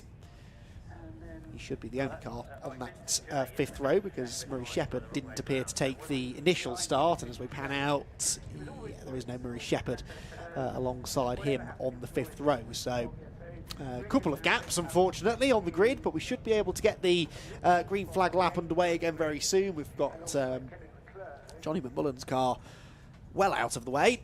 In fact, that's already being investigated, I think, by the team down below, and as they try to figure out what went wrong and figure out a way of getting it fixed. But as the cause of the red flag, if you like, he won't be allowed to take the restart anyway. Johnny McMullen, who's been racing in Formula Ford for many a year now, unfortunately not going to be taking a starring role anyway in this third and final heat of the weekend. Of course, the longer we sit under the red flag, actually the better the track conditions start to get. It is bone dry out there pretty much for most of the lap, and well, the drivers will now have a chance to properly evaluate those conditions before a 12-lap restart. Green flag lap back underway. Cars make their way around the circuit, led by Jamie Sharp, who got the dream getaway, really, on the initial start to the race. Jeremy Fairbairn just couldn't quite find a way to challenge him into that first corner at Paddock Hill Bend, and Jamie just needs to try and rinse and repeat that now, get his head down and pull away. The winner of the 2021 Formula Ford Festival, 50th anniversary running of this truly great event, and he won that race in style. He'd been quick throughout the weekend, actually. Was a bit of a surprise maybe to see him as one of the real pace setters in what was the most competitive grid we'd had at this event for many a year, but he got through his heat. I think he won his heat. Did he win his semi-final that year? I forget now. Have to look up the results before tomorrow, but certainly he was top 2 in both of his preliminary races, and then went on to win the final. But it was an incredible battle that he had. Multiple drivers in contention that year. Hopefully we're in for something similar tomorrow afternoon for the 52nd running of this great event. List of winners for which is a real who's who of racing drivers from the world over, even in recent years, drivers who have gone on to achieve pretty big things. Jonathan Brown making a career for himself now in America. He was the 2019 winner. Josh Smith, of course, has been racing in GT cars over the last number of years. James Raven, the 2014 champion of this event, has gone on to race in America as well. So still to this day, Formula 4 proving to be a great stepping stone on the international single-seater racing ladder. Who will, I wonder, add their name to that list over the course of the weekend? Will we have a repeat winner in the shape of someone like Rory Smith or Jamie Sharp, or somebody new? Well, Jamie Sharp certainly setting out his stall as one of the favourites with a good initial start to his heat this afternoon. Can he do the same thing again now, though, from the pole position? You can see he's angling his car up the hill slightly. You also notice that Tom Nippers is angling his quite aggressively downhill to try and get gravity on his side as iRacing Heat 3 for the Formula Ford Festival gets back underway, and Jamie Sharp does get a rinse and repeat start from his first one. He leads them into Paddock Hill Bend, with Fairbairn slotting into second place. Pretty orderly start, actually, this time, as the majority of them run single file through Paddock and down the hill. Someone wide into the gravel there, though. That was Brandon McGorgan, I think, wasn't it, in the black number 96 car, 2 wheels in the dirt, gets back going again and still seems to be settled into fourth place. There's contact further back there, and around goes the number 9. That's Porter Aitken, contact with Alex Berg. Hopefully not too much damage done to either car, but that is Porter Aitken slipping down the order, and I don't think, Scott, that he's best pleased. Yeah, with a wave of frustration there. Looks like 2 cars just simply coming together, and it was Aitken looked like he was trying to stick to the outside line, and Berg just didn't want to give him too much room, not purposely, just trying to hold his line as much as he could. And Alex Berg seems to have got away with it relatively unscathed, which is looking good as he comes through. But now as the leading cars come across the line to end the first lap, it's going to be Sharp who still leads. Fairbairn now holding off in second place. He's got now Morgan Quinn diving up the inside towards Paddock, and that was a huge lunge up the inside, but Fairbairn once again just to force Quinn at the last minute to back out of it, and now McCorkin takes his turn. He's been a race winner this season in National Formula Ford. He's in his second season in the championship. A young man from Ireland. He's to come back down the hill again. He's got Quinn just ahead of him. Jamie Fairbairn, who, as I said earlier on, before this race started, was incredibly strong at Silverstone at the final rounds of a national championship. He was up there battling the likes of Chris Middlehurst and Jordan Kelly towards the front, and with Lucas Romanek, who's not here this weekend for unfortunate reasons, we won't talk about too much after Silverstone. But come up towards the pit straight now. Jamie Sharp now has a lead of almost about a second or so coming across the line. That's the first proper flying lap of this race. It should go to Jamie Sharp, I think. It does, although the fastest first sector has actually gone to Alex Berg. As he goes Quinn this time looking to the outside line, looking for that undercut, which he almost has, but again with traction as contact, and then Morgan literally cannot see because the front kind of cowling has come up across him, and there's the halo and then there's that, and that's not going to pass very much, is it? But I shouldn't really joke. He's trying to push the cowling out of the way, and he's actually He's not going to run the rest of the race looking as the side of it is. That's extraordinary. I have never seen that happen before, Scott. I've never seen that either. That's one of the extraordinary things I've ever seen. He's still trying to push it. We should obviously mention the fact that he's obviously ruining his chance of getting himself a good spot for the semi-final. Yes. But regardless, that is one of the most extraordinary things I've ever seen in a Formula Ford. I have never seen that happen before. He's going to have to admit defeat and go into the pit lane. What a shame. That's unfortunate, but that was incredible. I mean, obviously, very, very unfortunate. We have to stress that, of course, but again, obviously not intentional by any means for anyone, but Morgan Quinn got a little too close to the back of Jeremy Fairbairn's car, and unfortunately that was the result. But I was watching Le Mans 2000 before when the Porsche went out the pit lane, had to take his windscreen off. The windscreen came up and apparently drove a full lap of the LaSalle circuit looking out the door. That was almost slightly part of that, but that was quite incredible. Well, the front bodywork quite literally resting on Morgan Quinn's head. I mean, that was truly bizarre, but Fairbairn got away with it. No damage evident on his car. He's still not really having a particularly relaxing time of it, though, because Brandon McGorgan is now right in behind him. So through Clearways and Clark Curve they head. Then the battle for fourth place between Tom Nippers and Alex Berg, who likewise survived his little tangling of wheels earlier on with Port Crakin. Porter ninth at the moment as it stands, right on the tail of Kevin McClurg. Battling going on further up, lapped traffic involved too, and as they go sideways through Paddock Hill Bend, Jeremy Fairbairn quite clearly is struggling for outright pace here. He's defending the inside line. McGorgan tries the outside. That's unlikely to work at Druids, but it is clear who the quicker of these two is right now, Scott. McGorgan did try, it looks like he was about to try that huge up and under through Druids Bend, but wasn't quite, didn't have enough punch off the corner to make it happen. Gap at the front is now 1.2 seconds for Jamie Sharp as he leads now. Well, the next time in lights are up to 1.6. So he's taken 4/10 out of the battle of the second in just 1 second, which is pretty impressive. Going back through McLaren and Clearways. I have to say, Tom Nippers is impressing me right now. He's an independent runner, back in 4th place, but I say back in 4th place, he's running quite high up there in the top 5, ahead of Alex Berg from the Team Canada Scholarship. He's the son of Alan Berg, who's a former F1 driver for a few races and also into DTM and racing in Trans Am and other things he's done before in the past. McCorkin goes for that undercut. He's got it this time. He's pulling alongside, and Fairbairn's got no choice. He has to give him the racing room up towards Druids. Into 2nd place goes McCorkin. That was exactly what he tried to do here on the exit of Druids, a corner earlier this time by really beautifully set up into 2nd place. Really lovely pass to get the move. Textbook Paddock Hill Bend switchback, that wasn't it, really? We see it time and time again here on Brands Hatch, and well, Brandon McCorgan executes it perfectly. He's now 1.7 seconds adrift of Jamie Sharp. Can he close in on the race leader, I wonder? Well, the qualifying times would suggest not. He was 8/10 slower than Jamie, but that was in the wet. Jamie Sharp, he's set the fastest lap at the moment of 51.0. That is nearly a full 10 seconds quicker than they went in qualifying. For now then, McCorgan actually struggling to shake off Fairbairn, who now, of course, with a bit of a slipstream, is finding a little bit of extra pace as well, and not giving in yet on his hopes of regaining 2nd place. He tries to kick to the inside at Druids. That was an interesting place to try and make the move. It didn't work for him, and so McCorgan for now hangs on. That fastest lap, by the way, for Sharp, a 51.0. That is comfortably quicker than we had for either of the other 2 heats. Olea did a 56.1 in Heat 2, Cooper a 59.6 in Heat number 1. So this is clearly going to be the fastest if we don't get a safety car interruption. We're just past the half race distance. Jamie Sharp's lead did actually decrease slightly on that previous lap. And that was even though Brandon McCorkin had to spend his half of that lap trying to defend from that man right behind him, Jeremy Fairbairn. So that's looking pretty intriguing. Across the line they go. It's back down again fractionally. It's the fastest 2nd sector for Jeremy Fairbairn, and Nippers sets the new fastest lap of the race, so he might start to come back towards these cars in front.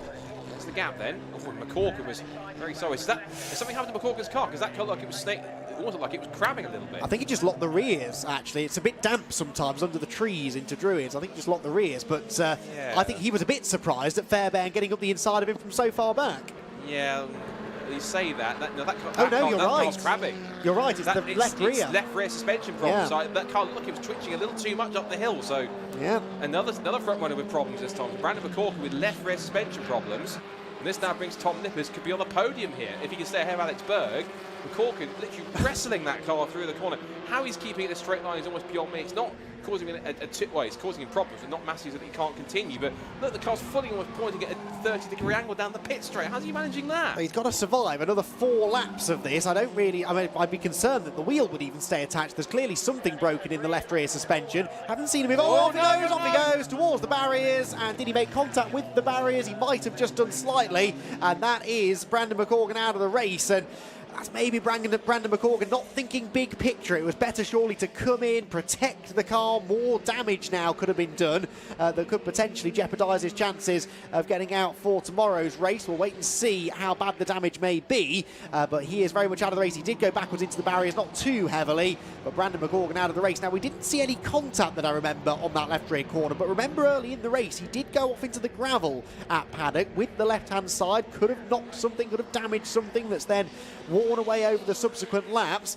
Not so sure, but anyway, with 3 laps to go, he is out. And now we focus on the battle for 3rd position here between Tom Nippers and Alex Berg. It'd be a great story if either of them get the podium. Tom Nippers getting himself a 3rd place in a festival heat. This one, I'm not sure if it's his 1st or 2nd attempt at the festival, but it's certainly one of the first couple of times he's been here. He started Formula Ford racing, as far as I know, in the last couple of seasons, so good to have him here at the festival and performing pretty well. He's one of the stronger independent drivers I've seen for quite a while. Alex Berg, meanwhile, of course, the Team Canada car run by Graham Brunton, and red flag. This will be because of McCorgan's car, I presume. Now, what will this do? Okay. Well, I think, if memory serves, this has happened before, I think this becomes the slowest, if you like, because they didn't finish the race. They can't say that it was the quickest heat, because they haven't done the full distance, and I'm sure they won't do a 3-lap restart. So I think that this will, in a way, just slip below the other 2, which is a shame for Jamie Sharp, because it would have been quite handsomely the fastest, wouldn't it? We'll have to wait and see what they decide to do. I think it will either put, by the sounds of it, I think it's going to put him on pole, put on the front row for semi-final 1. So there's still some respite from that, is that he's on the other side of the circuit. And typically, it might work out better for him, because typically the left-hand side of the front row, from history teaches, is the flatter part of the circuit. One example I keep on coming back from that one is, it's ironically, several years back in TCR UK, when we had, it was the first year we had Daniel Lloyd and Ollie Taylor. That was it, Ollie Taylor. Ollie Taylor was on the front row of the group with him here, but in 2018, and he got a much better getaway than Dan Lloyd on the front row of the grid. Reason being, he was on the cleaner, on the flatter part of the circuit. So actually, this might not be the end of the world for James Sharp. He is deemed as the slower of the 3 heats. It might not be the end of the world, because if he gets the flatter part of the circuit and a better start, he could beat the pole man down towards turn 1. And he's made 2 very good starts as well in that heat, so yeah, you won't be too disappointed with that, but it's just that little track position advantage, isn't it, that you can sometimes get if you can make a good start from pole position. Then often in the semi-finals, which are more competitive races, naturally, because you've got more of the quick drivers together at the front of the grid, then sometimes it can be weirdly easier to defend a race lead, but we'll wait and see what happens. Jamie Sharp is going to claim the victory. The checkered flag has now flown.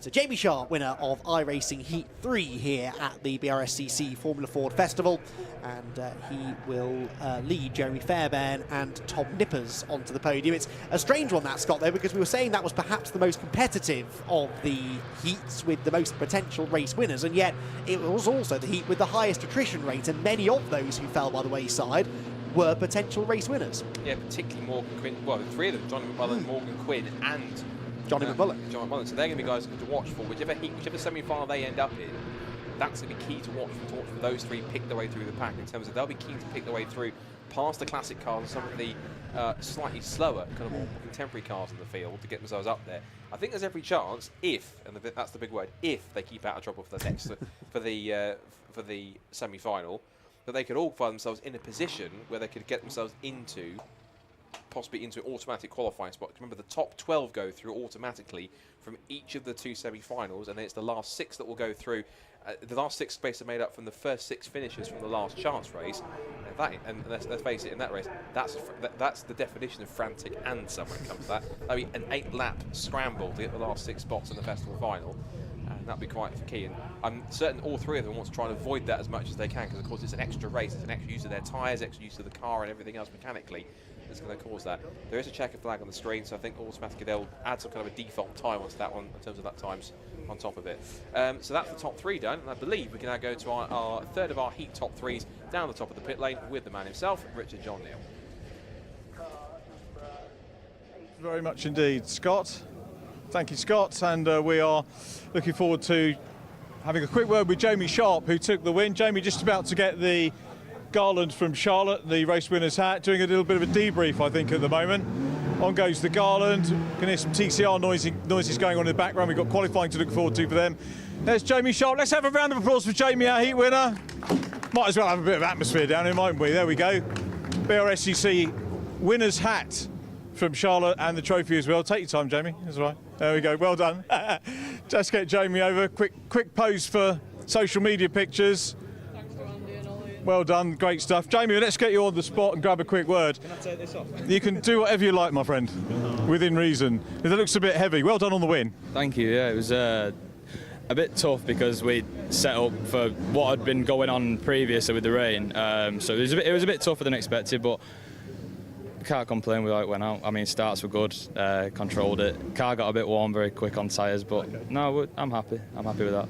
Obviously, a good start to the weekend. You were quick in qualifying. I think you were a good bit quicker than the folk in your group for the heat. So it's a great way to start the possibility of regaining that title.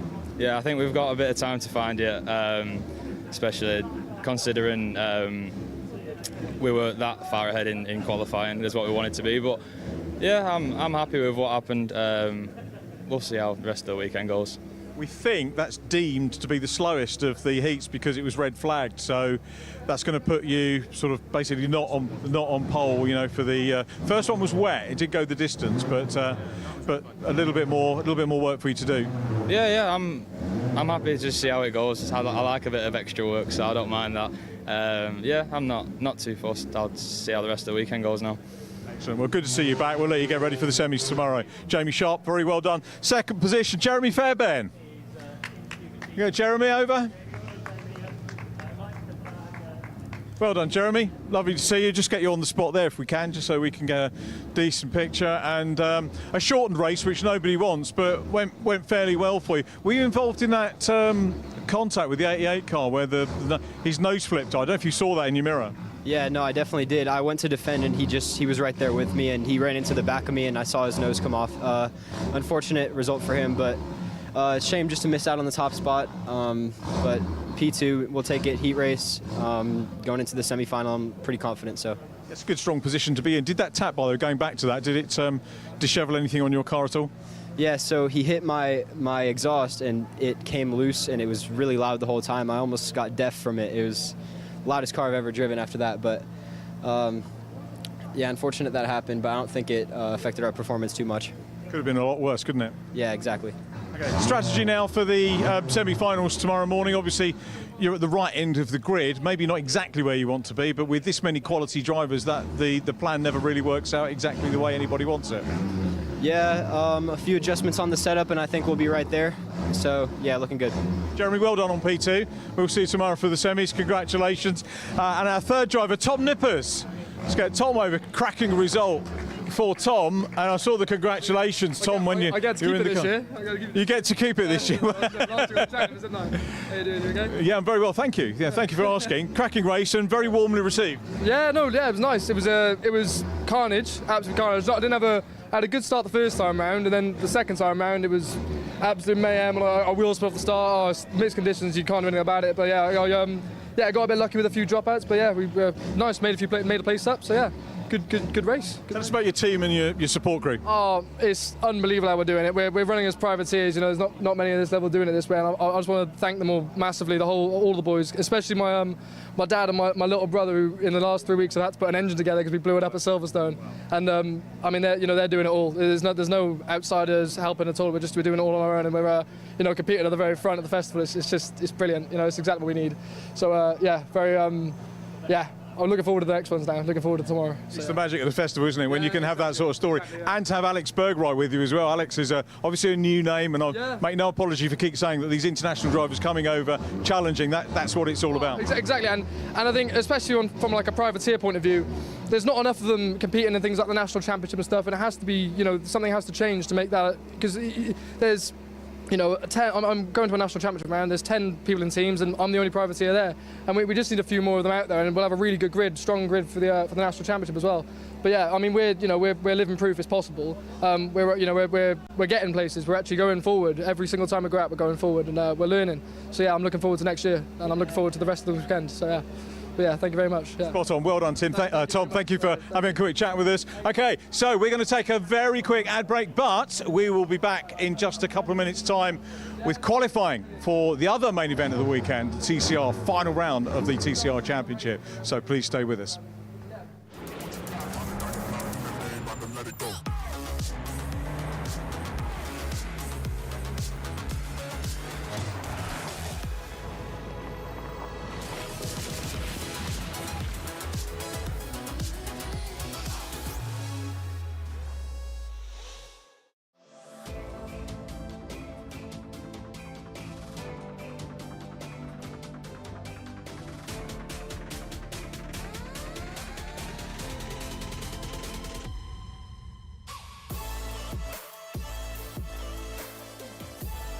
He's all the way around the outside. Miles for the lead. Side by side, who's going to be the bigger man?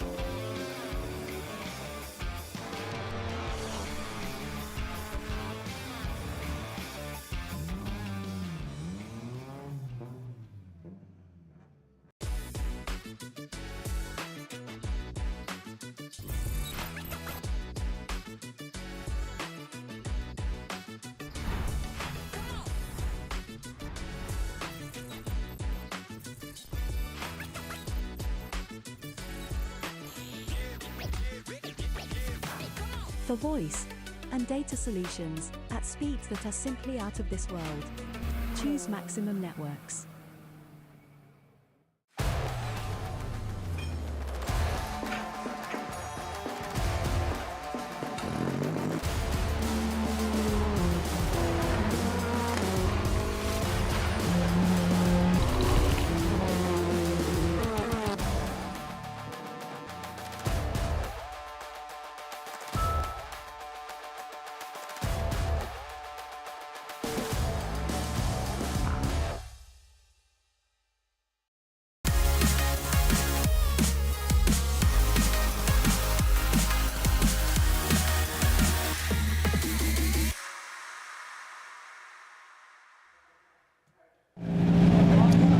Welcome back, everybody, to Brands Hatch, where the tension is starting to rise ahead of the final qualifying session for 2023 in TCR UK.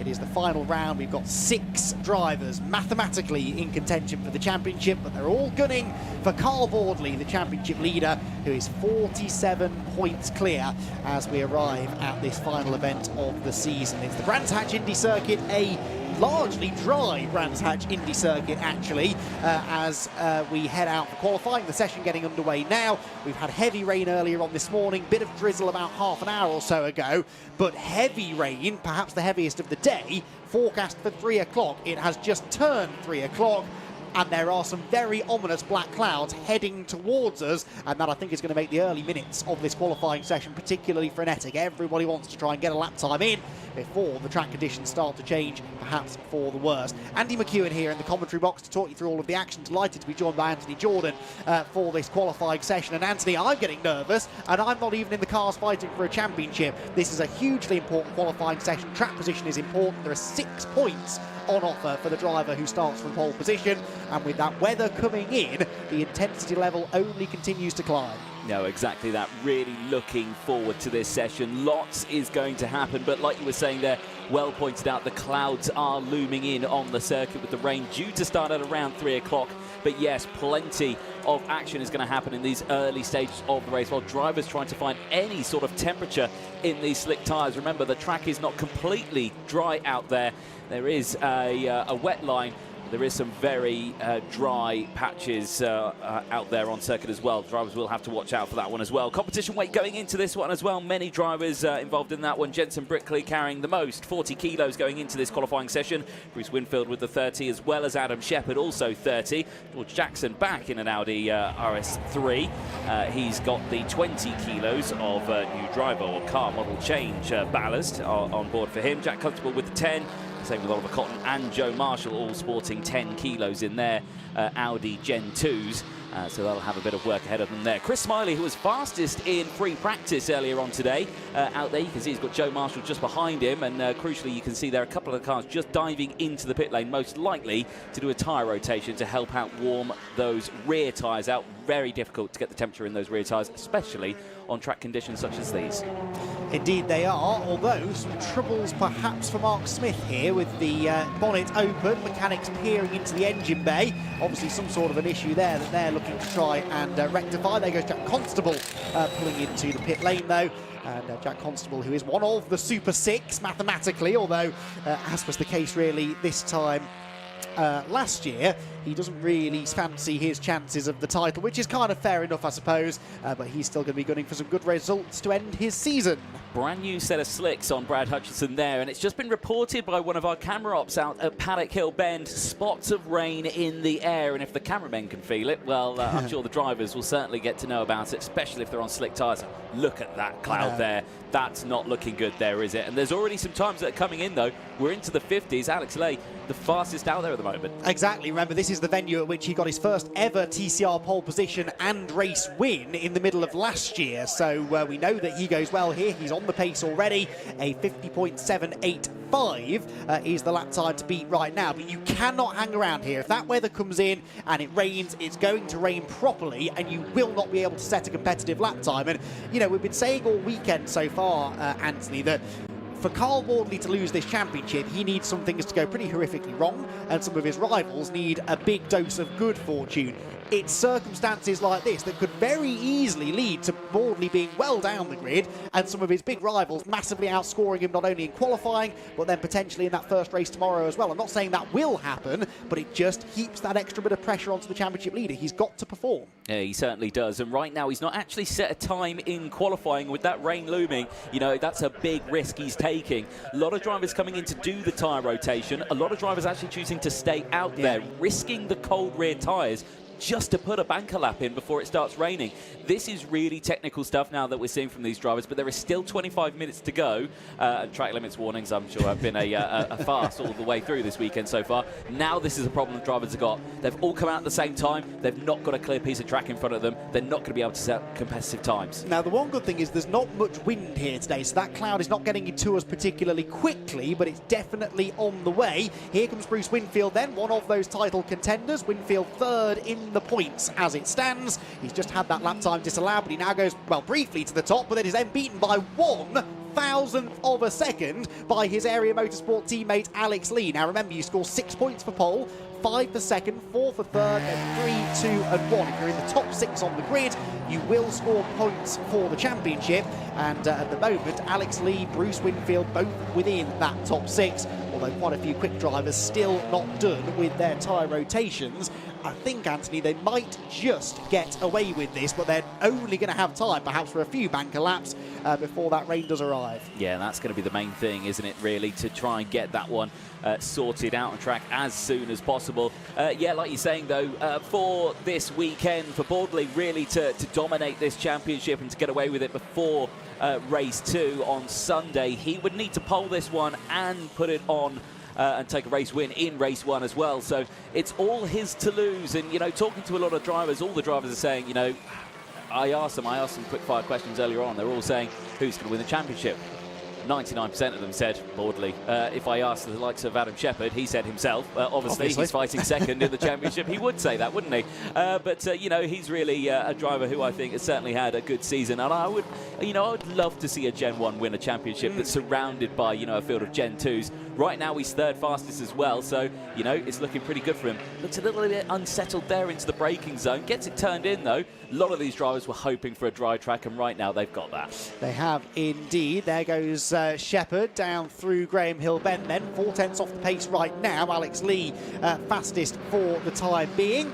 So as they head for Surtees Corner, a few drivers further back, weaving around. Adam Shepherd having to go around the outside of Darrell Wilson. Now Shepherd in the first sector was improving. Personal best in sector 1. It's only a 2-sector lap this as well because of the short nature of the Brands Hatch Indy circuit. So we'll find out momentarily what he's done. He goes to the top now by 7 thousandths of a second with a 48.835. So Adam Shepherd, who's been a bit of a qualifying king at times, absolutely on the limit through Paddock Hill Bend. That was fantastic. Really committed there up on 2 wheels. Shepherd is flying out there. Really good to see. He's getting stuck in with that one. Obviously, he had a nightmare in practice earlier on in the week with the drive shaft issue. Actually put him in the wall. So amazing to see that he's got the car mended and ready to go for this qualifying session. And at the moment, it's going very, very well for him. He's got to watch out on those track limits, though, because he was a little wide out of Paddock after clipping that inside curb. The rest of this lap has been pretty solid. This might be another very quick time from him as he comes towards the finish line. Is he going to improve on that one? He does. Half a second, and I've been told it's raining at Druids, and I'm looking out the commentary box window and I can see the clouds that are starting to loom over the circuit now. This could make it interesting with 20 minutes to go. Yeah, I think you're absolutely right. Adam Shepherd then up through Druids Corner, currently on course for pole position. Alex Lee second, Brickley third, Newsham fourth, Winfield fifth and Smiley sixth. Where is our championship leader, I hear you ask? He is 12th at the moment, Carl Bordley, so he's setting lap times, but if these track conditions start to change, he could find himself in big trouble. Is that rain actually coming down? It is, isn't it? Yeah, it is raining here now at Brands Hatch. This track is going to be soaked very, very quickly. Now, well, that means qualifying is pretty much over. With 20 minutes to go, no one is going to improve on these times. Where is Bordley? Is he perhaps coming to the end of a lap? If he is, he might be able to improve slightly. Let's see then. He, on the first sector of this lap, has gone personal best. He's coming through shortly, I think. Is this him coming by? No, that's not Bordley, is it? He's one of the next Coopers. Here comes Bordley. Look, top of the screen. What can he do? This might be his one and only shot at setting a competitive lap time. Carl Bordley crosses the line and does improve. 7th place.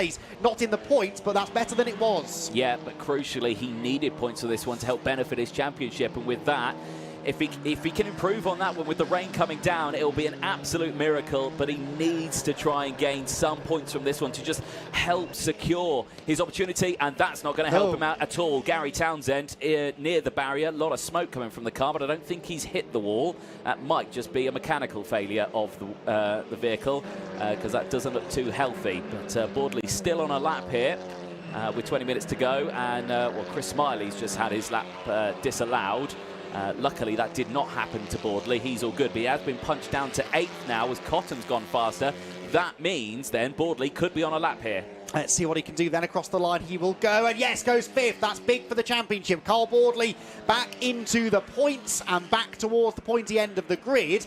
5th position then for the points leader, but that now becomes 6th as Callum Newsham goes onto the front row. And this is another one of the big talking points this weekend, Anthony. It's not just about those championship 6. There are other drivers. Callum Newsham, Chris Smiley, Oliver Cotton, Scott Sumpton. They could be up there mixing it for race victories, and they don't care one bit about the championship contenders. They just want to end their season on a high. They certainly do, and like you say, I spoke to a lot of them today as well, because yes, we can focus on the Super 6 that are out there fighting for the championship, But you can't forget about those other drivers, like you rightly said there. And yeah, speaking to each and every one of them, they all said, yes, I'm going to fight for this. Callum Newsham, purple, sector 1. He's going quicker again in the Hyundai. What can Boardley do? He's not improved in the first sector, doesn't improve in the second either. But where is Callum Newsham in the red and white Hyundai? He's about to cross the timing line now. Is this pole position for Newsham? Yes, it is! By just under a tenth of a second, Callum Newsham to the top of the times. It's been a miserable season, really, on the most part for Callum Newsham. This would be a great feel-good story, but Alex Lee has picked him already. Alex Lee, they're going quicker still, as that rain just hasn't properly arrived yet. It hasn't. It looked like it was tipping it down earlier on, but yeah, that seems to have just drifted away then. These drivers have been incredibly lucky, especially the ones who left it very, very late there. Puff of smoke there under braking as they go into the final sector. Boardley on another lap there. There goes Oliver Cotton through. He is still doing a good job. He's in the top 10. Cotton, who had a fantastic qualifying earlier on in the season, I think looking for another one here, but those Audis were looking good, but I think they were just struggling a little bit round here at Brands. So as it stands then, Carl Boardley back out of the points crucially, and Adam Shepherd, his big championship rival, scoring 4 points right now. So that gap does come down now from 47 to 43 points. And remember, no dropped scores this weekend either. So if anything were to happen in the races, there could be a big sweep. Now, is this repair work being done to Adam Shepherd's car? He had an off in testing yesterday when a drive shaft broke going through Surtees and he ended up in the barriers. But this time it looks like they're... yeah, that just looks like they're changing some settings in the car there. Okay. And, yeah, I think just testing out some different strategies out there. Just think, well, they're probably struggling with the back end stepping out or something like that. They were all saying that, you know, catching up with him, said, you know, you can turn in on fresh tyres. It would be so dicey going in. It'd be skipping around all over the place, and then it would understeer on the exit of the corner. So it's all just trying to get the car rotated round. And in these Gen 1 Hyundais, they have been struggling with that just a little bit, and also with some overheating maybe. Quite possibly, yes. That's Jeff Olden, isn't it, in the Opel Astra. Very common for overheating as well, the Astras. Really? You season. speak from bitter experience. I see. No, from the driver's bitter experience. All you have to do is go back to Alton Park. Struggled with the heat, and then again at Silverstone struggled with overheating there, and I think they're getting the same here. So yeah, not sure what is causing that, but yeah, the Vauxhalls always and the Opels struggling. I thought you were about to regale us with a story that ended with you stranded at the side of the M6 or something. No, I drive a Peugeot, the mightiest vehicle of the world. Well, reliability issues couldn't be further from your mind, I'm sure. Right, Bruce Winfield out of Druids Corner on not a push lap, trying to get some heat into the tyres, because they have managed to get to the halfway point nearly of the session without the track conditions deteriorating, so they've come in for a new set of tyres, and we start the cycle again. It does give us a moment or two just to reflect on what we've got so far. Alex Lee then on course for his second Brands Hatch pole, a 48.315, by the way, a tenth and a half underneath the existing qualifying lap record. That was a lap time set by Dan Lloyd in the very first season of TCR UK competition, and Alex Lee is now going quicker than that. Callum Newsham second, Adam Shepherd third, Chris Smiley fourth. Nice to see Chris back towards the front where he belongs as Jeff Oldham rejoins right into the path of Bruce Winfield. Brickley fifth, Marshall sixth at the moment, Carl Boardley back down in seventh, but Winfield only eighth as well. So Bruce Winfield third in the championship, Anthony.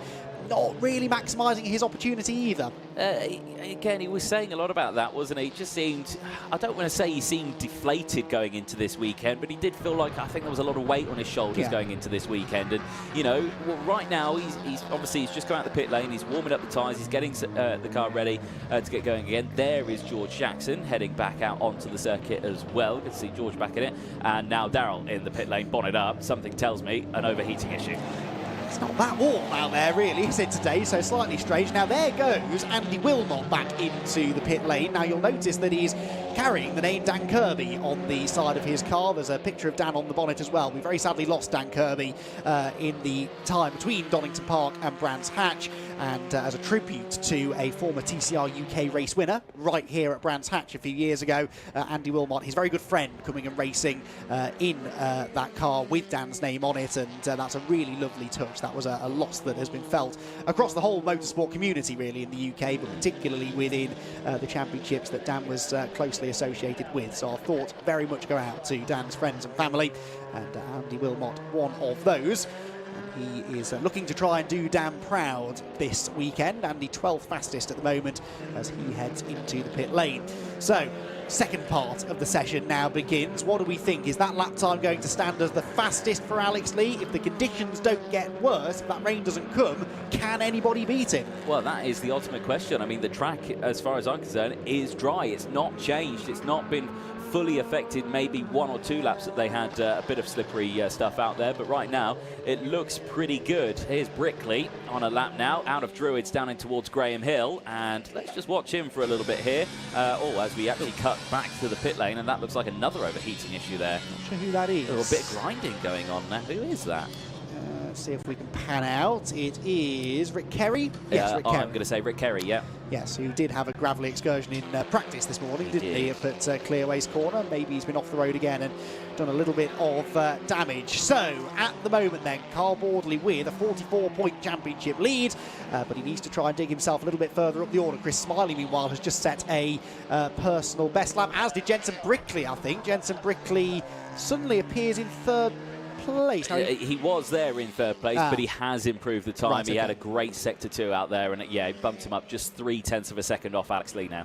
Right, okay, and Shepherd down to 4th. I think Shepherd had a lap time disallowed somewhere that I hadn't spotted, so that explains that. But they're now starting to get it back up to speed. Chris Smiley with a personal best sector 1, so too Adam Shepherd though. So there is Smiley. Oh, brilliant car control, cold rear tyres, very much catching Chris out. That will slow him down, but it was very spectacular stuff through the final turn. But I think the next car behind him is Adam Shepherd, and he is pushing on as well. Smiley across the line goes second. Despite the slide, Chris Smiley goes second, Shepherd up to 4th place. That is more like it, Chris. That is brilliant, because that means if he can get that one nailed in and it's not sideways, that's looking like a possible pole. Newsham back ahead of him though now. Newsham improving as well in the final sector, so the time's coming in thick and fast. Scott Sumpton's now gone sick. That knocks Bordley down to 8th, and Carl is still in the pit lane. Yeah, it's not looking good for him here right now, but we've seen him come through the field before at other circuits, but this isn't just any circuit, this is Brands Hatch. A lot of the drivers saying that in a race it's difficult to overtake here. You have to be fully committed under braking through any of the corners, maybe even a switch back through Paddock and send down the inside at Brands.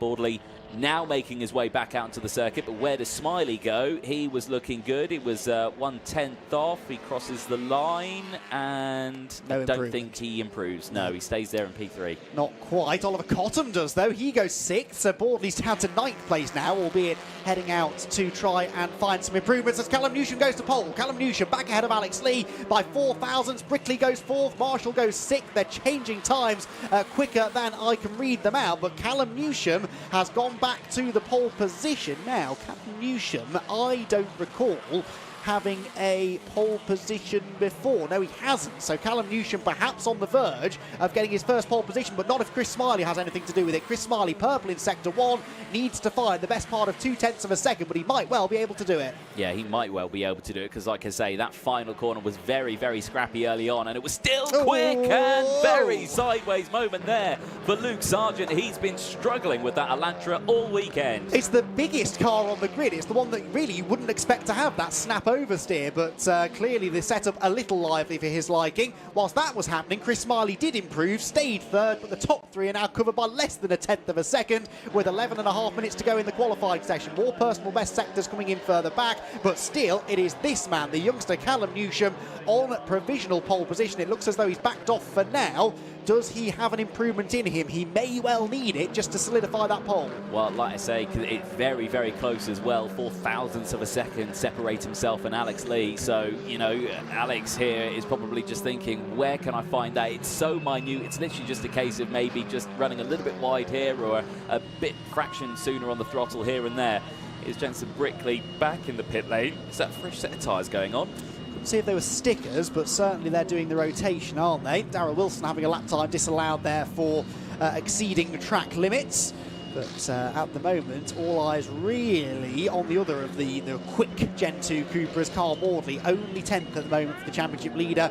Brickley is 5th, but in the pit lane. I think a lot of drivers are going to throw another set of tyres perhaps at the cars now for the conclusion of the session, as Luke Sargent comes in to catch his breath. Catch his breath, maybe to check the tyres, and maybe a new race suit as well. All 3 combined, I think, maybe needed. That was a big moment he had, wasn't it? Yeah.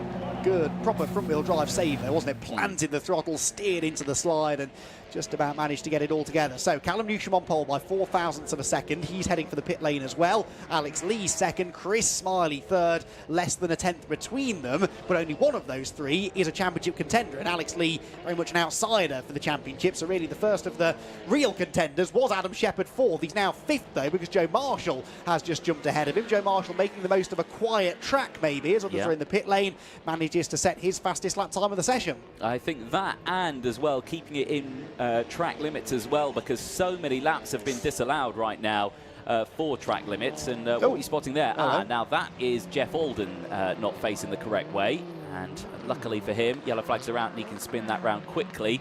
Crucially, that clears the track quickly as well. Yes, I hadn't spotted that actually. I think someone had a lap time taken away, but I wasn't sure who it was. Might have been Scott Sumpton. I just saw a message at the top of the screen. So Jeff Alden heads for the pit lane, but as the track now starts to get busier again, finding that track position becomes a bit of a challenge. Now remember, Carl Bordley's been out there for a little while. Is he now starting to get up to speed, I wonder? Well, his latest first sector is not an improvement, so I'm beginning to wonder if this is all the speed that Carl Bordley has. It's certainly looking that way, isn't it? I mean, 10 fast, half a second off the pace. It doesn't seem like a lot, does it? But out there and here at Brands, when the lap is so short, it's absolutely a humongous gap. And for Bordley, he does seem to be struggling out there. Jack Constable's had his 19th lap deleted, but his 20th lap was good enough for 6th place. So as long as that was legal, that should stand at 6th position on the grid. So Jack Constable, who again is an outside bet for the championship, but very much looking to try and get into the top 3 in the points if he can. By the end of the season, there are some good prizes available for getting into that top 3. And he and Alex Lee definitely gunning for that, I think, over the course of this weekend. Now, purple first sector, guess who? Championship leader Carl Bordley. So he was listening to me, obviously. Here he comes out of the final corner, and is Carl Bordley about to sensationally rocket up the order. He is 10th at the moment, nearly 6 tenths off the pace. He crosses the line and goes 4th, within a tenth of a second of pole position. That's more like it. He's back into the top 4, and that is a proper lap time. I doubt that we'll see him slip too much further back than that. He may even yet challenge for pole. He might do, and he does this at most race weekends, doesn't he? He keeps us guessing. He keeps... I don't say he's sandbagging, he's definitely not doing that, but he didn't go out in free practice. We had no idea what the car was going to be like. Waits all the way till 7 minutes to go with the session and then bangs in a P4 out there. So, you know, I reckon there is more in that. I think he's just warming up.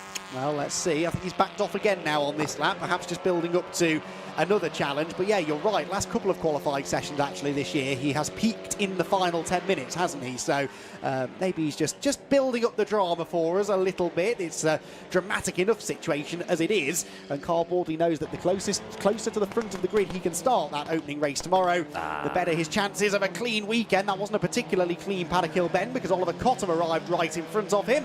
That's something that was discussed in the driver's briefing this morning, actually. Popping out of that pit exit, you do so right onto the apex at Paddock Hill bend, so drivers were encouraged to watch their mirrors and stop if they have to try and avoid getting in people's way, but that easier said than done. Yeah, track limits there for Adam Shepherd. Lap 20 disallowed. He is still there P6 at the moment, but he needs to improve that one, especially now as Bordley has bumped it up to 4th, and yeah, Bordley will have to abandon this lap as well. Here's Jensen Brickley again, 8th fastest out session, 3 tenths of a second off the pace at the moment. Again, another driver who needs to get that car just up a few more places to really help fight for this championship. He always says to himself, well, he's said to us countless times throughout the day, just thinking that I'm not really in contention, but you are in contention for this championship, Jensen. You just need to commit to it. You need to push hard as much as you can through this qualifying session. He is doing that. He's tucking right in, and look at that. Wow. Provisional pole. And is that going to be allowed? Well, at the moment it is, but is it going to stay fastest? Because Chris Smiley's gone quickest now of anyone in Sector 1. Smiley and the Honda will be at the line very shortly, but Jensen Brickley out of nowhere really goes to the top of the times. Fingers crossed he did so without exceeding track limits. Now, where is Smiley? That's Sumpton. Smiley across the line now. Does he manage to improve upon 4th position? The answer is no. The second sector got away from him, rather, and so Chris Smiley stays where he is. Might have had traffic there. George Jackson there just in front of him, now getting out of the way. Might have struggled through the final sector. He might be on another lap here, though. Well, we'll have to see at the end of this one. Still 5 minutes to go. Plenty could happen, but this is far from over yet with Brickley. Now, look at that. I'm so amazed with that.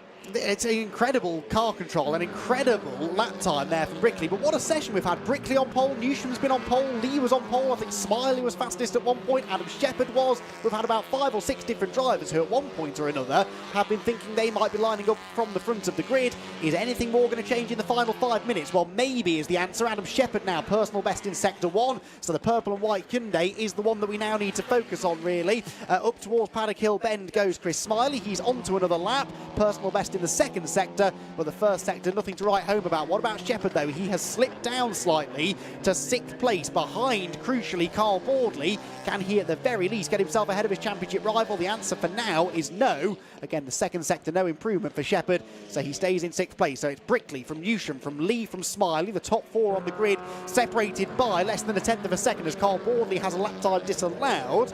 That's lap 24. That was his most recent lap. It wasn't the lap that was his fastest, so that's fine. Doesn't affect him at all. He hadn't improved on that lap anyway.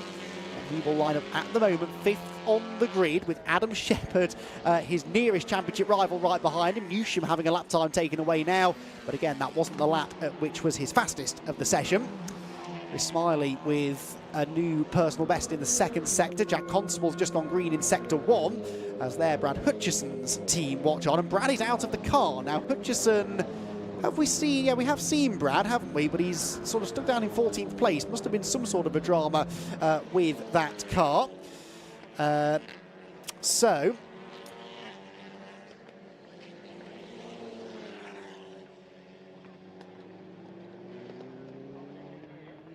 So into the final few moments then, 3.5 minutes to go.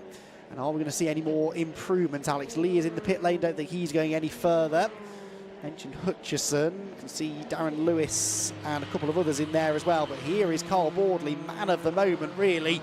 Well, 5th place on the grid, not a lot to write home about perhaps, but it's a lot better than it looked like being at one point. And Boardley is going to try to maybe find some more improvements. He's still circulating. Last lap there for Boardley was a 49.8, so about, well, 1.5 seconds off the pace. He's backed off, actually. Smiley keeps on pumping in these personal best second sectors, but it's the final, the first sector where he's just dropping a little bit of time. Hearing that Hutchison, by the way, is in the pit lane because he just doesn't think he can go any quicker. So he's quite happy to stay in the pit lane and watch the rest of the session unfold. And he may well be onto something, because we're not really seeing a huge amount now of lap time improvements. There goes Adam Shepherd, who, as it stands, would you believe, is actually being outscored by Carl Boardley. So what was a 47-point advantage now becomes a 48-point cushion. And Shepherd also still outscoring Bruce Winfield, his teammate there. So what really tightens up as it stands is 2nd, 3rd and 4th in the points. And that tightens up even further, actually, because Joe Marshall goes 6th, and that knocks Shepherd out of the points altogether. So Adam Shepherd not currently scoring anything from this qualifying session. As Adam Shepherd heads down the hill, he would now be 9 points clear of Winfield, who would be 4 clear of Brickley, and Alex Lee would move up ahead of Jack Constable into 5th position now. So we are seeing a few changes, not necessarily for the championship lead, but for those behind. So it's tightening up quite nicely in the battle for second place, but they all wanted to try and take the fight to Carl Boardley this weekend. And Carl has responded quite nicely. He's only being out-qualified by 2 of his championship rivals, and they're 2 of the long shots in Jensen Brickley and Alex Lee. Jensen Brickley on course now, it would seem, for pole position. It would be for Brickley, I believe, a career first pole. Yes, it would. He's not had a pole position before in TCR UK, at least not from a qualifying session anyway. He has had a really standout debut season in the championship, though. There are times where I speak to him and he sounds disappointed almost with the way that things are going, but for a driver in his debut season at this level, the ex-Fiesta racer should be very, very proud indeed of what he has achieved this year. Callum Newsham should be very proud of what he's achieved in this qualifying session. It might not be enough for pole position, but this has been the most competitive, really, we've seen him for some time, in a season that really has been one of mechanical failure after mechanical failure. He's putting on a show now in the closing stages of qualifying. Very sideways heading through Druids Corner. But Callum Newsham is pushing on to the end. Jack Constable, by the way, has just gone into 6th position. And that gained him an extra point, which means he's now only 1 point behind Alex Lee. Except that lap time gets disallowed, and that's Carl Boardley. Oh, and that's Jack Constable. Jack Constable off the road as well, and he's been in the tyres, I think. What has happened here? There's been a spin, I think, for Boardley, and I reckon Constable's gone off in avoidance as they come out of Paddock Hill Bend. So Jack Constable involved with Carl Boardley. How much damage to the Audi? There's definitely damage to the left rear suspension, look. And that means that the team are going to have a bit of a sleepless night now, getting the car ready for tomorrow. The Ron Boston Racing Squad, thankfully, it's the Recticel barriers that protect the tyre wall and the Armco at that part of the circuit. But I think Carl Boardley had a spin, and Jack Constable, just as he was having a lap time disallowed for exceeding track limits, ended up going off in avoidance. But that could have been huge for the championship if Boardley had sustained damage. But I think he got away with that. Wow. Deep breath, everybody. Checkered flag is out. Jensen Brickley then looks as though he's confirmed as a first-time pole sitter in TCR UK. And as I said earlier on, that is a new qualifying lap record as well. Quite a chunk, actually, underneath Dan Lloyd's pole position from 2018. That was a 48.48, and this lap time a 48.28. So 2/10 better than Dan did midway through the season, it was, in 2018. But as Scott Woodward quite rightly mentioned earlier on, he didn't actually lead at the start of that race. So starting on pole position doesn't always guarantee you the track position at the start of the 25-minute race. Could well be, therefore, that Callum Newsham's in the pound seat starting from the outside of row one. But a fantastic qualifying session, the most exciting one of the year, definitely, not just because of the championship implications, but just the sheer number of drivers who had a share of the pole position at one point or another. And it is, in the end, Jensen Brickley who comes out on top with a new qualifying lap record for the Brands Hatch Indy circuit. He is fastest by 31 thousandths of a second. Then it's Callum Newsham, who was 4 thousandths quicker than Alex Lee third. And Chris Smiley also within that first tenth. And it's really nice to see the Restart Racing Honda back on form. Carl Boardley will start from fifth as he aims to try and wrap the title up in the first race tomorrow. He might need a bit more than that to solidify things, although he is on course perhaps to outscore Adam Shepherd, his nearest rival. He will start 7th. They will sandwich Joe Marshall in the Ron Boston Racing car, which starts in 6th. His teammate, Jack Constable, will start 8th, ahead of Oliver Cottam and Scott Sumpton, with Bruce Winfield down in 11th. He'll be disappointed with that. Only 6/10, well, 5.5 really off the pace, but outside of the top 10. Then it was Andy Wilmot, Luke Sargent and Brad Hutchison in 14th position. 15th place then will be Darrell Wilson. Matthew Wilson will be 16th, ahead of Rick Kerry, Gary Townsend, George Jackson, Mark Smith and Jeff Olden, who we saw suffering with some overheating issues. That is a dramatic qualifying session for our final qualifying of the year in TCR UK. And a very entertaining one it was. Jensen Brickley getting on the pole position. Callum Newsham very nearly claiming his first pole in the category. And championship-wise, it means now that Carl Boardley will move on to 352 points to Adam Shepherd's 303. So that is now 49 points, the gap. So Carl Boardley extends it by 2 points in that qualifying session. Bruce Winfield will be third on 294. Jensen Brickley fourth on 290. Alex Lee fifth on 281. And Jack Constable 6th on 279. So they are mathematically all still in contention. And Carl Boardley would have liked to have started better than 5th, I'm sure, because he's still kind of in that danger zone in the early stages. We don't really know what the weather's going to do tomorrow. It's supposed to be dry, but we could have a bit of lingering rain through the morning. So Carl will be a little nervous, I'm sure, starting from the third row of the grid. But starting from the front row of the grid is Jensen Brickley, a first career pole position in TCR UK, and he catches up now with Anthony.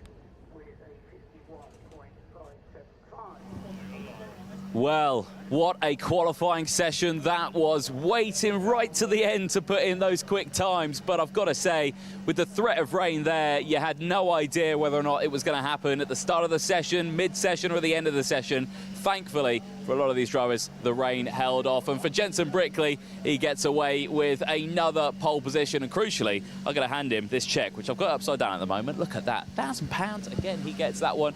Jensen Brickley at the moment is not even here. His car's just been wheeled up there because he came in before qualifying was even over. So yeah, a bit of a shock for that one. Here is Alex Lee, Bruce Winfield there just going past. I don't know if Jensen is up here. I don't think he is. Jensen's dad is there, but is Jensen himself here? Oh, he's in the car. Perfect. He's in the car. Let's see if we can jump in with him then as he's down there. Jensen, you're in the car. I can't really hand you a check in there. I could give it a good try. But, mate, pole position, what a lap that was. Where did that come from? Yeah, well, the new tyres really worked well. We've not used new tyres all weekend, and we knew we were there or thereabouts, and as soon as we bolted them on, it was a different car, and I think, yeah, it just shows we can do it with the weight as well. Maximum ballast, the only car with maximum ballast, and yeah, we're on pole, so look forward to race 1. It seemed to have helped you out massively there, having that max ballast out there. But like you were saying, that's 6 championship points that go your way as well. That's certainly going to help out your championship fight, maybe to push for a win, maybe even to get 2nd or 3rd as well in that one. But it certainly helps you out, doesn't it? Yeah, definitely. Great start to the weekend. Couldn't have asked for a better start. I reckon the maximum ballast pushes down the hill better at Paddock. Yeah. Awesome stuff, mate. Well, I don't know about you, but I'm going to stick that there, if that's even allowed. There we go. I'll stick that there, block your view. But, mate, congratulations. Well done. Thank you. Excellent stuff there for Jensen Brickley. What a drive from there. They've got to push that other way. They've got to leave it there or something. Lots of things happening here. Let's see if we can chat to second fastest out there, because it was a very close qualifying in the way as well, but plenty of action happened. We have Alex Lee here, who's getting himself sorted out. Alex, very quick out there, mate. Solid time, but certainly it looked like a handful for you at some moments. Yeah, the car was really loose, but it's fast like that, so yeah, but it's a good result. I wished for drying. It was dry in the end, so yeah, really happy with it. Looking forward to tomorrow. Hey, dream came true on that one, didn't it? Congratulations on that one, and yeah, we'll see what you can do tomorrow. Excellent stuff there. Let's see if we can chat to Callum Newsham though, because Callum, what a qualifying he had. Where is Callum? Is he gone to get weighed? Right, okay, he's going to get weighed at the moment. Right, he's quickly here. Let's have a quick chat with him, because we've got to cut to the juniors in a moment. Callum, what a qualifying that is for you, mate. Honestly, we thought you were going to put that on pole. So did I, to be fair. The pace is there, which is really good. But yeah, just to lose it by that much is quite annoying, but I'm still happy with P2. Excellent, mate. We'll see what you can do tomorrow in the races. Best of luck. Cheers, thank you. Excellent stuff there. Well, TCR UK qualifying, exciting as ever. Fiesta Juniors, they're coming up next. We're going to cut to a quick ad break. Do not go anywhere.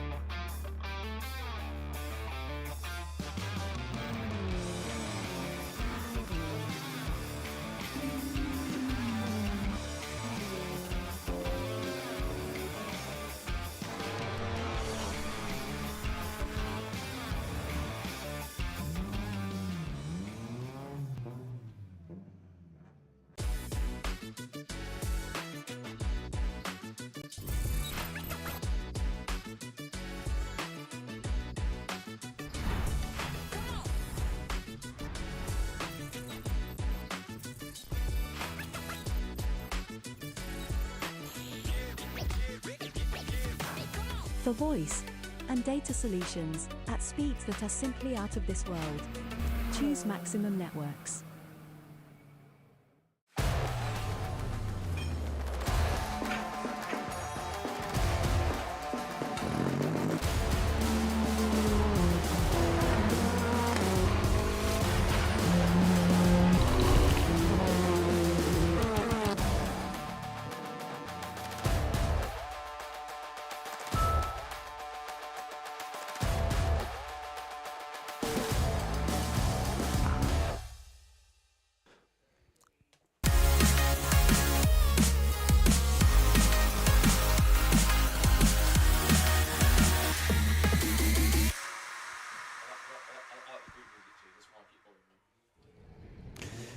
Welcome back to Brands Hatch, where we are good to go almost for our penultimate race of the day. Actually, it is the Brscc's Fiesta Junior Championship, and a race in which we could crown our first champion of the weekend, because coming into this race, Benball Ryan has a handy lead in the points, and he is looking, I believe, for basically a race win in this race. That would give him the championship victory, and he's starting from the best position possible, having set the fastest time in qualifying earlier on this morning.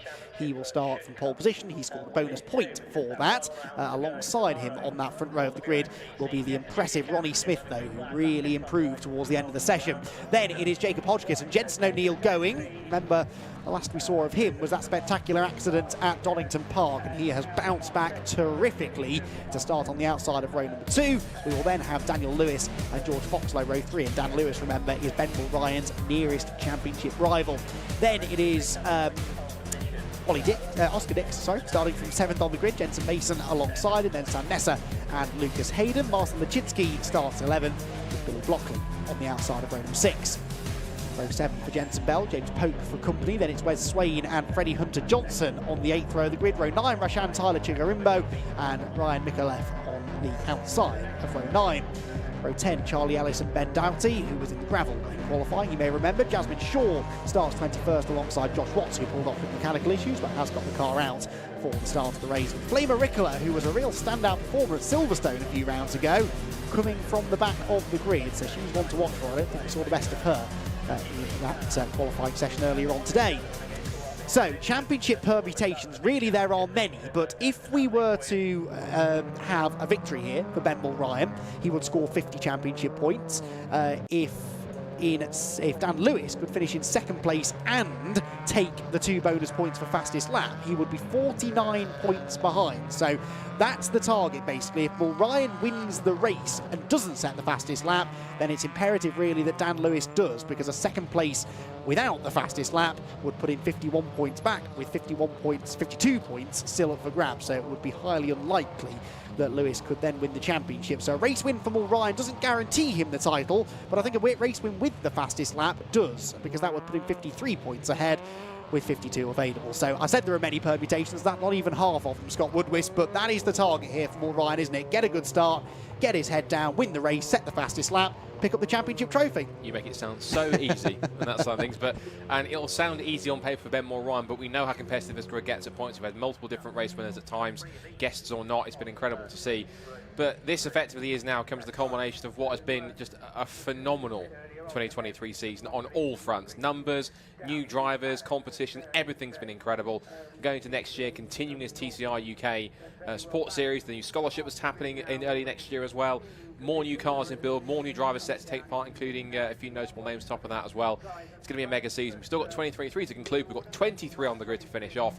And this should be, all things fingers crossed, a great conclusion to what's been a memorable year for Fiesta Juniors. Let's get going. I think it will be. Ben Ryan then on pole. Ronnie Smith, though, gunning for a race win, of course, so he's not going to be backwards in coming forwards here as the race gets underway. The lights go out, and we are off at Brands Hatch, and Ronnie Smith makes a good start. It is not a terrific start from the pole position man, so Ben Ryan down into 2nd already. Jensen O'Neill going to the outside, and George Foxlow's around in front of the pack, and there is carnage going into Paddock Hill Bend, and unfortunately Flamer Ricola ends up on a roof. There's another car off, and that's O'Neill going again. Jensen O'Neill going off towards the barriers. Thankfully, I think manages to dig his way back onto the track, but a dramatic start here at Brands Hatch. We've got a group of Fiestas in a clump at the top of Paddock Hill Bend, and unsurprisingly, the red flags will fly. It was George Foxlow the first to get turned around, and from there, unfortunately, Scott Woodwist nowhere for the likes of Oscar Dix in the Jenkins prepared car, and several others to go. Well, that's not what anyone wants to see at all on that side of things. Obviously, the first thing to concern is that everyone's okay, but yeah, that's disappointing. But unfortunately, it's one of the things where I think just, yeah, unfortunate situation. We'll go to a restart, obviously, and see which of the cars are involved in that are able to take the restart on that side. But yeah, obviously not what anyone wants to see, and fingers crossed that those involved are all okay. Indeed. So the marshals and recovery crews in attendance already at the top of Paddock Hill Bend, and they will obviously prioritise checking that the drivers are okay, and then they'll get to work on removing the bent and broken Ford Fiestas from that part of the circuit. But well, that all started, like I said, Foxlow was the first to go around. He started 6th, Oscar Dix was 7th, so when it happens near the front, there just isn't the opportunity then for those behind to avoid. There were 3 and 4 abreast going into a narrow part of the circuit, and unfortunately it's ended in a fairly significant pileup, but we'll let the marshals and recovery crews do their best. We will certainly have Oscar Dix heading for the pit lane, but the rest of the cars should head onto the grid, which they're about to do, where the marshals will attempt to make some sort of sense of the order in which they arrive. good opportunity here, though, for Ben Ryan to have another go at the start, because he didn't get away all that well when the race got underway. Ronnie Smith managed to beat him. It was a perfect start from Ronnie, and we do see time and again, don't we, that it's difficult to start from pole position here in a front-wheel drive car, particularly Brands Hatch. The track slopes dramatically down from the left to the right, from the outside to the inside, and that means that you're really fighting against gravity as you try to get the car underway from the inside of row number 1. Very grateful as well, Scott, to see that Jensen O'Neill Going managed to get out of the gravel trap and didn't make contact with the gravel, with the barriers. I think he just had cold rear tyres and lost control a bit going through the first corner, but he, I'm sure, was having flashbacks at that moment to Donington Park. Thankfully, he has escaped that one. That is Flamer Rickola's car, which sadly does end up on its roof. I actually don't think there's a huge amount of damage done to that car, though. It was a very lazy roll, wasn't it? She kind of came along at the end, just clipped a car as she tried to avoid it, and over she went. So hopefully that car should be back out again for race 2 tomorrow. Well, fingers crossed, but the ultimate result is that it's not anything anyone wants to see at all happen. But I think the silver lining is that those involved appear to have got away from it, at least it seems, unscathed. But the best thing to do is obviously let the marshals do the work they need to do. The marshals will grid up the cars that are back on the start and finish line now.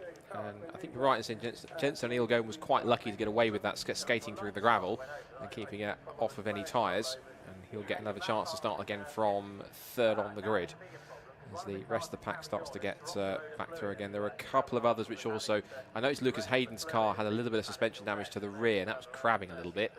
So that car will have to come in for a little bit of attention if need be.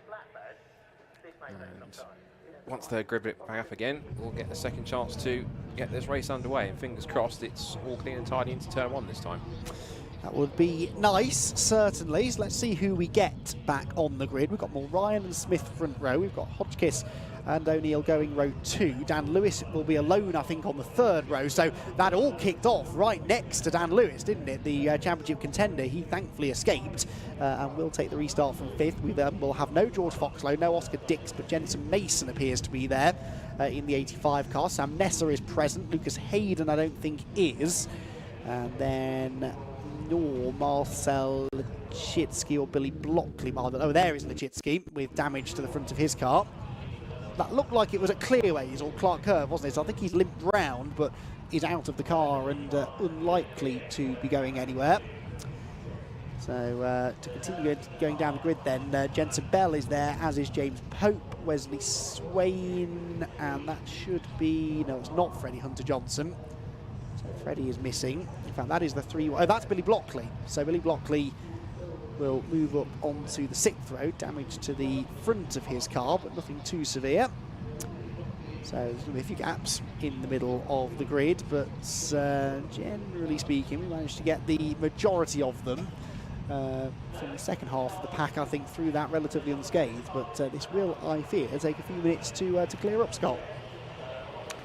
It will, but in terms of those who are at the front of the field, obviously Ben Ryan, as you mentioned, gets another chance to get a better start. It was a decent start from the beginning from Ronnie Smith, so he was able to get away and get a good run down towards the first corner and challenge for the lead. And it was also initially a good start for Jensen O'Neill Going too from that second row of the grid. It's that flatter, what we were talking about earlier on in the broadcast, that flatter part of the first couple of rows, because if you look at the angle of where both Ryan and Hotchkiss are starting, they're starting essentially on a tilt, whereas you look at the patches of tarmac that both Ronnie Smith and Jensen O'Neill Going are starting on the on driver's left, on our right of the grid. It's a much flatter surface, therefore you've got a much more stable platform for the cars to get going again, to get going from the line. So that's going to be something to go there. There's a little bit of fluid that's, let's say a little bit, there's a trail of fluid that's gone down, looks like post Paddock Hill Bend, that's gone all the way up Hellwood Hill and in towards Druids. As to who that would have been that dropped it, I'm not quite sure. And also as to what fluid that's been dropped, whether it's water, whether it's coolant, whether it's oil or anything else like that. But the marshal's getting to work quickly with the quick dry in order to try and do that. You can see that they've gone as far down as almost near the bottom Paddock Hill, but you can see there's also definitive, if you look carefully, you can see the definitive line of where that fluid is. It's still towards the bottom of the hill where they've got to try and cover that up, and that's got to be key. Particularly on a circuit that's still a little bit looks like a little bit greased, a little bit damp. I mean, even the TSL timing screen sort of thinks that the weather in the air is raining and that the track is wet. I mean, it's not quite that, but there are still damp and greasy patches out there, which still has the potential to catch 1 or 2 drivers out on that side. But it should be interesting to see how race 2 gets underway as to who gets a better start, as there might be a chance here that the circuit might start to continue to dry a little bit further, a little bit more by the time we get back underway again. Yes, slightly pessimistic weather update there from TSL Timing. It hasn't rained for a little while, and the track really does now seem to be bone dry, to be perfectly honest. A couple of damp patches, but not really even enough to reduce the grip levels at all. I'm amazed that Oscar Dix has lined back up in his grid slot, because that car was, well, last seen crabbing its way back to the under the red flag with quite a bit of damage, having headed into the barriers, I think, on the left approaching Paddock Hill Bend. But he, rather optimistically, has pulled in just ahead of Sam Nesser. And it was Nesser, I think, who was the first to get involved in all of that, really. He got turned a little bit sideways on the inside line, and that sort of set off a domino effect across the road. And George Foxlow, the one that got turned around, but Sam Nesser lucky to avoid. In fact, yes, look, they're going to look at the left rear corner. He had contact on that left rear corner, which sort of sparked it all off. And I think they're just going to change the tyre and double check the geometry at the rear left. Don't want to send him back into the race if there's a potential that car is not going to be handling right. Yeah, I imagine they've been allowed to do that at least for safety reasons, to make sure that car is still properly race-worthy to keep going. And that makes sense, because of course what you don't want is for them to not check that, let the car go again, all of a sudden he finds himself possibly turning into Paddock Hill Bend and the car gets away from him. So that would be purely at least a safety check to make sure the car's okay. So clear up continues. That up, you can see the top left corner up at Paddock Hill Bend, and see there's just the work going on with the race car consultants. Quite a big knock that he took, wasn't it, actually? It was. A change of the wheel, so it looks like it's either damaged the wheel or the tyre in some cases, but either way, it's work going on there, it seems. Indeed there is. So the race car consultants team hard at work. Mickey Butler down there to double check what's going on with the tyre situation as well, but he's now clearing the grid. Don't be fooled into thinking that that means we're restarting anytime soon, though, because I can assure you we're not. There's a lot of recovery work still going on at the top of the hill. And we are going to be under red flag, I think, for a little while longer. And big shame. This will end up surely in a shortened race. It was already down to 15 minutes anyway. Well, it was only a 15-minute race, as they always are for Fiesta Juniors. They tend to cram a lot of action into those 15 minutes. And when we do go racing, I'm sure we'll have a good race. You never get a boring Fiesta Junior race. And that goes all the way back, really, to even when we had the smaller grids. It was always entertaining racing. And we've lost a few from the restart, but the ones that we do still have out there, I'm sure, are going to put on a show. And, well, this does, in a way, benefit Benmore Ryan, I think, just to be, you know, from a purely a championship perspective. The fewer cars there are on the grid, the fewer cars there are that Dan Lewis could potentially get between them. Dan needs to take a chunk of points out of Benmore Ryan. Ben obviously has that track position advantage anyway, Scott, but as long as he keeps his nose clean now, he should be able to, even if he falls behind Lewis, very much limit the damage being done. Well, that's what it's all about. He's got to try and keep himself out of trouble, keep himself in the positions he needs to be in order to get that title wrapped up. So all he can do is do the best job he can and see if he can get it potentially wrapped up in this first race. Provisionally, at least. We have to stress the word provisional, because the car has to go for post-season checks, and there's final post-season checks on points to make sure that everything is as it should be. And then once they're happy, they will then release a provisional final table before being then confirmed final a little while later. So ultimately, the two kind of words or terms we have to use throughout the weekend is a provisional and also champion-elect. Those things we have to use this weekend, because nothing gets properly confirmed until post-weekend, until all the checks that need to be done in order to make sure everything is as it should be. I believe we can actually cross now to Richard John Neal, who has made his way onto the grid, so we might be able to have a quick chat with one or two of our drivers down there, or at least give us a sense of the atmosphere down on their grid. So over to you, Richard. How's it looking down there? Thanks very much, Scott. Yeah, not an opportunity we want due to damage for sure, but it would have been nice to have had a bit of build-up, wouldn't it? But excitement of the TCRs, we didn't get a chance to talk to the drivers. If we can, I'm going to have a quick word with Ben Mulryan. We've got to sort of negotiate drivers' netting and everything else.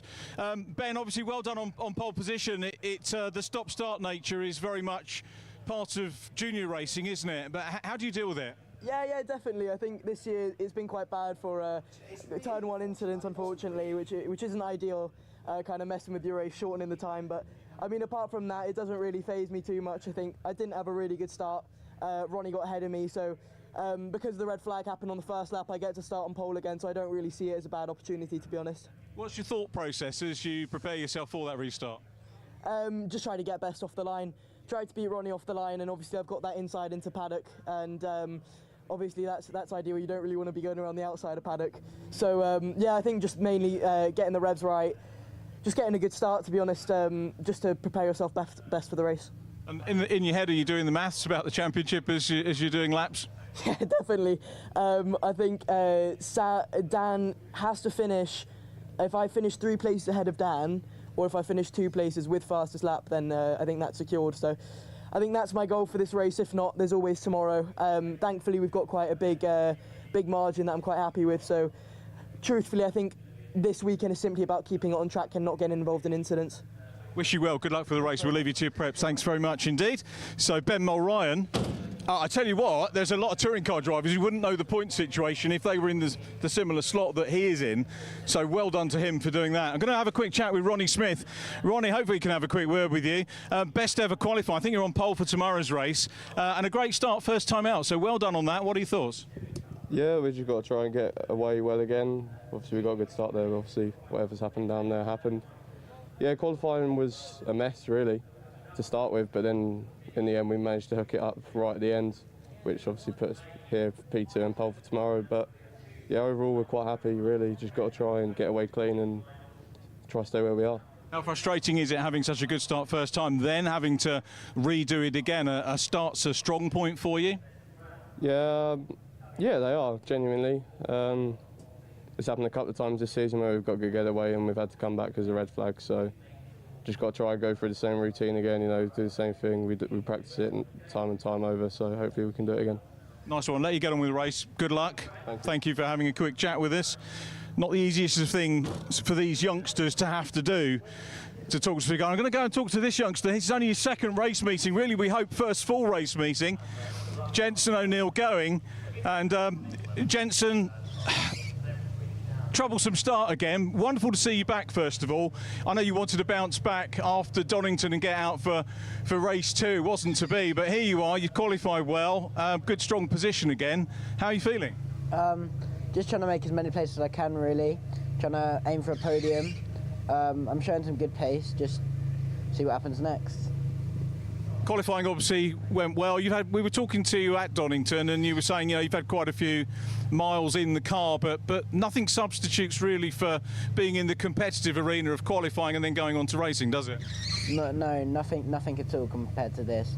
I've done many laps in the cars, but nothing compares to racing. Physically contact is a very nice feeling. And finally, what's the thoughts as you try and get off the line? Outside at Brands Hatch and inside, sometimes they can be equal. Have you sort of studied much racing here and getaways and stuff? Yeah, I've got Ant Waterneil's coaching me this weekend. I've been told to go around the outside, so I'm going to listen, and hopefully it should work. Yeah, that sounds like an Ant Waterneil's move, doesn't it? What a good coach to have. Wish you well for the race. Good to see you. Thank you very much indeed for chatting to us. I think we're probably just looking out. I didn't shut the door properly, so we'll give that a second go, which is okay. Jacob Hodgkiss is there. I hope he won't mind. I'm going to have a quick word with Oscar Dix, actually. Again, apologies to number 19. We're going to have a word with Oscar, who's in the 111 car, newcomer to the championship if we can. And obviously, you know, we're starting from the front end of the grid, so quick stuff, Oscar, for a first outing in this championship. What's your reflections on the meeting so far? Yeah, not bad. Obviously I had to get used to something different to what I'm used to, but yeah, you know, the team done a really good job of setting the car up nicely, and then from that point I was just able to sort of adapt my driving to sort of suit the car and made good work of it so far, so yeah. Much damage from the incident? Hard to tell. I've got some smoking on the left-hand side when I'm driving. We weren't going fast enough under red flag, obviously, for me to feel the difference. But we'll have to see. I'm just going to go out and give it everything I got, and we'll see what happens. In terms of the championship, obviously it's great to welcome you along. What are the plans for the future? Are you back with us next year, or are you too old? Or I'm too old, unfortunately, otherwise this would definitely be something I'd be looking into. But we've still got big plans for next year, so you just keep your eyes peeled, you'll see what's to come. But yeah, it should be good. Are you allowed to give us an exclusive on that right now? I'm not sure right now how much I can say, but yeah, if you just stay tuned on my social media, there should be some stuff up quite shortly. But yeah. Oh, good lad, Oscar. Thanks very much for that, and good luck. I hope the car's okay for you on the restart. Oscar Dix there.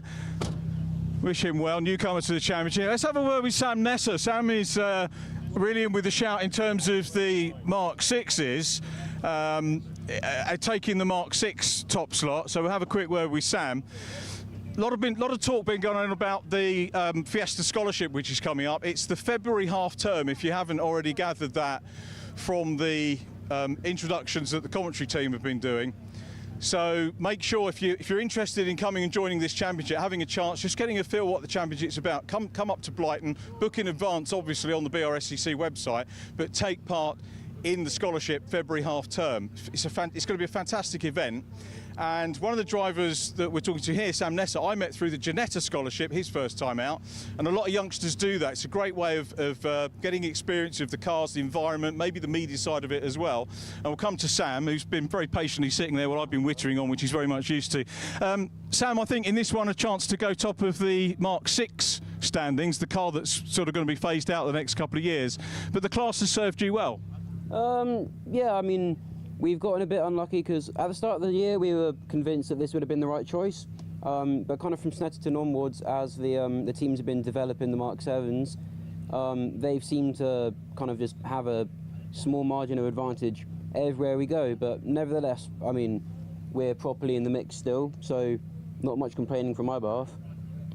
That's true. I was chatting to Dad yesterday and saying about how we met on the scholarship, and for me as an interviewer or a journalist, it breaks the ice with the drivers. What are the positives for you about doing scholarship? I know you're not able to do the Fiesta one, but you did the Ginetta one. What are the positives and takeaways that you could pass on to people maybe thinking about doing the Brscc Junior scholarship? I mean, obviously, as you can tell, I'm here, so I didn't win it, but it's a very cheap way to gather experience in in-car fitness, media, and all those aspects. So even if you come away not winning it, you still come away with cheap but really unpriceless experience that you can't get anywhere else for a really unmatched price. And obviously it's a good thing to keep you busy, isn't it, during the winter months as well? I think the Ginetta one is next week, and the Fiesta one, I think Fiesta have done an absolute masterstroke. Theirs is the last one of all the scholarships, so it's going to be the one that's freshest in everybody's mind next February. Will you come up and support anybody on that? We're doing the scholarship? Yeah. That's a difficult question. Yeah, it depends what else I've got going on. Yeah, if there's an invite there, I'd be more than happy to come support. Yeah. Yeah, we'd love to see you up there. I'm going to let you get on with the preparations for the race. Any take on? Did you see anything of what happened on that first corner incident? To be fair, it took me a bit from surprise. I got quite a good start. Kind of got up the outside of Oscar. As I went from second to third, got hit from the rear. Right. Yeah, I was kind of all over the place, and I looked behind me. There's cars. There's a carnage everywhere. So didn't really know what happened yet. Oscar was saying his car was damaged, but under the red flags or coming back round into the grid, he didn't get a chance at proper racing speed to evaluate the car. Is that the same for yourself? Yeah, I mean, I was trying to take some of the corners on the in-lap at a somewhat kind of decent speed, but I couldn't see anything. I couldn't feel anything. They observed that my left rear wheel had cracked, so they had to change it. But apart from that, I don't think I've got anything which is really going to hinder me in the rest of the race. Okay, we wish you well for it. We'll let you get on with the preparations, and good luck. Stay safe. Have a good race. Thank you. Sam Nesser there in one of the Mark 6s. Wish him well. Got social media handles on the back. Let's have a quick word with Billy Blockley, a driver I've not spoken to yet this year. Oh my goodness, here comes the man with the microphone, is what the drivers say. I think Billy's probably... Billy, you're about as high up as you've been this year, I think. Is that right? I used to have been this year, so we'll see how it goes this race now. Yeah, first of all, congratulations on getting it. Sometimes it can be a long season to get these things sorted out, but when you get there, there's that satisfaction, isn't there, to carry forward? Yeah, there is, and it makes you look forward to next season and hopefully be able to do something a bit more. And it shows, well, if you can do something. So I don't have my notes to hand, and I can't remember every driver's age, but where are you on the age bracket? Are you old enough to do it next year? I'm 15 now. So you can do next year as well, is that the plan? I can do 2 more seasons if I like. Wow. So that's the plan. So it's good, isn't it, in that sort of first year being this far up? Again, I'll ask the same question that I had a word with Sam. What was your view of what happened on the first corner? Did you see any of it? Well, I think everyone just tries winning the race by the first corner, and everyone just wants to get the same line, and it's just a racing incident really, but it could, I don't know. The more cars there are on the grid, especially at Brands, it can go out that way. Tell us a little bit about your team. So who helps you, what team are you with, and who would you like to name check? I'm with 2010 Racing, and thanks to Ollie and Simon, they mechanic on the car and get it out every time from it. Good lads in terms of Fiesta Senior racing as well as juniors. Yeah, they're a great team and they're very helpful, and they've had some good results as well. Excellent. Other teams are available. We have to put that in the mix as well. But really good to see you, and good luck for the race. All right, thank you. Thanks, Billy. Do you want the door shut? Yeah, I'll just grab it, please. There we go. Let's just do that. Thanks very much. As I say, a lot of these youngsters, first time in terms of interviews and sticking a microphone in their face when they're waiting for the race to get underway. So it can be a little bit tricky for them. Going to have a word with Jensen Bell in 871. Look at this car. This car is absolutely immaculate. I mean, all the cars are very well prepared. Some may be carrying the battle scars in terms of the season, but this one always absolutely spot on. And we'll have a word with Jensen. He's got a little mascot in the window as well. So let's see if we can grab a quick word with Jensen Bell. Salt tyre on the car as well. So I'm guessing you probably have quite a few miles to do over the course of the season, Jensen. Yeah, I do. It's been a quite a tough season for me personally. I got to grips during the car, like with the car for pre-season testing, but I just couldn't apply it through the season, unfortunately. I've never done overly well. Qualifying has definitely not been my strong suit anyway, but we'll try to see what I can do this race, but you never know. Am I right in saying there's family history to racing as well? Yeah, there is. My dad used to race in Scottish Mini Cooper Cup, Mitchell and Clio Cup, and Mini JCW Challenge. So it's in the genes. Does he pass much in terms of in terms of race coaching and stuff like that? Yeah, he definitely does apply some of his own knowledge to help with my progression, but it's definitely always helpful. Cars a credit to. We were just saying how stunning the livery is, and round on round, a lot of the other cars understandably carrying some battle scarring, but this car is always immaculate. So as well as the travelling, you're obviously putting a lot of effort into the detail on the car. Also, I noticed you got a little mascot over there. Is there anything you can tell us about the mascot? There's not much I can tell you. I'd never thought about giving it a name. I'm a bit lazy, but the car's always been a bit. It's an immaculate car. I'll definitely say that, but I've just been lucky with contact so far this season. But let's see if I can carry that on for the next two races. Yeah. But you never know. It's racing. It's really unpredictable. So there's nothing. You can't tell what's going to happen. How does it feel when did you see much of what happened on the first corner as well? I have to ask first of all. Yep, I saw all of it. There was a massive accident in front of me, and there was cars coming across in front of me. I was really lucky to be able to just dive out of the way and just make up the positions, but unfortunately I've been knocked back a few places now. But oh well, there's not much I can do about it. Well, I hope that the race pans out okay for you to stay safe and get a decent finish, Jensen. So do I. Thank you. Thanks, mate. I'll get the door shut. And okay, we can't go too much further down because we've got technical limits, but I think, can we have a word with James Pope, who's over here? We should be all right. Well, if not, give us a shout and we'll go back.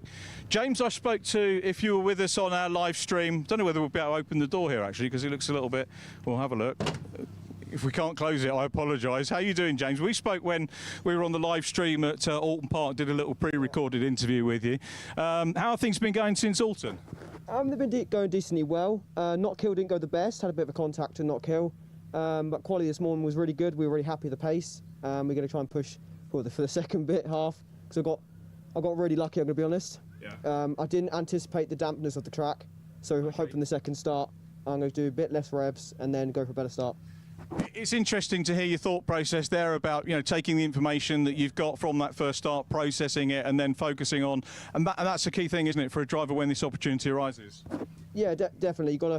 You definitely got to anticipate the start and then think of a game plan, and then if things change, you've got to adapt around it. Obviously, you've got this race. We've got another race tomorrow. Has the thought process started about next year yet? Not yet. It depends about funding with the sponsors, but our sponsors have been really, really helpful. They've really funded the season really well and been really supportive. Who have you got and what do they do? I've got True Cost, who do a bit of the electricity around the country and supply to big businesses and they've been really, really helpful to us. Really helpful. Well, that's great. We're always pleased that companies get on board and support our young drivers, and I hope that they'll continue to support you for next year.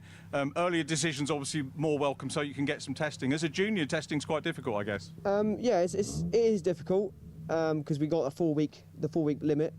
But yeah, I'm going to see what we can do next year at this point. Okay, well, wish you well. Thanks for chatting to us, James. Good to see you. Let's get the door shut if we can. I hope we don't muller this because there's a little bit of battle scarring on the car. So we need to head back down this way. Actually, engines are beginning to start. Just looking down the field, I think there's still a little bit of clearing up to do. So it's been good to catch up with some of these people. Let me just go a little bit further along the order. Let's go back into my list. Who didn't we talk to at the front? We spoke to Ben. We haven't had a word yet. Oh, George Foxlow's not here because he was involved in that incident, which is a little bit of a pity. I'll tell you what we'll do. We'll do Daniel Lewis because Daniel is challenging for the championship and he is in car number 19 on the 3rd row of the grid. And he probably thought he'd got away with the interview because we walked past him. But I'm going to nip down and have a quick word. Just looking at officials to see if we need to get... Dan, you okay for a quick chat? Looks like it. A little nod from inside the car. Thank you very much indeed. And we'll go in. Well, let's go down. Dan, last but not least in our interviews, thanks for agreeing to have a little chat with us. How are the nerves? Because you were busy chasing for that championship, aren't you, today? Yeah, it's a scary race. Everyone's on limit, and me and Ben at the top, it's going to be close. But I think Ben's leading by quite a bit, so it's all down to today and tomorrow. I think he said he's got to beat you by 3 places or 2 and fastest lap. Is that how you equate it? I don't know the maths, but yeah, he's got to beat me, and he's got to stay in the race. That's all he's got to do, pretty much. Yeah. How do you feel about P2? Because I was a few weeks ago covering the F4 British Championship. Will McIntyre finished second in that. He was second in juniors in the Ginetta version the year before. And he was gutted about second. I said, mate, second place in the field that you've got is mega. And I think you've had a terrifically consistent and fast season. Well, the year's been great, yeah, but at the start of the year we've had engine problems, but it's been consistent, and there's definitely pace there that we haven't been able to extract yet. But today, like in qualifying today, we had a gearbox failure, so that put us down a little bit. But it's been overall pretty good. Final question for you. I haven't asked this question since Harry England last year at Cadwell Park. How do you find this Mark 7? It's all right. It's quick coming out of corners, but compared to the Mark 7, it's slow into them. But I like it. It's good. Fantastic, great work, well done. Good luck, Dan, for the race. Thank you for having a chat with us, Dan Lewis there. We are going to take a quick break, let the drivers compose their thoughts, get ready for the restart. Here's the break. Stay with us. We'll be back with the restart for the Fiesta Juniors in just a few moments.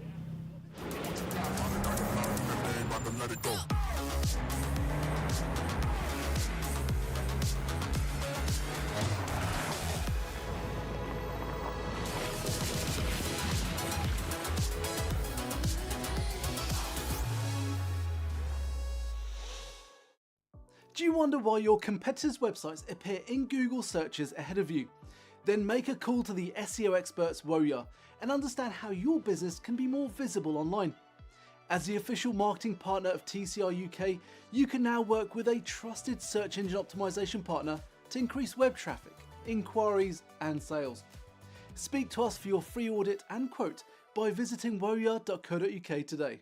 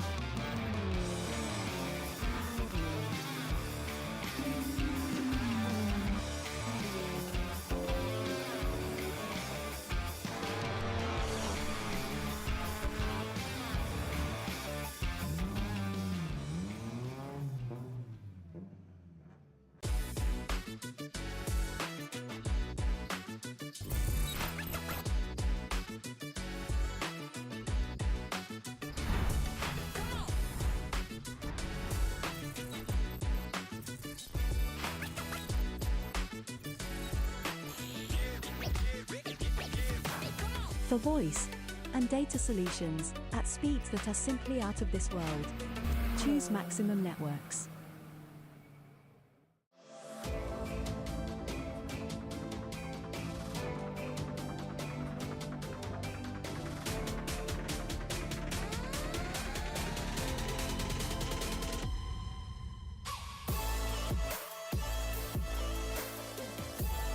He's all the way around the outside. Miles for the lead. Side by side, who's going to be the bigger man?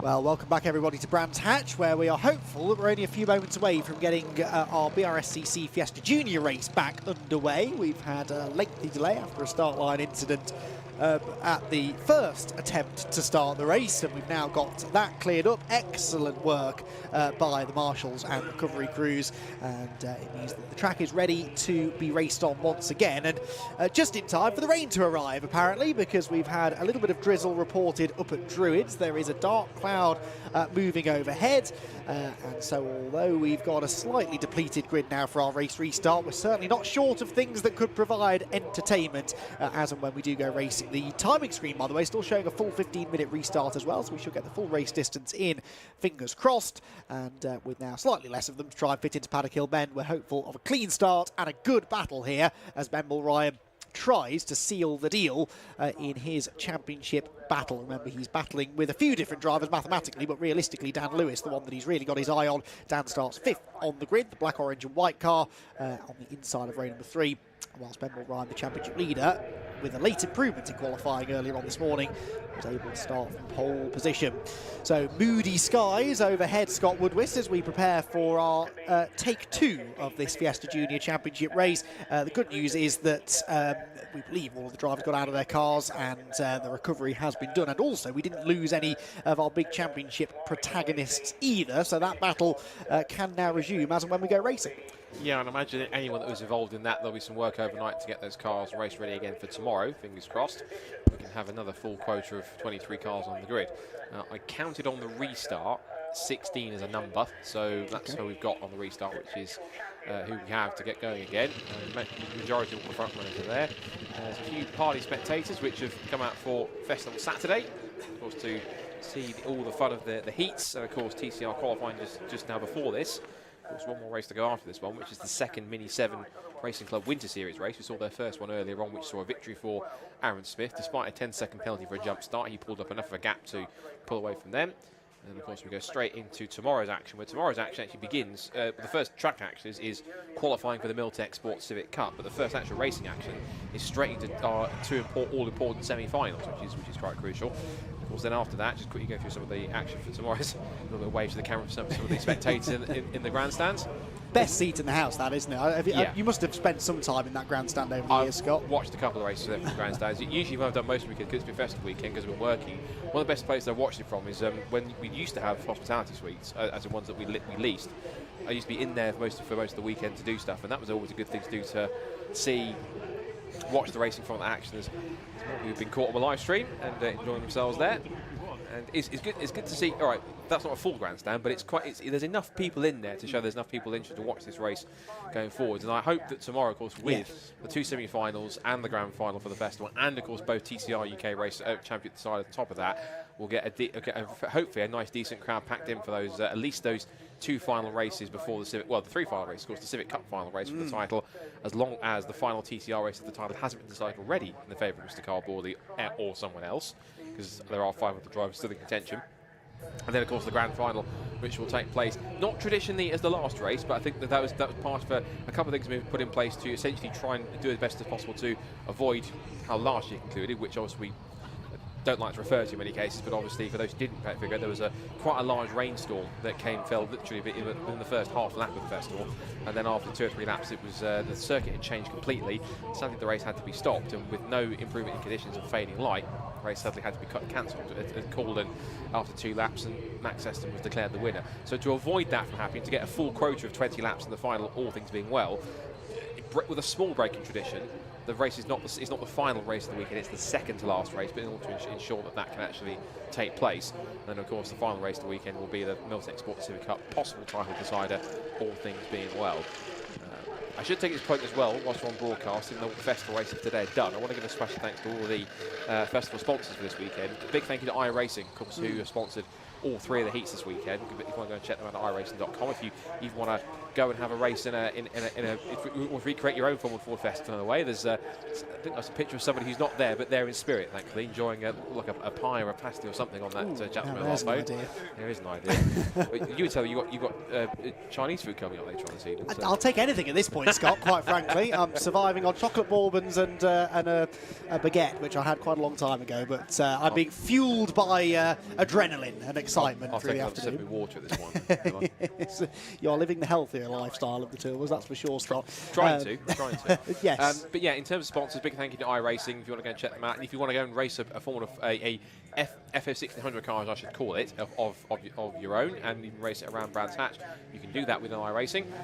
And speaking of racing, looks like we're getting the cars back underway for the restart of this first Fiesta Junior race of the weekend. Headlights now coming on because the light is starting to fade just a tiny bit. Slow the way slightly for car 71, which is Ryan Mikalev. A little bit slow away from him. And I think that's an older glitch there. There was a small glitch in the system there, but we're back underway once again. Now, just for those wondering, the white line you can see is all that dust. That's essentially a line of quick drying powder or solution which goes down. Because if a car drops fluid, whether it's oil, fuel, water, coolant, or anything else that could be dropped down there, any other kind of fluids like brake fluid or transmission fluid or anything else, then that helps to dry it up so that cars can still run over it on the surface. As I was talking about that, you had your face looking a bit quizzical about something there. Because Sam Nesser is rocketing through the order from, I'm not quite sure where he was, whether he'd been in the pit lane or not. Remember, there was this concern about damage to the left rear corner of his car, and he now is reclaiming his grid position. But I confess, I didn't spot whether he left the grid or whether he'd joined from the pit lane. But either way, I would have thought he probably would have ended up having to start from the back. But anyway, he's pulled in line where he should be from what was 9th on the grid, just behind Jensen Mason. So he will be taking the restart, thankfully. It's good news. Sam Nesser mathematically still a title contender, but really just looking to try and end his season with 2 strong results here. And there are a few other drivers, I think, in that category. I'm intrigued to see how Ronnie Smith gets on here from the front row. Remember, he got the jump on Mull Ryan at the start of the initial start of the race. And Jensen O'Neill going as well. Clearly got the pace, hasn't he, to run at the front. Had that little moment on cold tyres at Paddock at the initial start. But what can he do? Could he get on the podium in what is essentially his first race in the Fiesta Junior Championship? It's not the first time that he's started a race, but hoping to go a little bit further this time than he did at Donington Park in a brand new car, understandably. And he lines up from the outside of that second row of grid. So picking a winner here, Scott, not easy. One thing I also just want to say quickly is that these new Mark 7s are here. They absolutely look the part in terms of how they should do it. Every time I look at one, there's only the same 3 words that pop into my head. Baby touring car. It is a baby touring car. It sits there with a little rear wing and front splitter on its suspension, nice wheels. It looks like a proper little junior touring car in many cases, isn't it? A junior racing touring car, which is excellent. They're all lined up again once more. There'll be a green flag at the back, and fingers crossed we get race 1, take 2 of the weekend for Fiesta Juniors. Let's see if they can make it through Paddock Hill Bend all clean and tidy. Here we go then. Ben Mull Ryan on the left, Ronnie Smith on the right. Can Ronnie Smith make another good start from the outside of row 1 and snatch the advantage? 15 minutes of racing gets back underway, and it's an even worse start this time for Mull Ryan. Ronnie Smith will get the lead, and up the middle is attempting to go Jacob Hodgkiss. To the outside, Jensen O'Neill going as well. There's a bit of crowding, but they all just about stay away from each other. Actually, the second phase of of Hodgkins' start wasn't all that good, and so Jensen O'Neill going goes around the outside of them all to pop into second place. So Ronnie Smith leads them towards Druids. O'Neill going is second. Hodgkins trying to go around the outside of Mulryan for third, and if he succeeds in doing that, that will put Mulryan and Lewis absolutely together, although Ben Mulryan is fighting back here. He's on the outside line into Graham Hill. Ben has to back out, and that means that we do now have the top two in the championship, nose to tail, heading down the Cooper Straight. Tail going to Paddock a bit. It looked like Brands Hatch in the rallycross there. Don't mind it. Fiesta Junior, there's all the cement dust put down there. But nice and clean and tight through the first few laps. Ronnie Smith with an excellent start, and Jensen in second. There goes Jacob Hodgkins diving up the inside to take second place. Likewise, that was Oscar Dix losing a place to Sam Nesser. Now you've got Jacob Hodgkins looking for that second place. Now you get to see here a proper straight line comparison between Mark 6 and Mark 7. You can tell they've done a fantastic job to balance them because the two of them are pretty much evenly matched.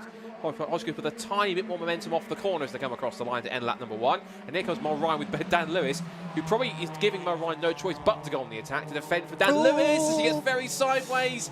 Almost to touch door handles. He's off again. That's Oscar Dix off the road as well in the background. Just possibly losing a little bit too much. Mulryan trying to get up the inside, just almost trying to shuffle Smith out of the way. Hodgkins has got the lead, by the way. I'm not quite sure how he did that. Yes, he has, yeah. He's up ahead, isn't he? Mulryan second. No, Ronnie Smith is still in the lead. He's now must be a couple of seconds up the road because... Oh, no, Ronnie Smith is there third. Sorry. Yes. So much was going on in that sequence. I almost forgot that. I was looking at the timing screen, saw that Ronnie was still there. You rightly pointed out he's back to third. What's crucial now is that Mulryan has got a car between himself and Lewis. There's Oscar Dixon, his first Fiesta Junior weekend. Rather eventful, so to speak. And it's a safety car, and that's Dan Lewis. He's got Sam Lewis trying to get up the inside of him as well.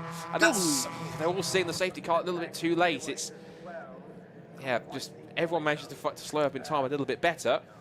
And it leaves Jacob Hodgkins in the lead. It puts, as I said, it puts the car between Ben Mulryan and Dan Lewis. But I think there was one or two that were so concerned with battling each other. They were just almost a little bit too late in seeing where the safety car boards had come out and had to really stand on the anchors to avoid getting in touch with anyone. So, right then. So, we are 2 laps in. Jacob Hodgkins somehow leads the way. Ben Mulryan second. Ronnie Smith third. Dan Lewis fourth. And I tell you what, I'm impressed actually with Ben Mulryan getting his elbows out. He's not going to settle for anything here, is he? He wants to try and get to the front, get away from Dan Lewis, and make sure that he wraps this up in the first of the 2 races this weekend, and not have it go down to the final race tomorrow. There is Oscar Dix out of the car. If he didn't have damage before, he definitely does now, I am afraid. Now, as far... Oh, and that is... Jensen Bell. Sorry, Jensen Bell. Jensen Bell, you're right. Pulled up on the extra Graham Hill bench. This will take a little bit of clearing up, gives me time to break out the point spreadsheet. So at the moment, Mulryan sat in second place, that's 46 points. Dan Lewis is in 4th position, that is 38 points. There would be 55 between them at the moment because Jacob Hodgkins has the 2 bonus points for fastest lap. So as it stands, Ben Mulryan provisionally doing enough to wrap the championship up, but there's a lot of racing still to be done here. There is. There's Wesley Swain in the parallelized car. There's Jensen Bell, who is just talking to the marshal through the driver's door, a little slot in the gap. I imagine they'll be able to push that to safety via a little access road that he's just parked in front of, so they'll push that back out of the way, hopefully good to go. So it's not quite fast lap of the race for Dan Lewis. I'm not sure that's going to stand, I don't think, because it hasn't probably recognised that Jacob Hodgkins has the fastest lap of the race, because it's 1 minute 6.529 for him.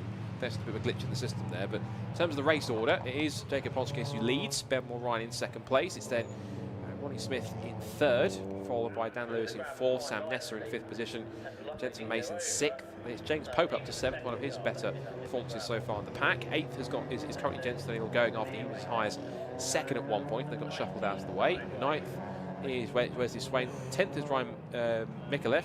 11th is Billy Blockley. Then it's Benjamin Doherty and Jasmine Shaw and Josh Watts. And that's who we have as well. Speaking of Josh Watts, he had issues in qualifying, and sadly looks like they've recurred once again here in the race. Josh Watts, who's the son of Fiona Watts, formerly known as Fiona Leggett, and Danny Watts, who's his father, former LMP2 124-hour winner. So not having the best of continuations of luck in this one, particularly with car troubles, first of all in qualifying, and then this just now in this race having to pull up out of the way, sadly. But it means that with 10 minutes to go, it's Hodgkins now looking to try and take another victory. Is that Ronnie Smith? Now he's either running way too... No, that's not running way too wide, is it? Is that smoke? Is that there's smoke? Fluid as well. That's... I want to say that was something to do with the brakes, but that's not. That's possibly more something gone bang on the engine, I think, isn't it? There's a lot of fluid being laid down. It's coming just from the left corner, though, which is a bit strange. So, anyway, that's a big shame for Ronnie, because he was obviously showing some of the best pace we've seen from him all season, but he's out of the race, and yeah, that is going to be his day done, unfortunately. But that's now left a lot of fluid all throughout, basically, the second sector. The bit of the track that didn't previously have oil on it now has something equally slippery, potentially, right on the racing line. And also, as well, if that's putting any fluid in the pit lane, also, it's not something you think about too much, because cars are going quite a slow speed, but whether that's going to be an effect or not remains to be seen. Yeah, well, a slower speed, but they're not going slowly, really, in the pit lane. I mean, it's a bit like standing next to an A road somewhere, you know. They're still going quite quickly as they come past you down the pit lane, and they're dangerous places, pit lanes, so they need to make sure they've got that in check as well. But I'm sure the marshals will be out there investigating the state of the track at Clearways and Clark Curve. I can't see any evidence of it through Surtees. That seems okay, but it seemed to begin up at Clearways, pretty much, didn't it? It was kind of, it started to sort of, something was happening. In fact, red flag, so that race has been stopped. So that will now be a recovery, I think, of Josh Watts' car, because Oscar Dix's car's been pushed away. Obviously, Jensen Bell's car had that one too, so they've obviously got to take the time to push those cars back away into safer spots. I think they'll probably take Josh Watts' car back into the access road, I think, up just behind him at Sixton Granville Bend, where Jensen Bell's car would have gone. And then it stands to Clark, of course, to assess what they want to do next. Well, yes, because we're not halfway through the race yet, so I don't think they could declare it an official result. We'd be in a very similar situation, I think, to that we were in at Donington Park in that first race, which ended up being basically erased from history. That race never happened as far as championship points and whatnot are concerned. Now, we have done more laps than we managed at Donington, so is there a possibility here that maybe half points could be awarded for this one, in which case that changes then that championship calculation? I think it would still probably, because Paul Ryan is outscoring Lewis, I don't think it would make a huge amount of difference. He'd be 51 ahead if they were to give them half points, with 51 available tomorrow, so he would win on a countback, I think. 52. 52, you're right. Yes, 2 points, yeah. No, I forgot about that. There is... That looks like it's... He's connecting with somebody rather than that's because that there was, I'm sorry to interrupt you, Scott, but I noticed in qualifying that little bit of trim was hanging loose at the front of Ronnie Smith's car. I think I pointed it out in qualifying, and it was hanging loose again behind the safety car. So I don't know whether maybe they've fixed it and then it's come loose again in the early stages of the race. But that's, now we're seeing it up close. That's definitely something I saw hanging down from the car earlier on in the day. Race car consultants crew going to work to try and get that one fixed. The rest of the pack has been paused up Exton Clark Curve, or just the crux of Clark Curve. So order at the end of that red flag was Jacob Hotchkiss leading, Ben Moore Ryan in second place. I wonder if part of it is also they've got to go and also clear some of the fluid which went down as a result of that. And they've had to do it in pit lanes, you've just seen scrubbing it down, but also now they've got to try and do it on the parts of the circuit where that happens. You can see they're sort of... It's quite fascinating how they kind of scatter that with fairly good accuracy in terms of just like, it's like you're trying to... They've done that before, haven't they? It's also like you play a game of bowls with it, kind of just like skating it down where you are, but you can see there's more being sort of laid down here, and this is all the way around. Looks like, I don't know how far this is going to stretch all the way up back through Clearways and McLaren. Yeah, they're doing it from Surtees onwards, I think, Scott, looking out of the window. Yeah, there you go. Oh, wait, there we go. So I said the half of the track that didn't have fluid on it now does. What looks interesting here is that fluid there, that's weaving side to side as if that's at the slower speed. Well, yes, well that's because they were behind the safety car, weren't they? So he was weaving around to get heat in the tyres and inadvertently was dropping fluid all over the track. Yes, you are right. Yeah, I think that's a graphic example there of the line that he was taking at the time. So in the meantime, they've got Oscar Dix's car out of the gravel trap, so they've brought half of the gravel trap with them. It's going to need a fair bit of sweeping, but they have at least got the car out of the way, and I think he's driving it back on his own. So that's 2 bits of contact that he seems to have largely survived without too much damage. The circuit maintenance vehicle's out. That's never a good sign, is it, Scott? That usually means that we're in for a little bit of a delay. I think that's just simply just providing some more cement dust or quick dry solution to continue to clear up. Yes, there's the Jenkins prepared 111 car. I don't actually think it made particularly hefty contact with the wall, did it? So if we could see a I don't front think it made any, to be honest. No, mine have stopped just short, actually. Yeah, I think it just got deeply embedded in the gravel trap and was completely stuck. I don't think it, or it didn't look like it made any connection with it.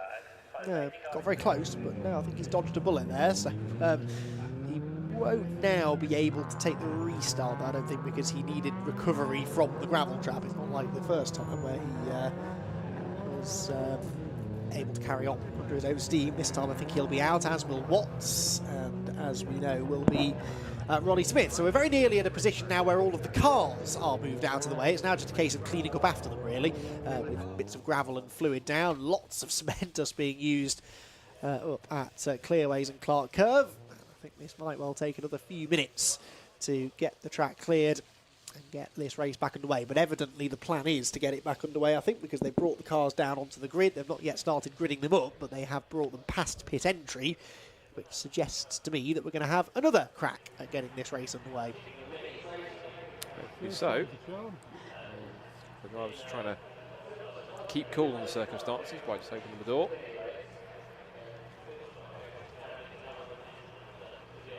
So obviously this will mean that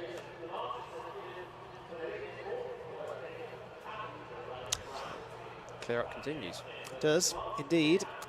And Jacob Hodgkiss will have to do it all over again when we do eventually go racing, which we're hoping will happen in the next few minutes. In the meantime, we're going to take another very quick break here from Brands Hatch, but don't go anywhere. Fiesta Junior action will hopefully resume in the very near future.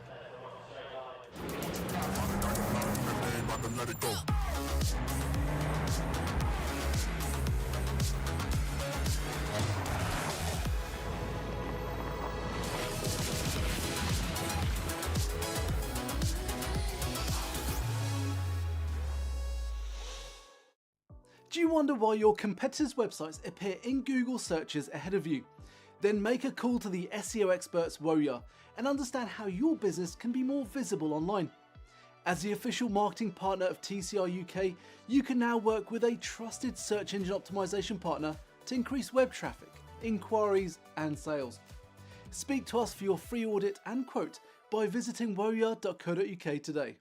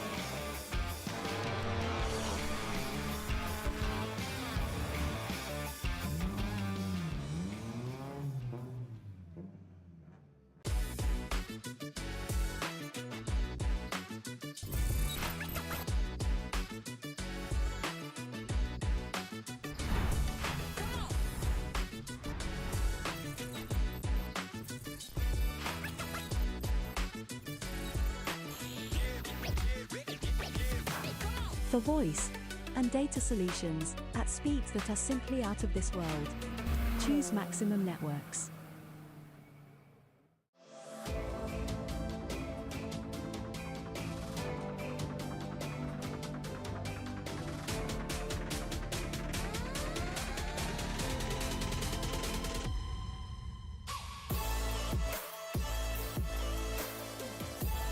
He's all the way around the outside. Miles for the lead. Side by side, who's going to be the bigger man?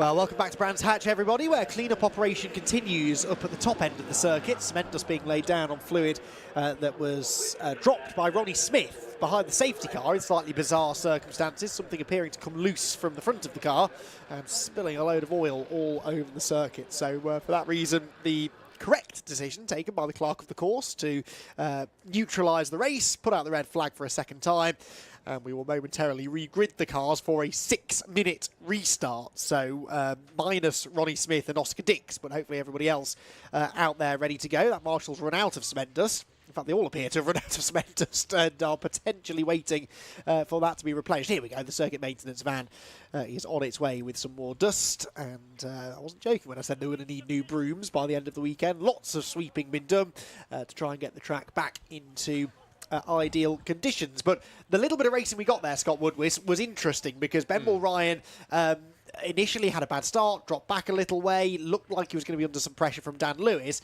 But rather than immediately going on the defence and trying to just protect what he had, he was on the attack, he was trying to gain ground, got back into second place. And that's actually nice to see from a driver who is on the verge of wrapping a championship up, that they're still going out fighting. Yeah, there's two ways you could approach it. There's the approach which is the more cautious approach. I guess you call it more almost like the... It's you know, you see the similar sort of scenario sometimes in British touring cars where kind of they're just get the points they need to and just don't really push too hard. There's others who they'll, if you want to use the phrase, they'll go down swinging. They'll want to get as many points as possible, try and get the victory, and you know they've always got all or nothing to lose in some cases, so they'll do the best they can. And Moran seems to be finding a balance between that in terms of getting the points he needs, but also he seems to have a good enough head on his shoulders to know when to attack and how, and it seems to be making the most of that in order to really make it work and get to that point where he feels confident enough that he hasn't got to do too much in order to get the job done and wrapped up. Of course, what intrigued me now is that now he's starting on the flatter part of the circuit, on the front row, whereas the first two starts have been on the more sloped part on pole position, which is where Jacob Hodgkiss is. And it's also technically where Dan Lewis is also as well. So potentially there's a chance that Ben Ryan could have a better start and do what Ronnie Smith did twice to him, which is beat him off the line. You've got a rather bizarre look on your face for a second. No. I was just mulling something over to myself. But yes, no, we are ready, I think, to get this restart underway. And as you said, interesting point that Ryan will now have in a way, better grid position, I think. In front-wheel drive cars, I'd always rather be starting on the outside of row one, especially when it's a 2x2 grid like this, because you're not really at any disadvantage. It's not like you're starting a row behind on a staggered grid. So, yeah, I think second is better than first. There's an argument, I think, actually, to do what they do at other circuits. Silverstone springs to mind, where they do put pole position on the outside line. It's the grippier side of the track. It's not the inside for turn one, but it's perhaps the place where you tend to get the best launch. But for whatever reason, that's never been done here at Brands Hatch, and it may well just give Ryan the advantage that he needs. So he will be starting from the outside. Dan Lewis still on the inside, but he's now a row further forward than he was originally. Had started fifth, he's now starting third. And Sam Nesser on the outside of him as well. Sam Nesser's car looking a little bit dog-eared, but apparently still going quite well, despite the couple of knocks that it's had. And he will be gunning for a good result as well as he tries to improve upon the fourth in the championship he is coming into this weekend. And Sam Nesser, if he can score reasonably well here, could break into the top three, and it's actually not inconceivable that he could get into the top two if Dan Lewis were to have some dramas. So Sam Nesser keen to try and gain a few places here on the restart, and well, he's kept himself largely out of trouble and may yet be a contender for a podium. One driver who is not here this weekend, but with very good reason, is Luke Hilton, because he has been racing quite a lot. He came into the weekend third in the points, but he has now since graduated to senior racing, and I believe he's now on the continent or somewhere in Europe now racing. I think it's the Radical World Finals, I think he's in. So that's where his first forays into one. He did have a mini challenge car ready to go at one point, but I think he's now decided to move more into the Radical side of things, so that car has gone up for sale, I believe.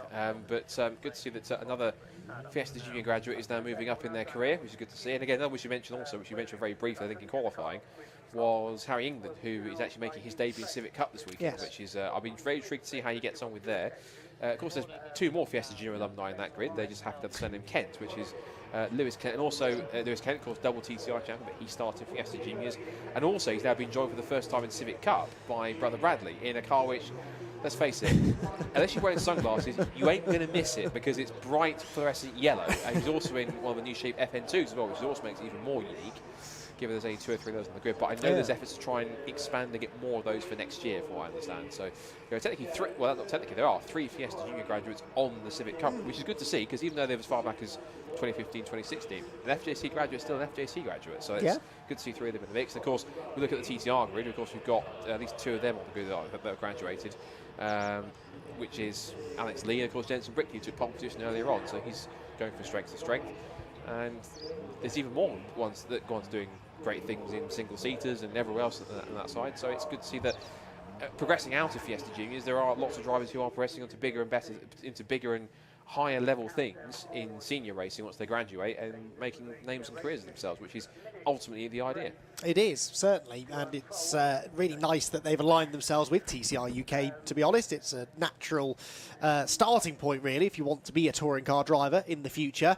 And along with some of the other championships that are confirmed now to be on the package for next year, you don't have to move away from that package now. You can spend a couple of years in Fiesta Juniors, then move on into perhaps the Civic Cup, perhaps the Audi TTs, and do a couple of years there, learn how to drive a car with a bit more power and, you know, a bit more grip, and then move on into TCR perhaps. So that really is the idea of putting these championships together. It's a long-term project, and I think it's a fantastic initiative, quite honestly, and I think the Fiesta Juniors have well and truly earned their place on that lineup. Right then, I can hear the horn blaring, which means that I think we're going to be getting the cars released in a moment or two. We'll have another go at this first even Fiesta Junior race. Feels like the first Fiesta Junior race of the weekend underway, with Jacob Hodgkiss on the pole position.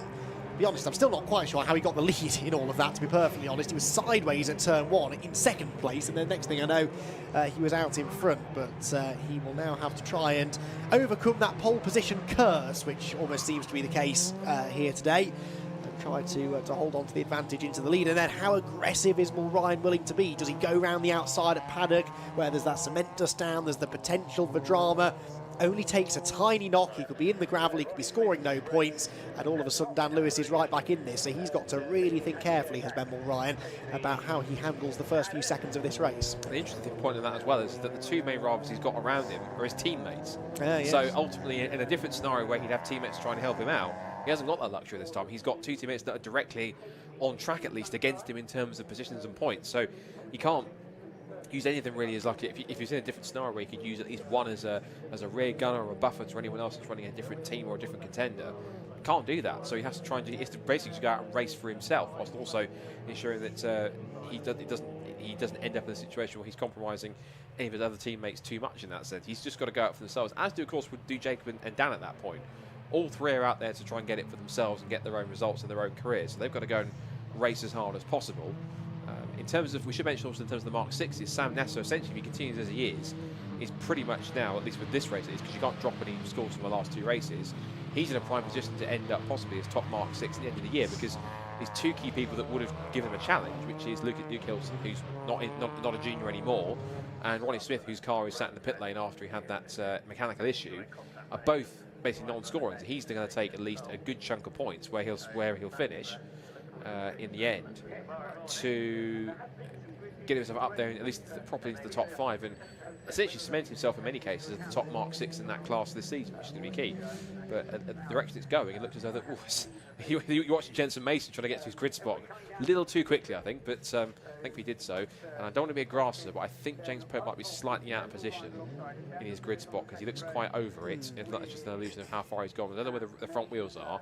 Mostly Swain looks a little bit sort of possibly out of position too, but we'll let the clerk of the course decide it. But let's go for take 3 of race 1 of the weekend for Fiesta Juniors. Red lights are on. Deep breath, everyone. Here we go. Lights out. Mulryan makes another poor start, so Hodgkiss will hold on to the advantage. Mulryan trying to slot in, and Dan Lewis is up the inside of him. Dan Lewis trying to challenge his title rival. Sam Nessa going the long way round as well, and it looks like Mulryan's going to drop down to at least 3rd, maybe 4th. Where did Nessa go? He's still there around the outside of Ben Mulryan, but it's Hodgkiss who leads the way, and Dan Lewis into 2nd place. So despite right, starting on, in theory, the preferred side of the road there. Ben Mulryan still not really getting the launch right. He does hold on to third as they head through Druid's Corner, and Sam Nessa's the one who gets levered aside. He's out wide in fourth. James Pope slots into fifth position behind him, and Wes Swain comes steaming up the inside and almost makes contact with James. They just avoid it. Here comes Jensen O'Neill going, charging around the outside as well, but that's just allowing the leading group to break away slightly. They go on to the freshly laid cement dust at Surtees. Visibility not ideal for those further back, and perhaps that's led to Jensen O'Neill going,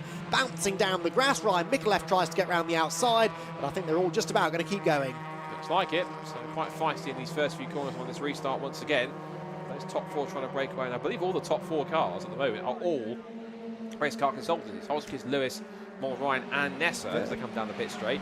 Wesley Swain's looking quite strong in fifth position up the inside of James Pope, having one of his better placings in the field at the moment, up in fifth and sixth position. There goes Jensen Mason sliding up the inside of Benjamin Doty, whose car looks a lot cleaner than it did in qualifying earlier on this morning after he had his excursion into the Paddock Hill Bend gravel trap. Side by side for fifth. Wesley Swain tries to hang it, brave it out around the outside, but he finds himself putting a couple of wheels onto the AstroTurf, looks back up the inside and puts two wheels onto the grass again. He's not going to give it up, is he? Back over the curve again, forces Pope to give it up, and here comes Jensen O'Neill going with a good run off of past one.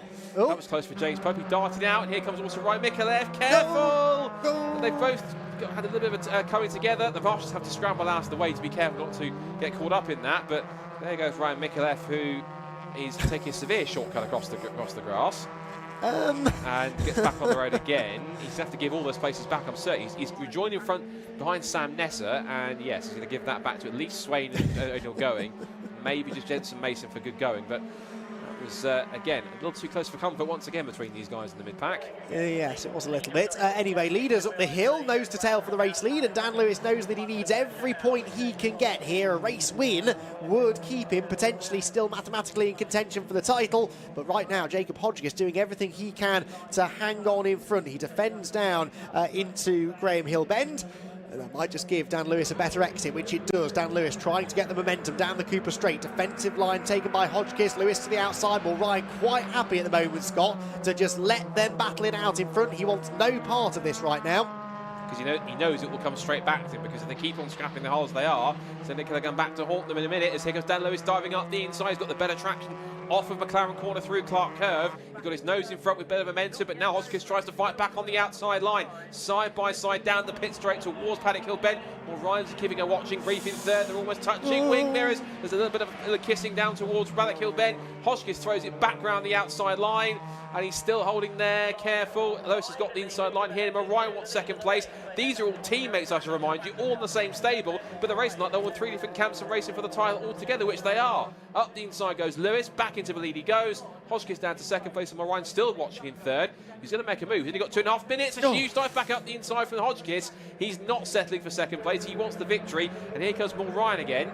If they're not careful, they might also get caught by Sam Nessa at this point. Great racing, though. Fantastic side-by-side action there for the best part of a full lap, really, and it might not be over yet. Dan Lewis sizing up for another challenge, but a defensive line taken into clearways then by Jacob Hodgkiss. So, as it stands then, 46 points going the way of Dan Lewis, 42 to Ben Mulryan. That would put them 43 apart, although Mulryan has the fastest lap, actually, so that's that bonus 2 points. 45 then would be the difference. So right now, not quite sewn up for Mulryan. Here comes Lewis up the inside of Paddock Hill Bend, though. That was a lovely lungy sideways on the cement dust. Levers Hodgkiss aside, but that's not good news for him, because here comes Mulryan up the inside of the pair of them, maybe. Ben Mulryan for the race lead, and he's done it. Yes. From third to first, the championship leader back out in front. Fantastic driving. And what did I say? He was sat back because he knew something might happen. If they got too close at one point, he was there to pounce. That is calculated driving for Ben Mulryan. He sat back, watched the turn, and went, you two just keep scrapping amongst yourselves. If you two start scrapping too much and come to blows, I'm going to take full advantage. And what happened? They got to Paddock Hill Bend, got a little too close for comfort. Hodgkiss ran out wide. Lewis lost his momentum, and back through goes Mulryan. Says thank you very much for third to second in one move. That potentially, I don't want to preempt it, but he's driving. If he does become champion, he's driving like one. Absolutely, and right now he's in a championship winning position. He would be 53 points clear. That's where Swain in the gravel. Go on, he might get out. He's dug himself in. It's buried, I'm afraid. Now we've got less than a minute to go, so we might end up with... Oh, that's That's Ryan off with Dan Lewis. The top two in the championship are off at Paddock Hill Bend, and that is that. That is the championship gone surely now. The race car consultants team couldn't believe what they were seeing at Paddock Hill Bend, and that is big drama on the start of the final lap of the first race of the day, and that is Jacob Hodgkiss to the lead. That is Ben Ryan and Dan Lewis out of the race. And well, it won't be the championship over, will it? Because there'll still be only 47 between them, and it will go down to the final round tomorrow. Jacob Hodgkiss gets the lead. Jensen O'Neill going is in second position, would you believe? Having been off the road at least twice in this race, he is going to potentially come home with a podium finish. I wouldn't be surprised to see an early checkered flag. I think that's what we're going to get. In fact, it's going to be on time anyway, isn't it? Because the time will tick down to 0 as Jacob Hodgkiss heads for the line and wins the penultimate round of the Brscc Fiesta Junior Championship. Jensen O'Neill going gets second, and Ryan Micallef will just hang on for third ahead of Jensen Mason in fourth position. What drama in the penultimate round of the championship. The top two tangling and Hodgkiss the beneficiary. What this does, look, it gets him 50 points. He doesn't get the fastest lap of the race, or does he? Because fastest lap of the race got taken by Jensen O'Neill going, who's a guest, so he doesn't score any points. So the fastest lap was a 58.628 of the cars that finished. And well, Ryan's best was a 50. I think actually the fastest lap it might well go to Hodgkiss. Oh. Because the fastest laps from Ryan and Lewis are 1 minute. Wait, no, that's not right, is it? 1 minute 1 point. Hang on, so 1 minute 1 point. Is he saying 1 minute 1.752 the fastest lap from Ryan? That can't be right. There's a 58.7 from Ryan, 58.6 for Hodgkiss. We won't get fastest laps because, as I say, the fastest lap of the race has gone to Jensen O'Neill going. He won't get the points because he's a guest driver in this weekend, so it goes to the next fastest driver in the field.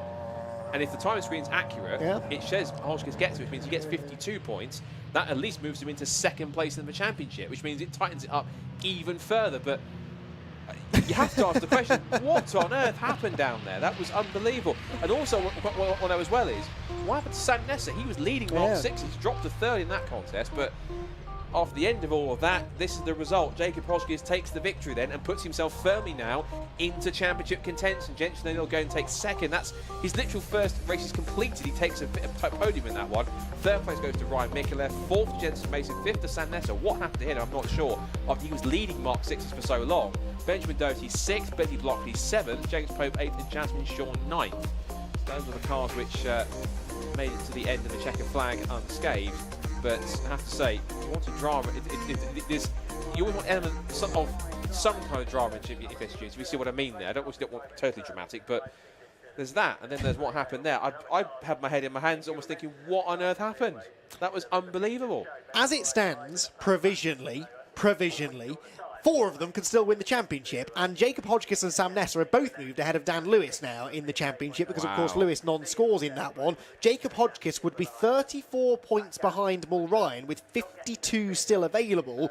And don't tell me that it's unlikely that Ryan will non-score tomorrow. We didn't think it was going to happen then, and he ended up non-scoring. So you will want to tune in tomorrow, I think, for the final round of the Fiesta Junior Championship. An awful lot to look forward to, and an awful lot to discuss with our podium finishers. Not only the race winner Jacob Hodgkiss, who fires himself back into championship contention, but also with Jensen O'Neill going, who gets a podium in his first completed race in the championship, bouncing back from that awful accident at Donington Park. And Ryan Micallef will be delighted with third place as well. Let's hear what they've all got to say for themselves as we head back down to the pit lane with Richard. Well, we could do if they were here, but we haven't got the lineup of cars that we normally have in our victory lane. The drivers, I think, have gone to scrutineering, so we are waiting to see whether we will get them or not. A couple of cars still coming in off the circuit. As soon as we do, also looking around for Brscc folk who might be able to get our top drivers down. And Jensen's mum obviously very happy, and rightly so. I'm going to take a little wander up this way, actually. I think it's probably the thing to do, Laura, so we'll see whether we can... might be a signal break-up if we go into Parc Ferme, but we will... So Jensen O'Neill going is just going through. We actually need Jensen, if we can, to get him into the... Ryan Micallef is in Parc Ferme as well. So we need to get those guys onto the podium if we can. We know the signal's not going to work. We want to get you the best possible signal. We can't get that actually in the garages, but we might be able to do it the other side. And then we need to get Jacob Hodgkiss as well. Should we risk going through? We're going to risk going through. We will lose the signal when we go through, but hopefully the other side.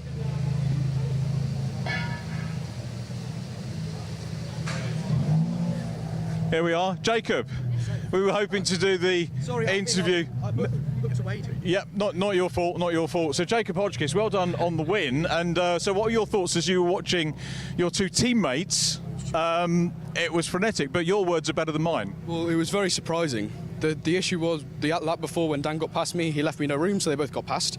So I caught back up to them, and I was just focusing on my line, and I see these two out the side of my window just take each other out. It was mad. Now, because they took each other out, we're still in the championship battle. It's crazy. That was going to be my next point. You've obviously done the sums. A lot of drivers don't do that, but it has brought you back into it. Andy and Scott in the commentary box were saying that you're very definitely back in it. If they do the same thing again, some people question the drop scores are not on the last round. It adds to the drama, but also it underlines to those drivers what they've got to do at this final meeting in terms of keeping it safe. We've got to be safe, we've got to keep it on track, and that wasn't portrayed there, and it's disappointing to see my teammates do that. How will you approach that with them as teammates in your awning and your paddock? Well, it's to sort out between those two, really. I mean, I have a small niggle with Dan, but that's not the biggest issue here. Just while I have the time, I'd like to say a big thanks to Race Car Consultants, ThermServe and all my sponsors for letting me do this, and it's amazing. Thank you. That's good. Second win of the year. Obviously you won up at, so it was Knock Hill, wasn't it, the previous win, which is a great place to win. And here as well on the Circuit of Champions, Brands Hatch, we called it years ago. Another race to do tomorrow, so looking forward to that. What's the plan for this evening? Sadly, because we made the wrong tyre call a bit too early, so we made the tyre call in qualifying to go on to dries a bit late. So we're starting P11. But we can fight from there, and as those two have just seen, it doesn't mean we're out. So we could have some real drama tomorrow, couldn't we? Well, have a good evening. Have a great evening, and well done. Thank you very much. Jacob Hodgkiss, well done. So there we go. Let's see if we can get Ryan Micallef. We might have to go back through the other side. I think Jensen is still in the car because they go through the weighing. Going to come through the other side. Let's see if we can get Jensen over. Jensen and Ryan next up. We get Jensen and Ryan. We'll get them on the spot so we can get the nice background. Well done, lads. We'll do Jensen first because it's P2. And we have a little cross prepared for you. So who can stand there? Actually, we'll have the two of you. Why not? Let's. I don't mind. It's we've not had a double all day, so let's do that. Jensen going O'Neill, superb stuff. A P2, way back on that restart, fastest lap as well, which you probably know. And you're nodding sagely. Your words are not mine. Yeah, it's very good. I don't know what happened to Sam, but I got past him. 3 restarts, which weren't the best, but the third one obviously got me great. So yeah, it's been a very good race for me. After Donington, obviously, we spoke when you were on the grid waiting for the restart. Big coat you got, Ryan, yes. And, you know, you dealt with that very calmly. You wanted to get back in the car. You very clearly got some talent and pace in the car, which is great. And I guess the lesson for all of us here, as Jacob just said, the key thing is finishing, isn't it? Yeah, that's the main thing, just you got to finish the races. Any more thoughts, or should I go on to Ryan? You're a man of few words. I'm going to have to coax a bit more out of you in future. Ryan, well done. Race winner earlier on in the year, so you're sort of having a bookending sort of season. Good bits there. Talk us through that race. Well, to be honest, I didn't really think I'd get anywhere near the front, to be honest. But as you can see, it was a crazy race. I don't know how many cars are out, but it doesn't really. Well, it benefits me. So do you know what I mean? So. No, it was a mad race, and to be honest, I really need a wee after that. I've been sitting on the grid for about an hour, so... Just for that, I'm going to make you stand here longer now. We missed you, I think, for a couple of rounds? Yeah, it's a bit of a... The budget is like, we've got quite a few restraints, so we're doing what we can. We're doing, like, what... Obviously, Brands Hatch is my home track. I live literally 5 minutes down the road, so we could not do it, so we scraped the money together, and we're here, and it's... Did you drive here, or did you walk? No, we drove. I'm too lazy to walk. And he hasn't got any money. Oh, yeah. We love it with you youngsters. That's great. I hope you get some deals together, and hopefully people watching this will realise you're a bit of a character which will work for a company who wants to get involved in your racing, and they would have a good time as well as getting value for money out of you. It'll be a good time. So once again, I said it at Snap, but if anyone wants to come and help me with my future racing endeavours, then contact me on Instagram, innit? So Ryan McAuliffe71, remember that. I think that would be a lot of fun, wouldn't it? Ryan, well done. Great to see you on the podium. Hopefully we'll see you on the podium tomorrow as well. Might as well have a quick round of applause for our podium people as we got them all there. Well done. Congratulations. Thank you, Ryan. And the minis have been very patiently sitting in the holding area for quite a while, and I think they're probably ready for a race. And I'm guessing Andy and Scott might be ready to give you a grid. So let's head back up to the comms box.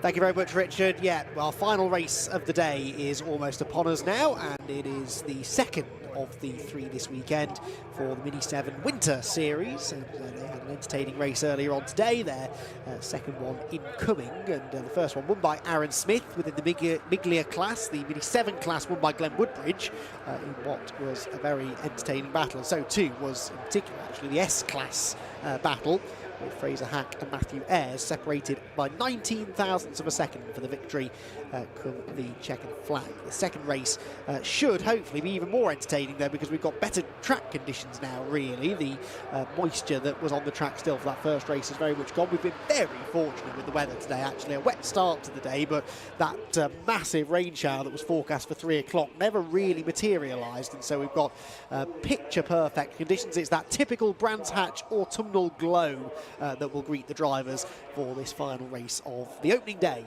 of the Brands Hatch Formula Ford Festival. Bit of recovery work to be done after that Fiesta Junior race, so they haven't yet released the minis out onto the grid, but they should do in a few moments' time, and we look forward to what should be an exciting race. The grid based upon the finishing positions from the race earlier on today, so it will be Aaron Smith and Colin Peacock on the front row. But if you missed the first race, it was well, really should have been a much closer battle actually, with Rupert Deeth who was scrapping away with Aaron Smith in the early stages. He pitted with some sort of a problem. He'd faded off the pace a bit. He then eventually came in to get the issue rectified, and then seemed to be regaining pace again at the end, so he should be on to watch from the back of the Mini Miglia grid. Aaron Smith himself got a 10-second jump start penalty from which he managed to recover and won the race by over 20 seconds in the end, so he was able to hang on to the victory, and we'll be looking to try and do the same again in race number 2, a race that should be getting underway within the next few minutes. We'll be back after this quick break with our final race of the day.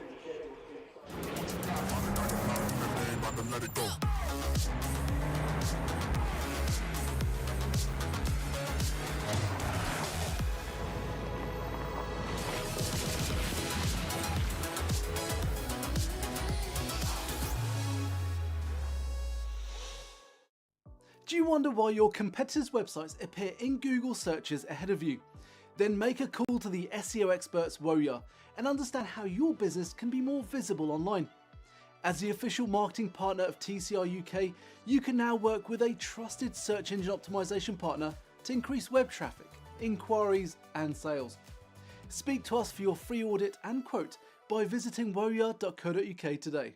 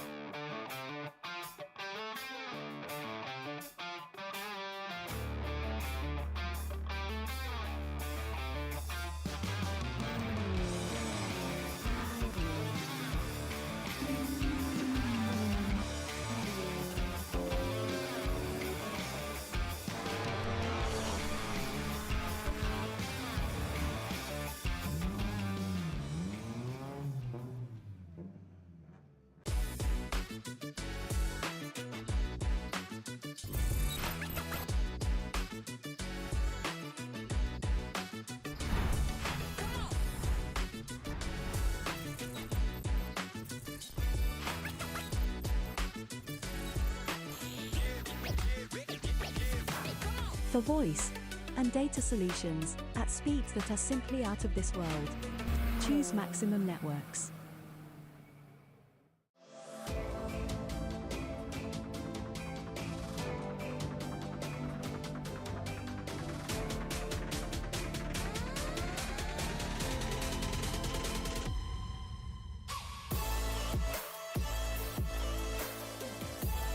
He's all the way around the outside.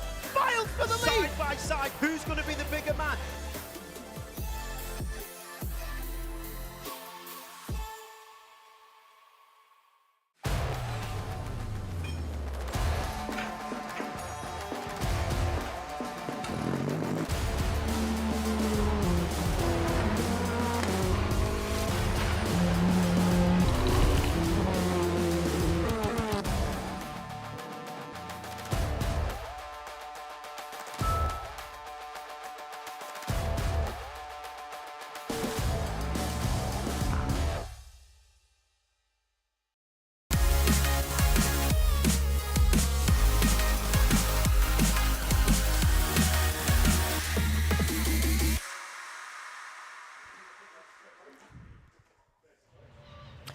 Cars are released from the assembly area for our final race of the day here at the Formula Ford Festival Saturday, and it is for the Mini 7 Winter Series.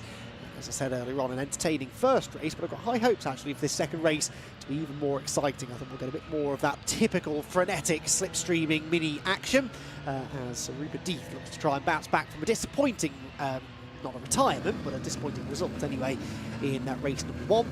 Coming from the back row of the grid, but Aaron Smith will be starting from the outright pole position.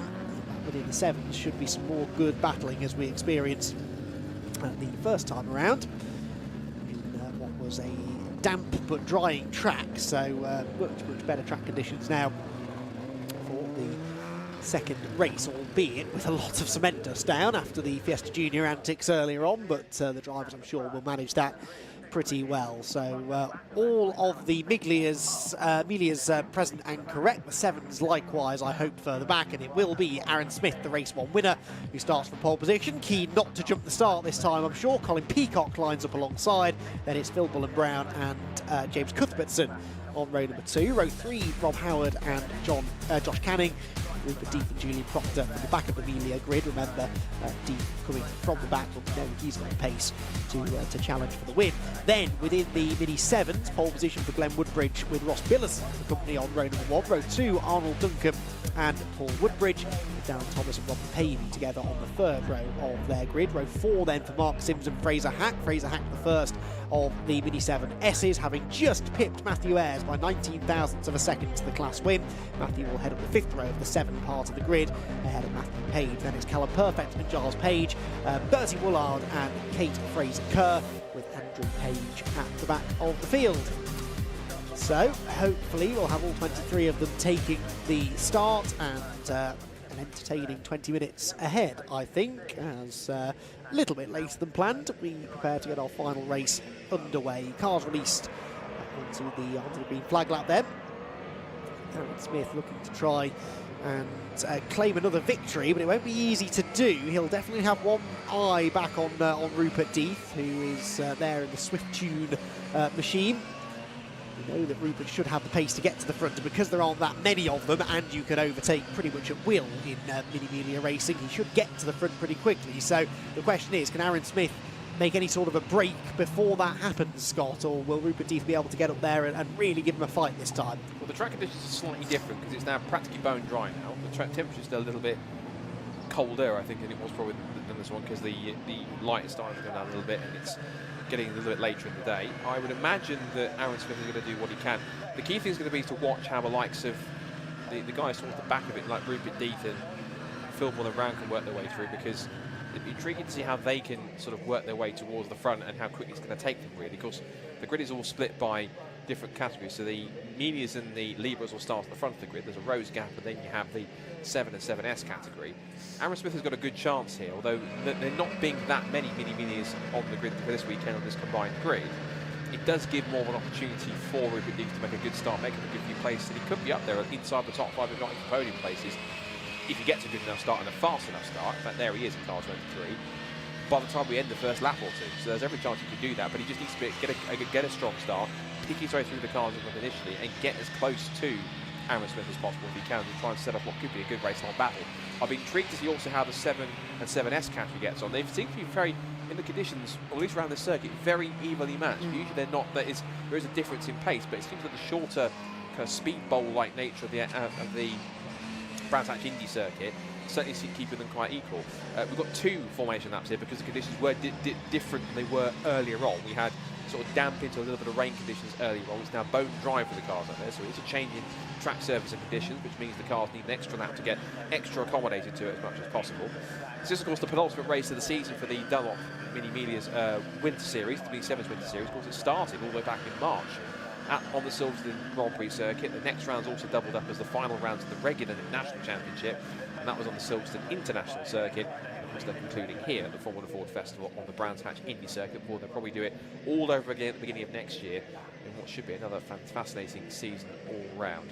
And I think it should be another fascinating race, provided we get some good battles up and down the field, particularly with the Melias in the mix, and also between the Mini 7s, because having the 7 to 7S cars that firmly intertwined is quite is quite exciting to watch in many places. Yeah, I wonder how much of that was down to the damp nature of the circuit. It wasn't fully dry yet, was it, when they were out last time? Maybe that sort of allowed for the less powerful S's to maintain pace with the 7s. We'll wait and see, but yeah, there was certainly a bit of intermingling, although actually the better of the racing within the S's happened when they were left to their own devices and they weren't sort of stuck battling with the 7s. So we'll see which kind of race we get amongst them. Of course, lapped traffic also played a big part in race 1.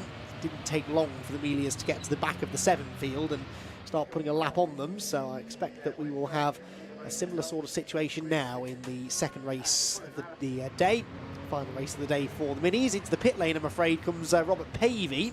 So Robert Pavey's race isn't going to get underway in ideal fashion. There was someone retired to the pit lane before race 1 had begun as well, and unfortunately Robert facing similar difficulties now, so into the pit lane he comes. The team will try and get that car sorted. It looks as though that may be his race done, but the rest of them lining up at the front of the field. Aaron Smith and Colin Peacock, row 1, row 2, Phil Bullen-Brown and Jamie Cuthbertson, row 3, Rob Howard and Josh Canning, and then row 4, Rupert Deeth and Julian Proctor. And a very quick visit to the pit lane for Robert Pavey. That could be good news in that they're sending him out, or bad news in that they're sending him back to the paddock. We'll cover that in a moment though, but now the green flag has flown and we're about to get our final race of the day underway here then in the fading light at Brands Hatch. Aaron Smith from pole position, looking to try and not jump the start this time. Lights go out, then he moves. That looked perfectly legal to me. One of them bogging down a bit further back. That was Josh Canning, but who's going to get the lead into turn 1? Colin Peacock challenging round the outside of Aaron Smith.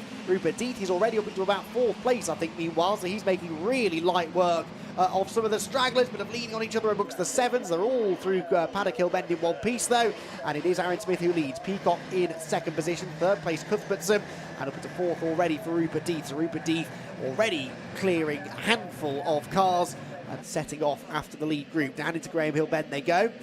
Phil Bullen-Brown there on the inside holds on to 5th position within the 7s. I think that is still Glenn Woodbridge leading in the 7s class. And within the S's, it may have been Fraser Hack, who I saw getting levered aside at Paddock Hill Bend. We'll sort that out at the end of the lap. There is the number 72 car of Rob Howard, switching and sliding his way on cold tyres through the final corner.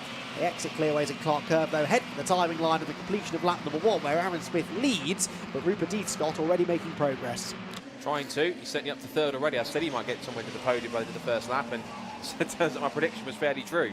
He's up into 3rd place already, trying to pursue after Colin Peacock and Aaron Smith. And if he can get past at least Colin Peacock, he'll have another battle between himself and looks like his arch rival Aaron Smith, as that was their battle between. That was between Darren Thomas and Paul Woodbridge, and that's over 4th and 5th in the Mini 7 category.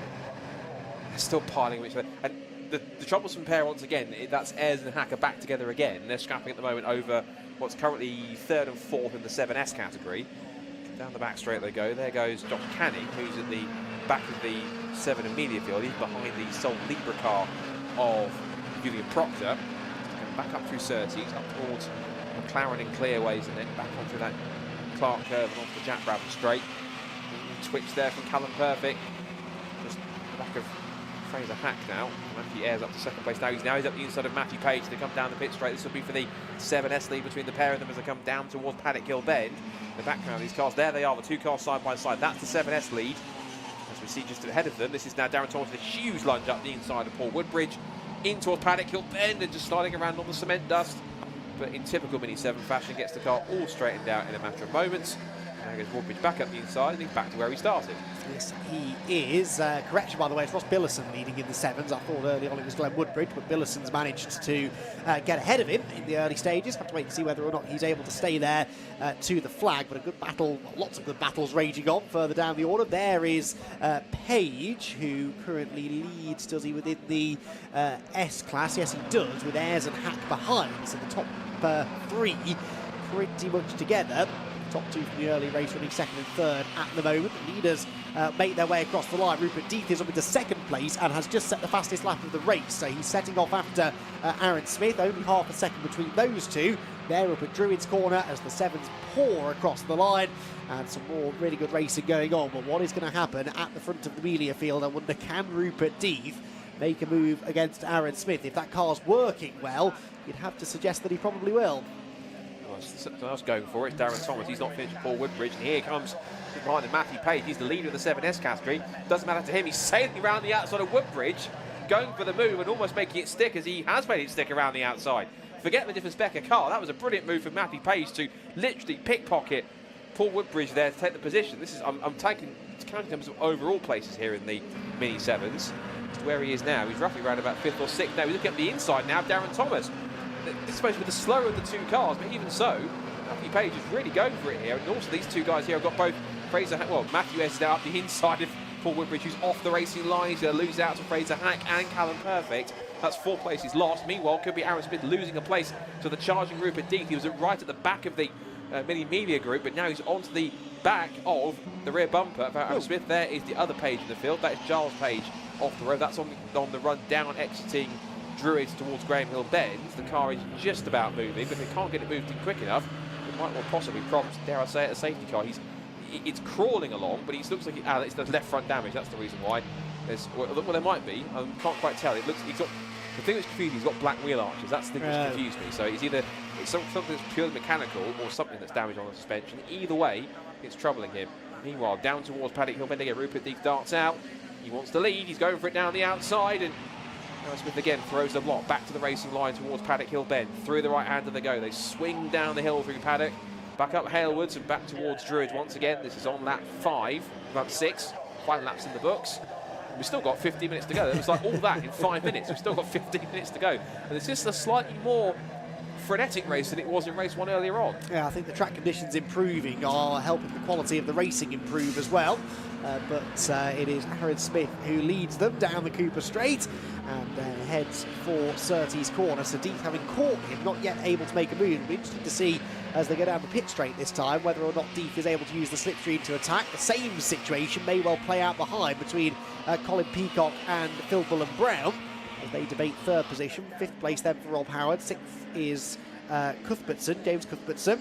Here comes the challenge for the lead though. Death to the outside, inside line held by Aaron Smith. There's traffic just ahead as the race start is under investigation. That's exactly the message we got in the earlier race before Death was given a penalty on the inside of the back marker. They will both go, and Aaron Smith just closes the door on Rupert Death into Druids. That was Rupert's perhaps best opportunity so far to get that overlap. That was a lap on Kate Fraser-Kerr back in the 7S category. She's back in 21st overall. Now you see Rupert Death is trying to work hard here to get himself back to the front. And again, like I said earlier on, this is a continuation almost of what the back and forth battle they had at Croft between these two, where they were going nose to tail. That was a 3rd place rather than the league, because up ahead of them it was Kane Astley versus Andrew Jordan, whereas these two were going at it for the final podium place. I think it turned into a battle of a 2nd place in race 2 after Aston's engine expired in that weekend in Croft. These two very evenly matched. And that's a car which Rupert Death's been bedding in the last few weekends. It seems fully bedded in now and really on song. Aaron Smith then trying to move across to try and defend the place. Back towards Paddock Hill Bend they go. And again, Smith looks more comfortable to take that racing line all the way down through Paddock Hill Bend. Back up the hill once more. They're coming to put a lap on 787, which is 787. Bertie Willard. Bertie Willard. So that's a proper Mini 7 racing name, isn't it, Bertie Willard? I love that. That's fantastic. He dutifully gets out of the way. It's nice driving to keep himself out of the way of the top 2. So just Smith said the way just pitched the car in. It was just throwing the car in, sort of sorting out the problems later. And we saw a picture of back at Croft. This was Andrew Jordan. The way his car was very stiffly sprung. And you see back to see with our Mini 7s having a scrap towards the front of the field. This is Ross Billison having a scrap for Glenn Woodbridge, going up the inside. Huge dive from Billison towards Paddock Hill Bend. Relentless pass up the inside towards Paddock. Glenwood didn't have a response there, at least initially. He's back up the inside again. It was going to touch. They do touch, but Billison forces the issue, covers the line off, and now here comes the Arnold Duncan number 89 car looking around the outside. And in 4th place is the 7S car of Matthew Page. Forget pace and engine differences. This car's absolutely flying. It's in a different class. Matthew Page doesn't give a care in the world. Yeah, strangely, the S-Class actually being sort of dominated by him at the moment, isn't he? He's got a nice little gap over the rest of them. Given how close it was in the earlier race, this is all the more impressive, really, from Matthew. Up towards Clearways they head once more. And, yeah, that was a change for the lead of the 7th class then. And Billison, if anything, now starting to get away slightly from Glenn Woodbridge. Billison led early on, Woodbridge got past him, and now Ross back to the head of the field, although that slipstream then immediately starts to bunch them all back together. Towards Paddock Hill Bend they go, and is Woodbridge going to try and make that move into Paddock? Billison thought he might, so he covered the inside line, Woodbridge is going to have to try again another time. Carries good speed off the corner though, and charges to the outside line underneath the bridge at the top of Woodham Hill. Does he brave it out round the outside? He wants to try and get back in line, but here comes Matthew Page. He's gained another spot now, and he's up into, well, third, if you like, of the sevens. He still leads in the 7S's, but he wants to try and finish ahead of the whole sevens field.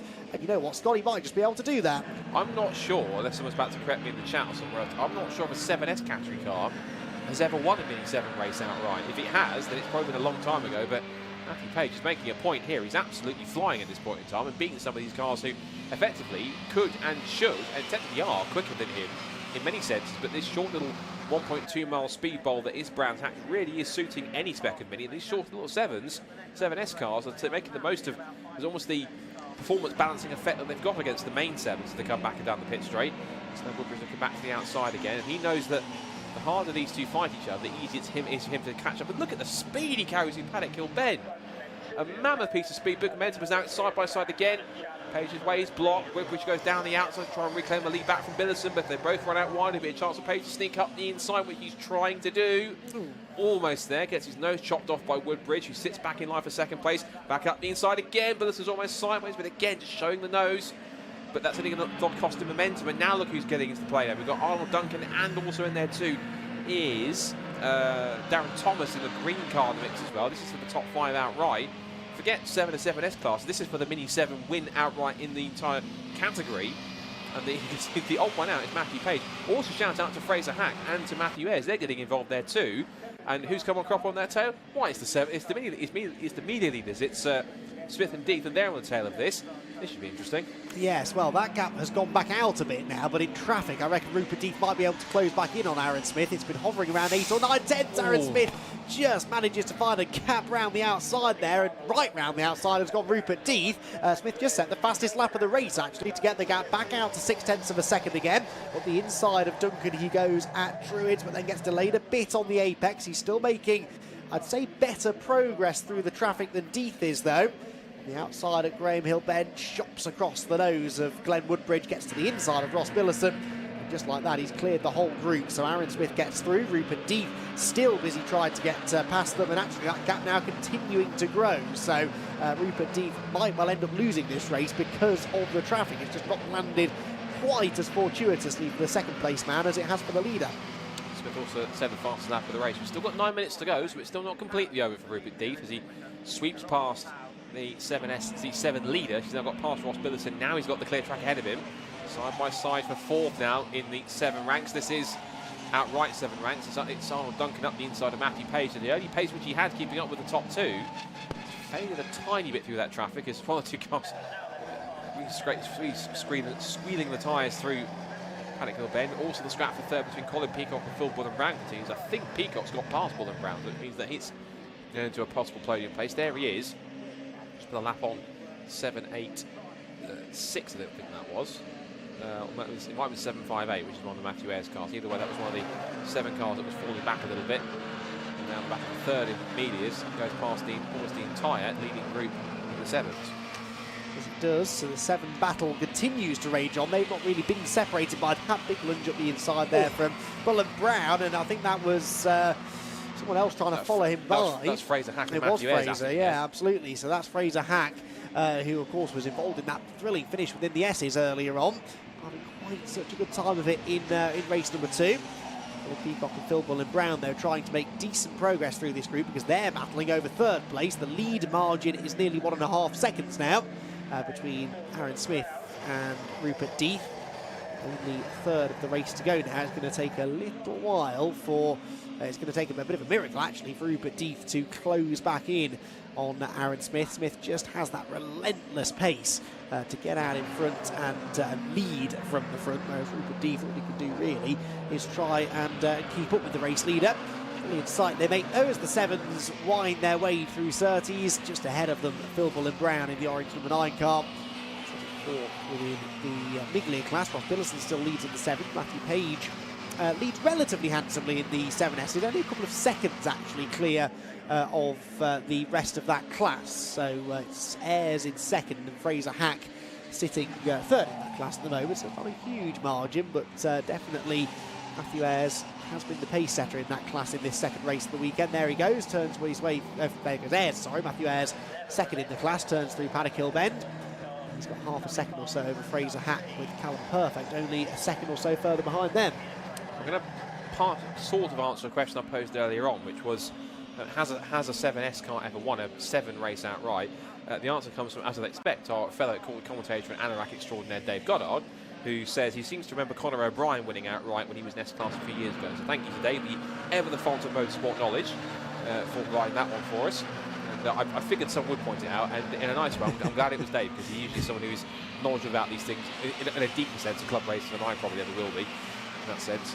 But Matthew Page still trying to give it a good go here. He's still pushing on the back of Arnold Duncan, and just, it's amazing, even though that on certain other circuits, the 7S cars, the difference in the pace between the two classes is quite evident, but here at Brands Hatch it really is pretty even between them.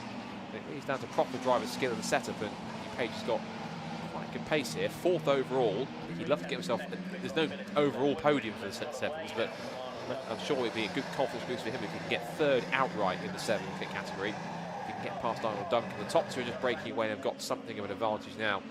That means he's running out of time to really trouble them at the front. Speaking of at the front, the gap has gone out to 1.398 seconds. Just Matthew Page is listening because he's gone diving up the inside. Oh. Was that Matthew Ayres with a problem? I think so. That was, well, it's either a problem or do you think he was that vigorous into Graham Hill Bend? He was smoking the inside left front that much and therefore trying to gain traction, because it looks like, because the smoke seems dissipated now, whatever it was. He seems okay now. I think he was going like way too hot into Graham Hill Bend and just smoked it had either clipped the curb or got properly sideways, and had the left front was spinning up so much it was causing it to smoke, thinking we had some kind of an engine or a temperature issue of some kind. But he's still up there and still in good pace. As Page goes back up the inside of Arnold Duncan again. Yeah, closer look at Ayres' car. All looks good, all looks well. So it looks like it was simply just him pushing too hard. Here's a push though. This is Ross Brscc trying to defend from Woodbridge again. Down the outside looks number 5 car. Down the outside looks for the undercut if he can, but quite close racing. You can't get past there. Then there's no room to get through. He's going to dive it back up the inside again. No. Slots back in through Graham Hill Bend. So still the top 2 battling, but you've got to be careful. Again, if they fight too hard, so they're going to bring the cars behind into contention again.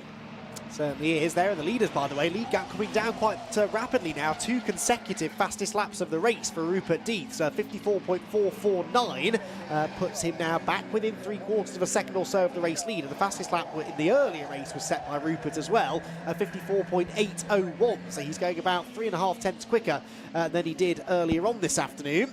And not giving up hope of winning the race yet. Aaron Smith then leads them out of Graham Hill Bend, but there you can see visibly the gap coming down. But look, there's more traffic now on the horizon, and it was in the traffic really that gap grew in the first place.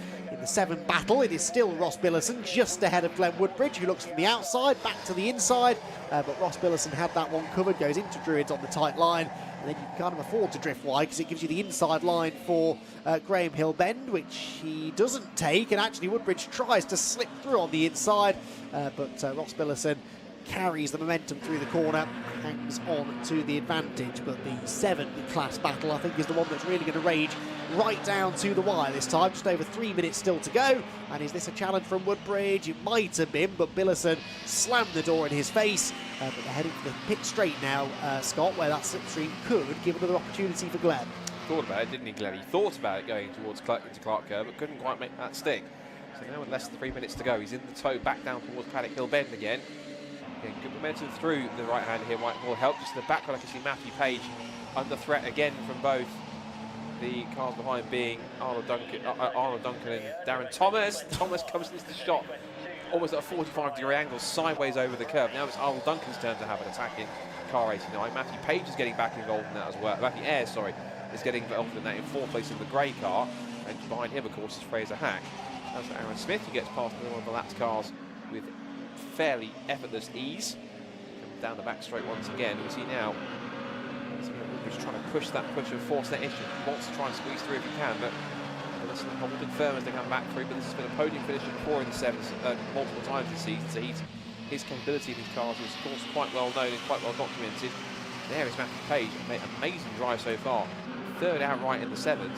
So this is, I thought for a second they've had a change for the lead. There hasn't. It's simply just That was Aaron Smith coming up behind Josh Canning, who happens to have a black Mini Melia, so it's the same colour as Rupert Deep. I thought for a second, hold on a minute, has he got through? But it's not. It's a lapped car that's gone through. He's getting around, which is Josh Canning, so that's the one in the mix. Still between the Mini 7s. Here's Woodbridge again. They're almost kissing wing mirrors up towards Druids, practically touching door handles, and Woodbridge takes the high and wider line through Druids. He tries again to put himself on the inside for Graham Hill there, but look at what he's doing. He's bringing the 3 cars behind right into contention.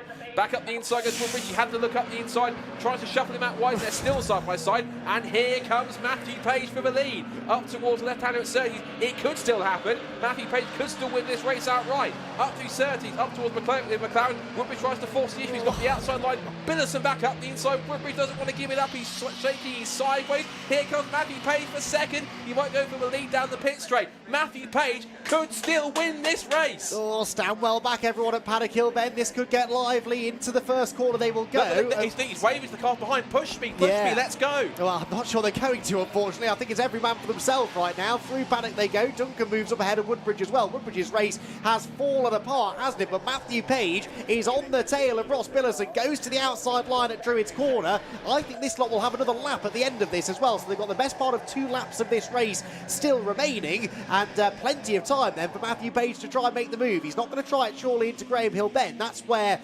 really it all went wrong for Glenn Woodbridge a lap ago. He tried to get the lead, lost all of his momentum, Here he and comes. that's what allowed Page through. Page has got the run down the Cooper Straight, but again, Surtees isn't really a place to try and get a pass. It's all about setting yourself up maybe for the lunge into clearways, but more to try and get the exit speed, get the momentum down the pit straight, and there's a big moment there. It was a very strange line for Darren Thomas. He drops back behind Matthew Ayres, but what is going on for the class lead then? Out through Clark Curve they go. Final lap beginning for the Mini 7s, and it is just about Ross Billison with the advantage. He's pushing, one more chance to get it done, 1.2 miles left to go, and there goes Woodbridge back up the inside. That was for 3rd place, in towards Paddock Hill Bend, and he's looking out the window. As across the line a checkered flag comes out, it's a win for Aaron Smith and Rupert Deeth, but that as he takes victory outright the media, Darren Thomas is off in the background in the gravel, but now this is where it's all the focus on. It's Ross Billison versus Matthew Page for the outright 7 victory, and Matthew Page gets a good run, but he finds his way blocked down towards Graham Hill Bend. Still nose to tail, half a lap in it. Through the left-hander, still pushing on towards the back straight, and Matthew Page has got to run again. Is he going to the inside line? Surely Billison must realise that he's a different class car, but he won't care. He wants the outright victory. Back towards Surtees, back towards Clearways and McLaren. It's going to be the last sprint to the flag unless Matthew Page can try something, anything to try and get past. He might well just miss it as he gets a good race, got a good run round the outside, but he might be out of contention here. He's pushing as hard as he dares, but I think he might be well too late. And on the run to the checkered flag in the outright 7 category, Ross Billison leads his victory. An amazing finish, 2nd place and the 7S win for Matthew Page. That's one of the drives of the weekend. And then 3rd place in the end goes to, that was Glenn Woodbridge in 3rd, Arnold Duncan 4th, and Matthew S rounds up the top 5. I won't lie, I'm not ashamed to say I was willing Matthew Page on to win that, because that would have been a fantastic story to end Festival Saturday. What a fantastic battle that was in the 7 category, and that was a great way to kick off what's been a rather entertaining and action-packed day of racing at the festival. And tomorrow, of course, we've got the TCR UK finale, Civic Cup finale as well. Of course, the final round of Fiesta Juniors. Now that's on a knife edge after race 1 today. And of course, the all-important Formula Ford Festival. Someone could either be a first-time, 2-time, or even a 3-time winner by the time we get to tomorrow afternoon. Tomorrow's racing looks set to be an absolute barnstorm. It does indeed, and it all gets underway at 10 o'clock tomorrow morning with qualifying for the Miltech Sports Civic Cup, which I believe we're bringing to you live, and then we're straight into the semi-finals. The 2 Formula Ford Festival semi-finals will be getting underway pretty early, so 10:30 in the morning for the first one, and 11:05 for the second, with the first TCR race action due to get underway just after midday. So head over to the Brscc website if you want to see a full timetable. This, though, is how our final race of Saturday completed, with Aaron Smith getting the victory, Rupert Deeth second, Colin Peacock third, Phil Bullen Brown fourth, Rob Howard fifth, James Cuthbertson sixth, Josh Canning seventh, Mini Melias all of them. Then it was Julian Proctor, the only Libra car, finishing in eighth. Ross Billison came home in ninth. That was the victory in the Mini 7 class, but only just over a charging Matthew Page, who finishes second overall, and at least does manage to get the 7S class victory. Glenn Woodbridge completes the Mini 7 podium ahead of Arnold Duncan, Matthew Ayres, and Darren Thomas in 14th. place for Fraser Hack. Not such a good run for him in the end in that second race. Callum Perfect was next ahead of Paul Woodbridge and Mark Sims. Andrew Page, Bertie Woolard and Kate Fraser-Kerr rounded out the finishers, with 2 drivers not making it to the flag in the end. Giles Page was one, and Robert Pavey, the other. Robert Pavey retiring into the pit lane before the race even started.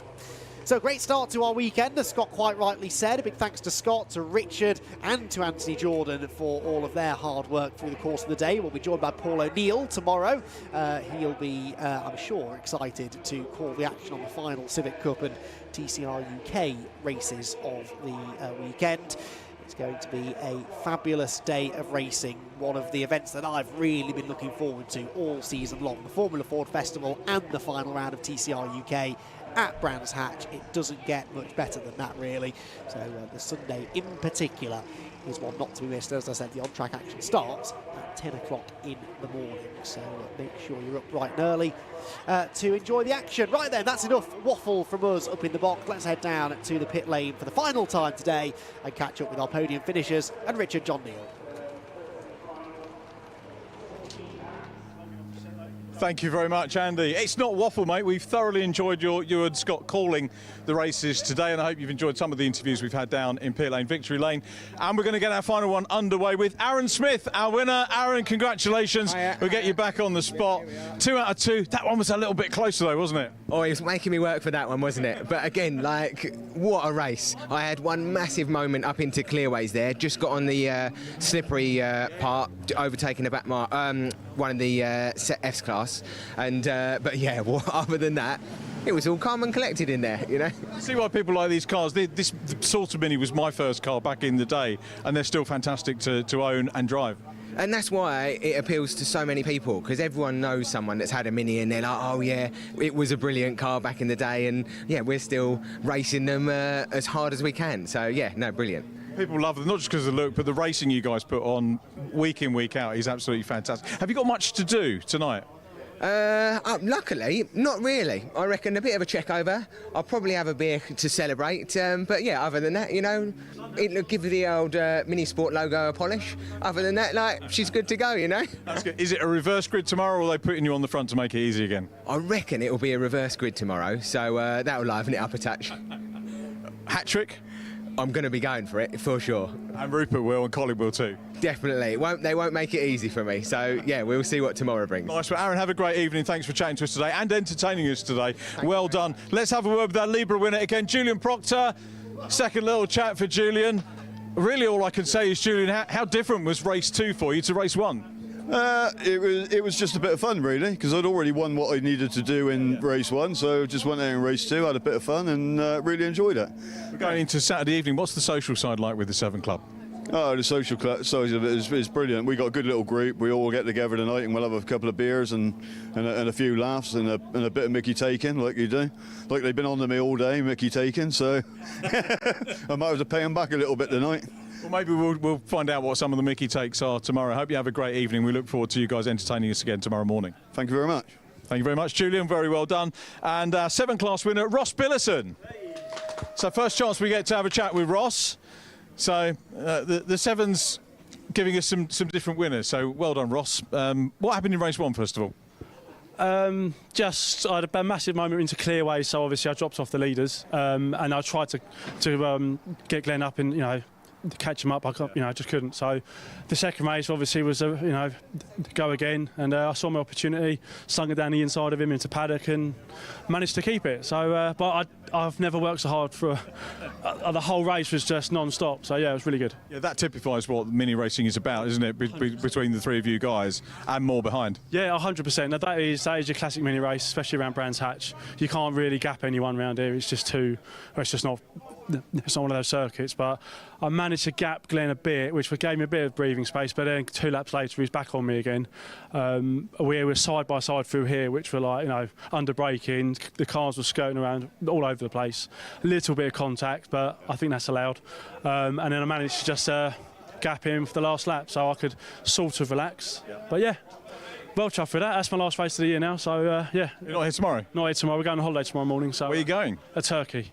Oh, well, have a good one. So yeah, so this is my last race of the season. So what a way to finish it. So that's good, Ross. Have a great holiday. Thank you. Don't get plenty of suntan lotion, plenty of rest, plenty of beer. Have a good one. We'll see you next season. Ross Brscc and Matthew Page, super stuff again. Another first-time winner today. Not first-time winner, but first-time winner this week today. Well done. Thank you very much. Congratulations. Plenty of wins over the course of the regular season, and maybe we could have a word about that. It's such a great class, isn't it? Yeah, I mean, for myself personally, not going for the championship, it definitely took a bit of pressure off. I know a few of the others were definitely in a few races having to be a little bit more tentative, but that right there is why we go mini racing. I mean, it's bumper to bumper, and it's, you know, if you make one tiny mistake, then you know you got 2 or 3 cars going past, and a lot of pressure. But that's, like I say, it's why we go racing. It was interesting actually talking to Ross. I don't know if you were watching the interview, and you can maybe watch it back, but when he said like he made a mistake in race 1, his shoulders went down with it. And so that's what you're saying, isn't it? One mistake can punish you. But you were punching above your weight there, very definitely. Andy and Scott in the comms box said, wow, what a drive and what a performance. Yeah, I mean, that was definitely unexpected. But, I mean, we started racing 4 years ago, and we wouldn't have been able to do any of this without the help from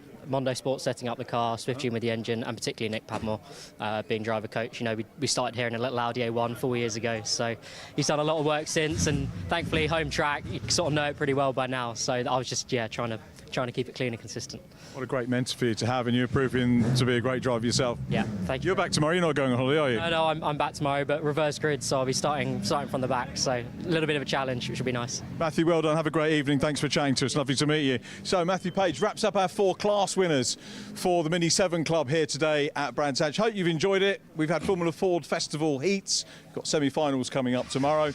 We've got TCR. We've got Civic Cup. TCR, of course, former Brscc Junior champion Jensen Brickley gets his maiden pole position. A great link between all the classes here. And the Formula Ford heat wins going to Luke Cooper, Nolan Orler and Jamie Sharp. 3 different manufacturers, 3 different chassis types winning the Formula Ford Festival heats. We've got Swift, Ray and Medina sport cars all taking wins, but you know, let's not discount Van Diemen and the other manufacturers as well tomorrow, which we are really going to look forward to. So a big thank you to Scott and Andy who've been up in the commentary box, and AJ of course for looking after all things TCR. He will be back with us tomorrow. I hope you can join us too.